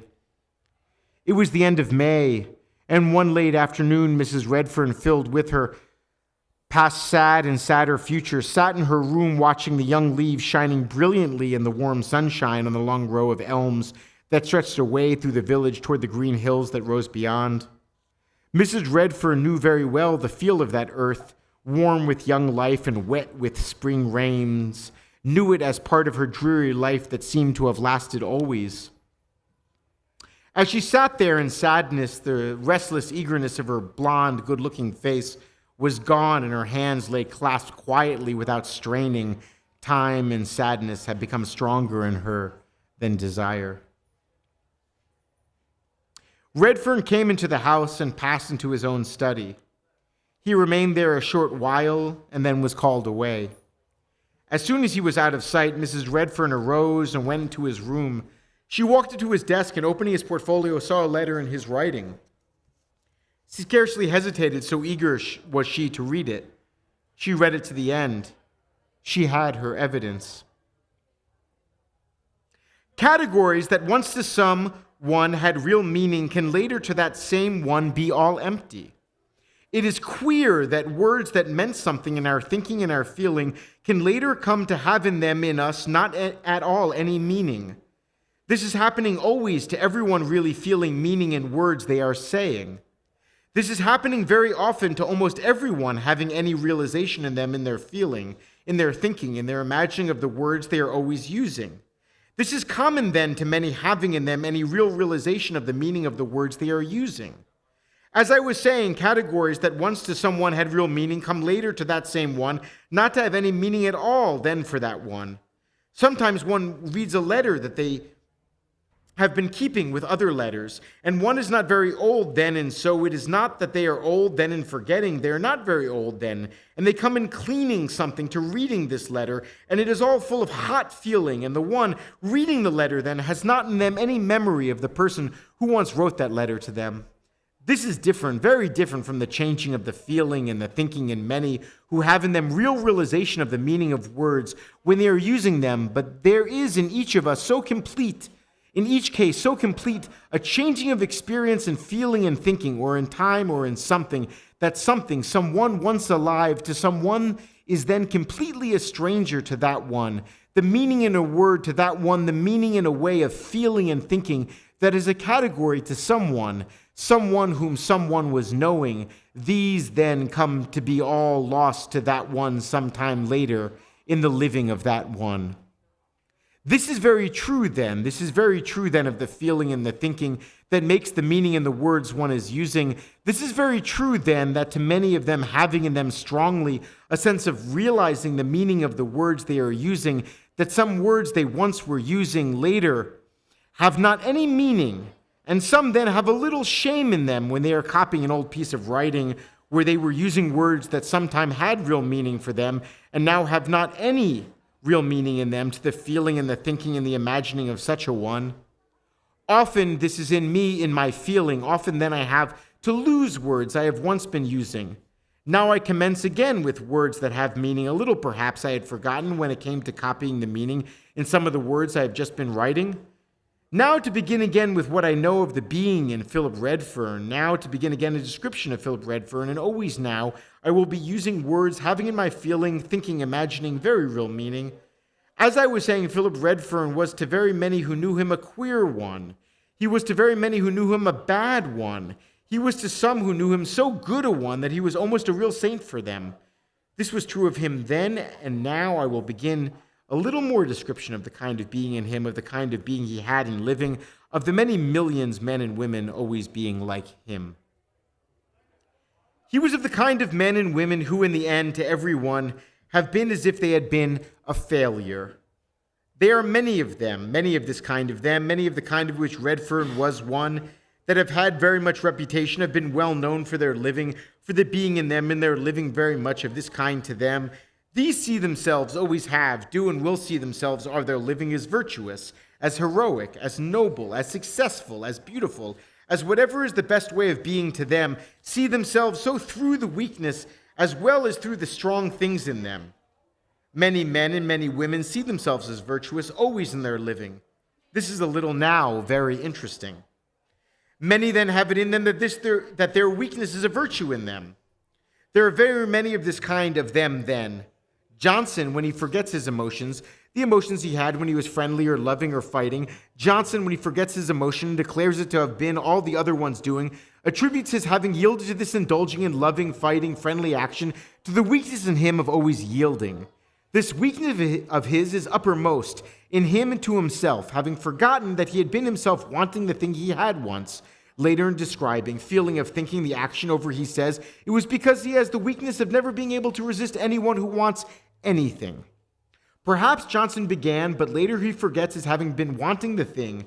He remembers only that he always does anything anybody wants him to be doing. That is the weakness in him. That is to him the whole principle of the being in him. Frank Hackert attributes his doing anything to the philanthropy in him. She was loathsome and threw herself on him, took possession, and what did he do but take care of her? This later in telling, in remembering, and feeling is always the history of any woman in him. Mary Helbing always puts it down to that they wanted it and she gave it, but she had no responsibility. It was because she was so game that she did it, that it always the reason that she does it. She is so game, she never refuses anything that is a challenge. There's never anything that she is ever wanting in her living that she is ever getting. Sarah Sands puts her yielding down to unsuspiciousness. That is the reason she yields. She is so easy. That is the secret of it. Philip Redfern was of this kind of them. He was to himself completely chivalrous, completely a gentleman. Women, every one, should always have complete courtesy, always from him. And they are right, all of them, all these things. Each thing in each one are characteristics in each one, but they all think that one characteristic is the whole of them. They all of them forget the other things in them that are active in them. They all have it in common that in remembering anything, they forget all the emotion they had then in them, and so it must have been the other person's fault it happened, anything. All of them in remembering have not had any emotion except the one, and so they had none then, and so it must have been the other person. This is a little now very interesting. As I was saying, Philip Redfern was of this kind in men and women. There will be now more description of virtuous being, virtuous feeling in men and women. There will be now some description of religious feeling in some men and women, of virtuous and religious feeling in them, of the being in them, of the sensitiveness in them, of the worldly feeling in them, of succeeding and failing in them. First, then, there will be more description of the kind of being in some men, men like Philip Redfern, of religious, virtuous feeling in some men. As I was saying, some of the feelings, some of the things all men have in them in their daily living have it to come in more men only from the bottom nature in them than other things in them. Nothing of all the things all men have in them in their daily living comes in all men from the bottom nature of them. Eating, drinking, loving, anger in them, beginning and ending in them, come more from many men from the bottom nature of most of them than other things in them. But always there are many men of all the millions of each kind of them who have it in them not to have even eating and drinking and doctoring and living and anger in them and beginning and ending in them come from the bottom nature of them. Men in their living have many things inside them. They have in them, each one of them has it in him, his own way of feeling himself important inside in him. They have in them, all of them, their own way of beginning, their own way of ending, their own way of working, their own way of having loving inside them and loving coming out from them, their own way of having anger inside them and letting their anger come out from inside them, their own way of eating, their own way of drinking, their own way of sleeping, their own way of doctoring. They have each one of them their own way of fighting. They have in them, all of them, their own way of having fear in them. They have all of them in them their own way of believing, their own way of being important inside them, their own way of showing to others around them the important feeling inside in them. Mostly everyone has some kind of way of conceiving of themselves as a strong one, as a weak one, as a good one, as a bad one, as a virtuous, as an honorable one, as a religious, as an irreligious, as an unreligious one. Mostly everyone has some kind of way of conceiving of themselves as a strong one, as a weak one, as a good one, as a bad one, as a virtuous one, as an honorable one, as a religious one, as an irreligious one, as an unreligious one. Some, as I am saying, have honor in them and religion from the nature of them when this is strong enough in them to make it their own inside them. Some can make their own honor, some their own living, some their own religion, some are weak and can do one thing, make one thing their own. Some are strong enough in all of it, loving, honor, and religion in them, all of it someone else's, of someone else's making. Some can just resist and not make their own anything. There are many of them. Some out of their own virtue make a god who sometimes later is a terror to them. Out of their own virtue, they make a god who sometimes later is a terror to them.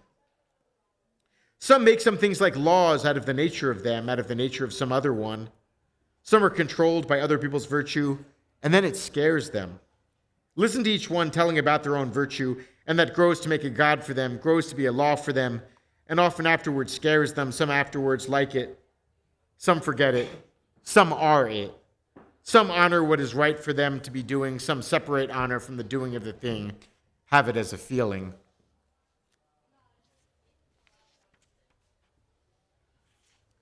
Some love themselves enough to not want to lose themselves. Immorality can to them mean nothing but this thing. Some love themselves negatively, then in personal future life is for them all right, a good enough thing. Some love themselves and others so hard that they are sure that they will exist even when they won't. They do to themselves exist even when they don't. These have a future life feeling, an individual thing.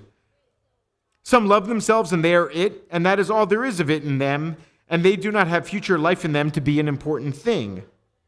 Men and women have being in them, all of them, when they are living. Many men and women have in them a feeling of future life in them, very many of them. Some for this life, some for another life, some for both lives, this and another one. Some have a stronger, some have a weaker feeling of themselves inside them. Some have more, some have less loving in them for themselves than other ones have in them. Some have more, some have less loving in them for other ones than others have in them. Some have more, some have less feeling for something than other ones have in them. And all these things in each one are part in them of the virtuous feeling, of the religious feeling they have in them, each one, each man and woman, each one having man or woman being in them. Each man or woman has some being in her or in him. There are some who have not any feeling of virtue in them. There are not very many of them.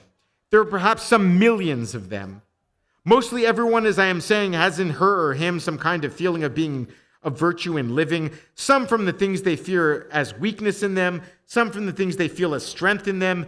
Philip Redfern had in him to make a virtue for him of a thing he felt as a weakness in him.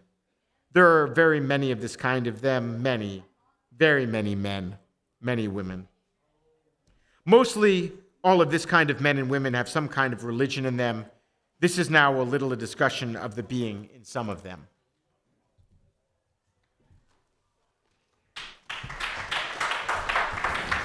Thank you, Josh. We have Ani Tatinsian on page 444, last paragraph.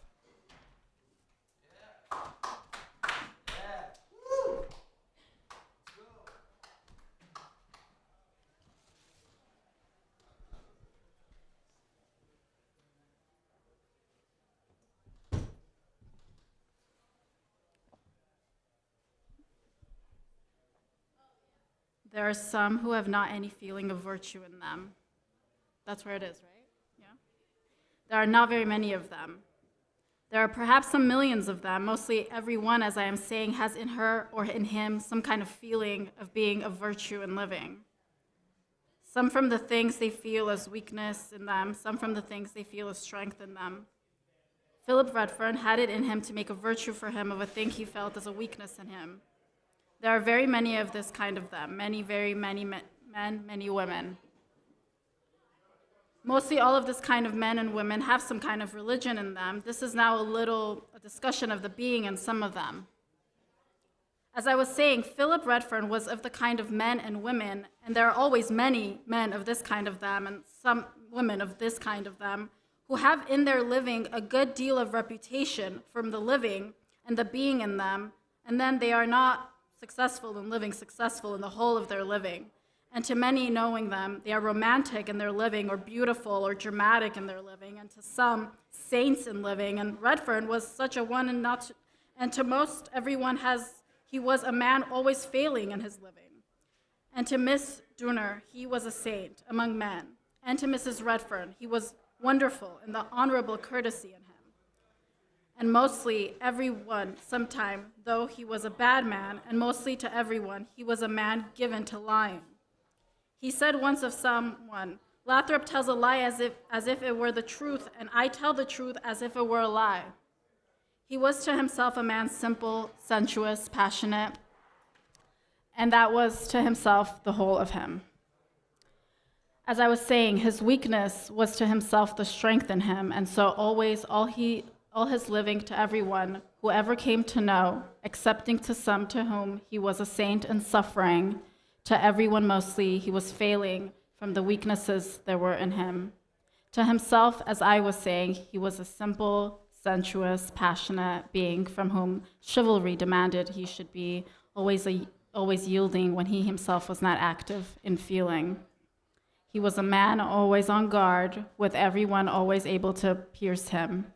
There was the living he had in him. For the most of his days, he was a literary man and sometimes a politician. He plunged deeply into the political life of his time and failed everywhere. In this life, as in all of his human relations, his instincts gave to lie to his ideals and his ideals to his instincts. He was interesting to many to witness the life of this man, to see him go up again and again against the yielding spirit in him, go up with unwearied courage, only to meet with certain defeat. He was himself the only one of all the lookers on who dreamed of victory.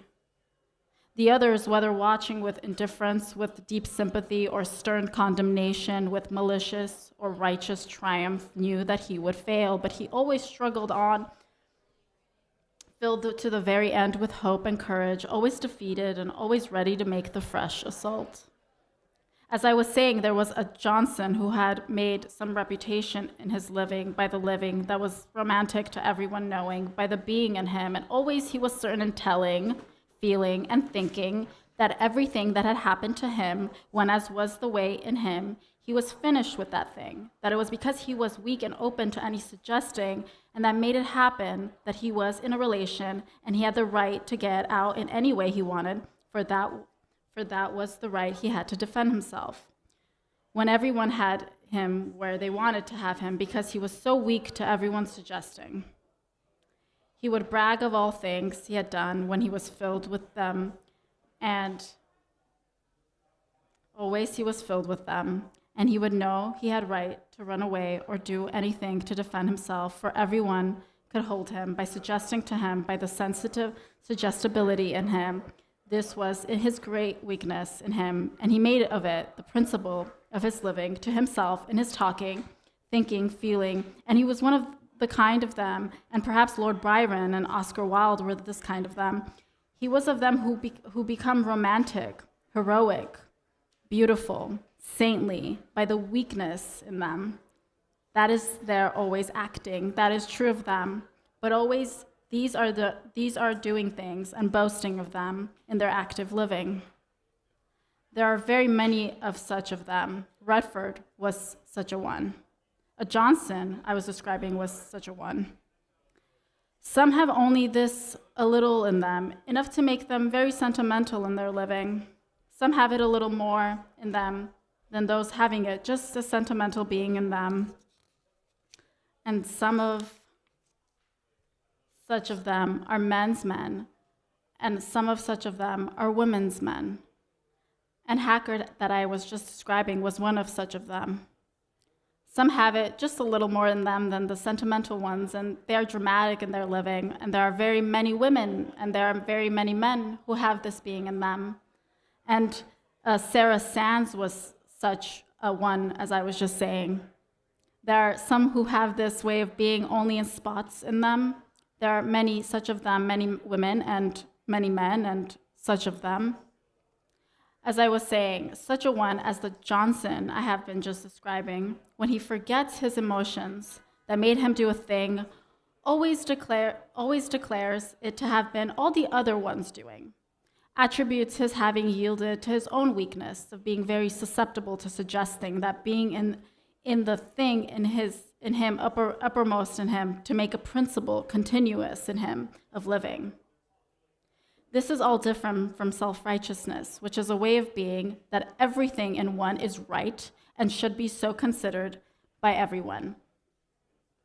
Self-righteousness is believing that the one acting is so right that if everyone acted like them, everything would be right and living, and everyone would be a good one.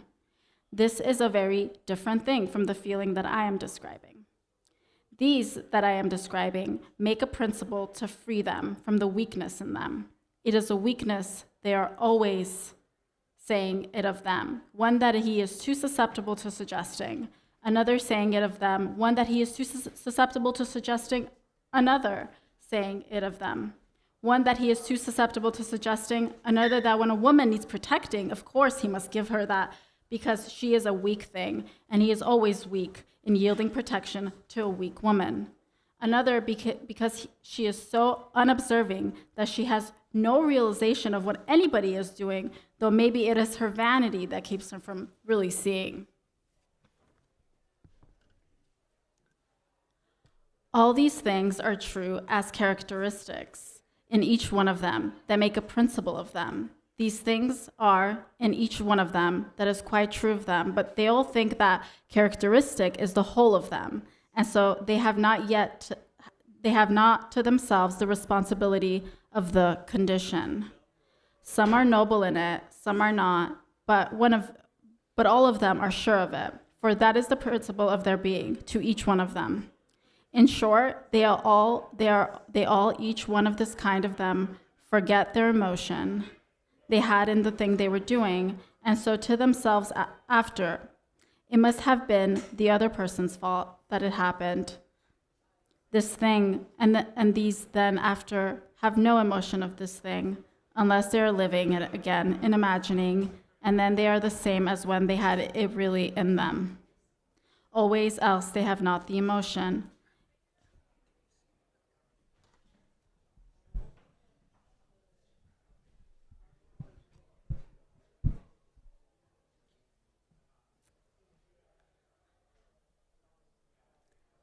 And these then after have no emotion of this thing, unless they are living it again and imagining, and they are the same as when they had it really in them. Always else they have not the emotion. It is the other person's fault. The thing happened between them. These have no emotion that they are remembering, except the kind of weakness they know always to be in them, each one, and so they had no emotion then. They knew that well in them. And so it must have been their weakness and the other person's willing them that made them have this thing in them. As I was saying, Philip Redfern was such a one. As I was saying, all this is very interesting in the meaning of a virtue and religion that such a one has in them. This kind of being can be in them having independent, dependent, or dependent, independent being in them, having any kind of being in them.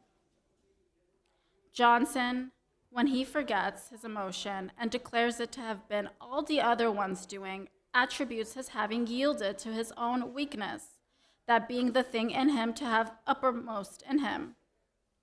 Frank Hecker attributes his to philanthropy. She was lonesome and threw herself on him, took possession, and what did he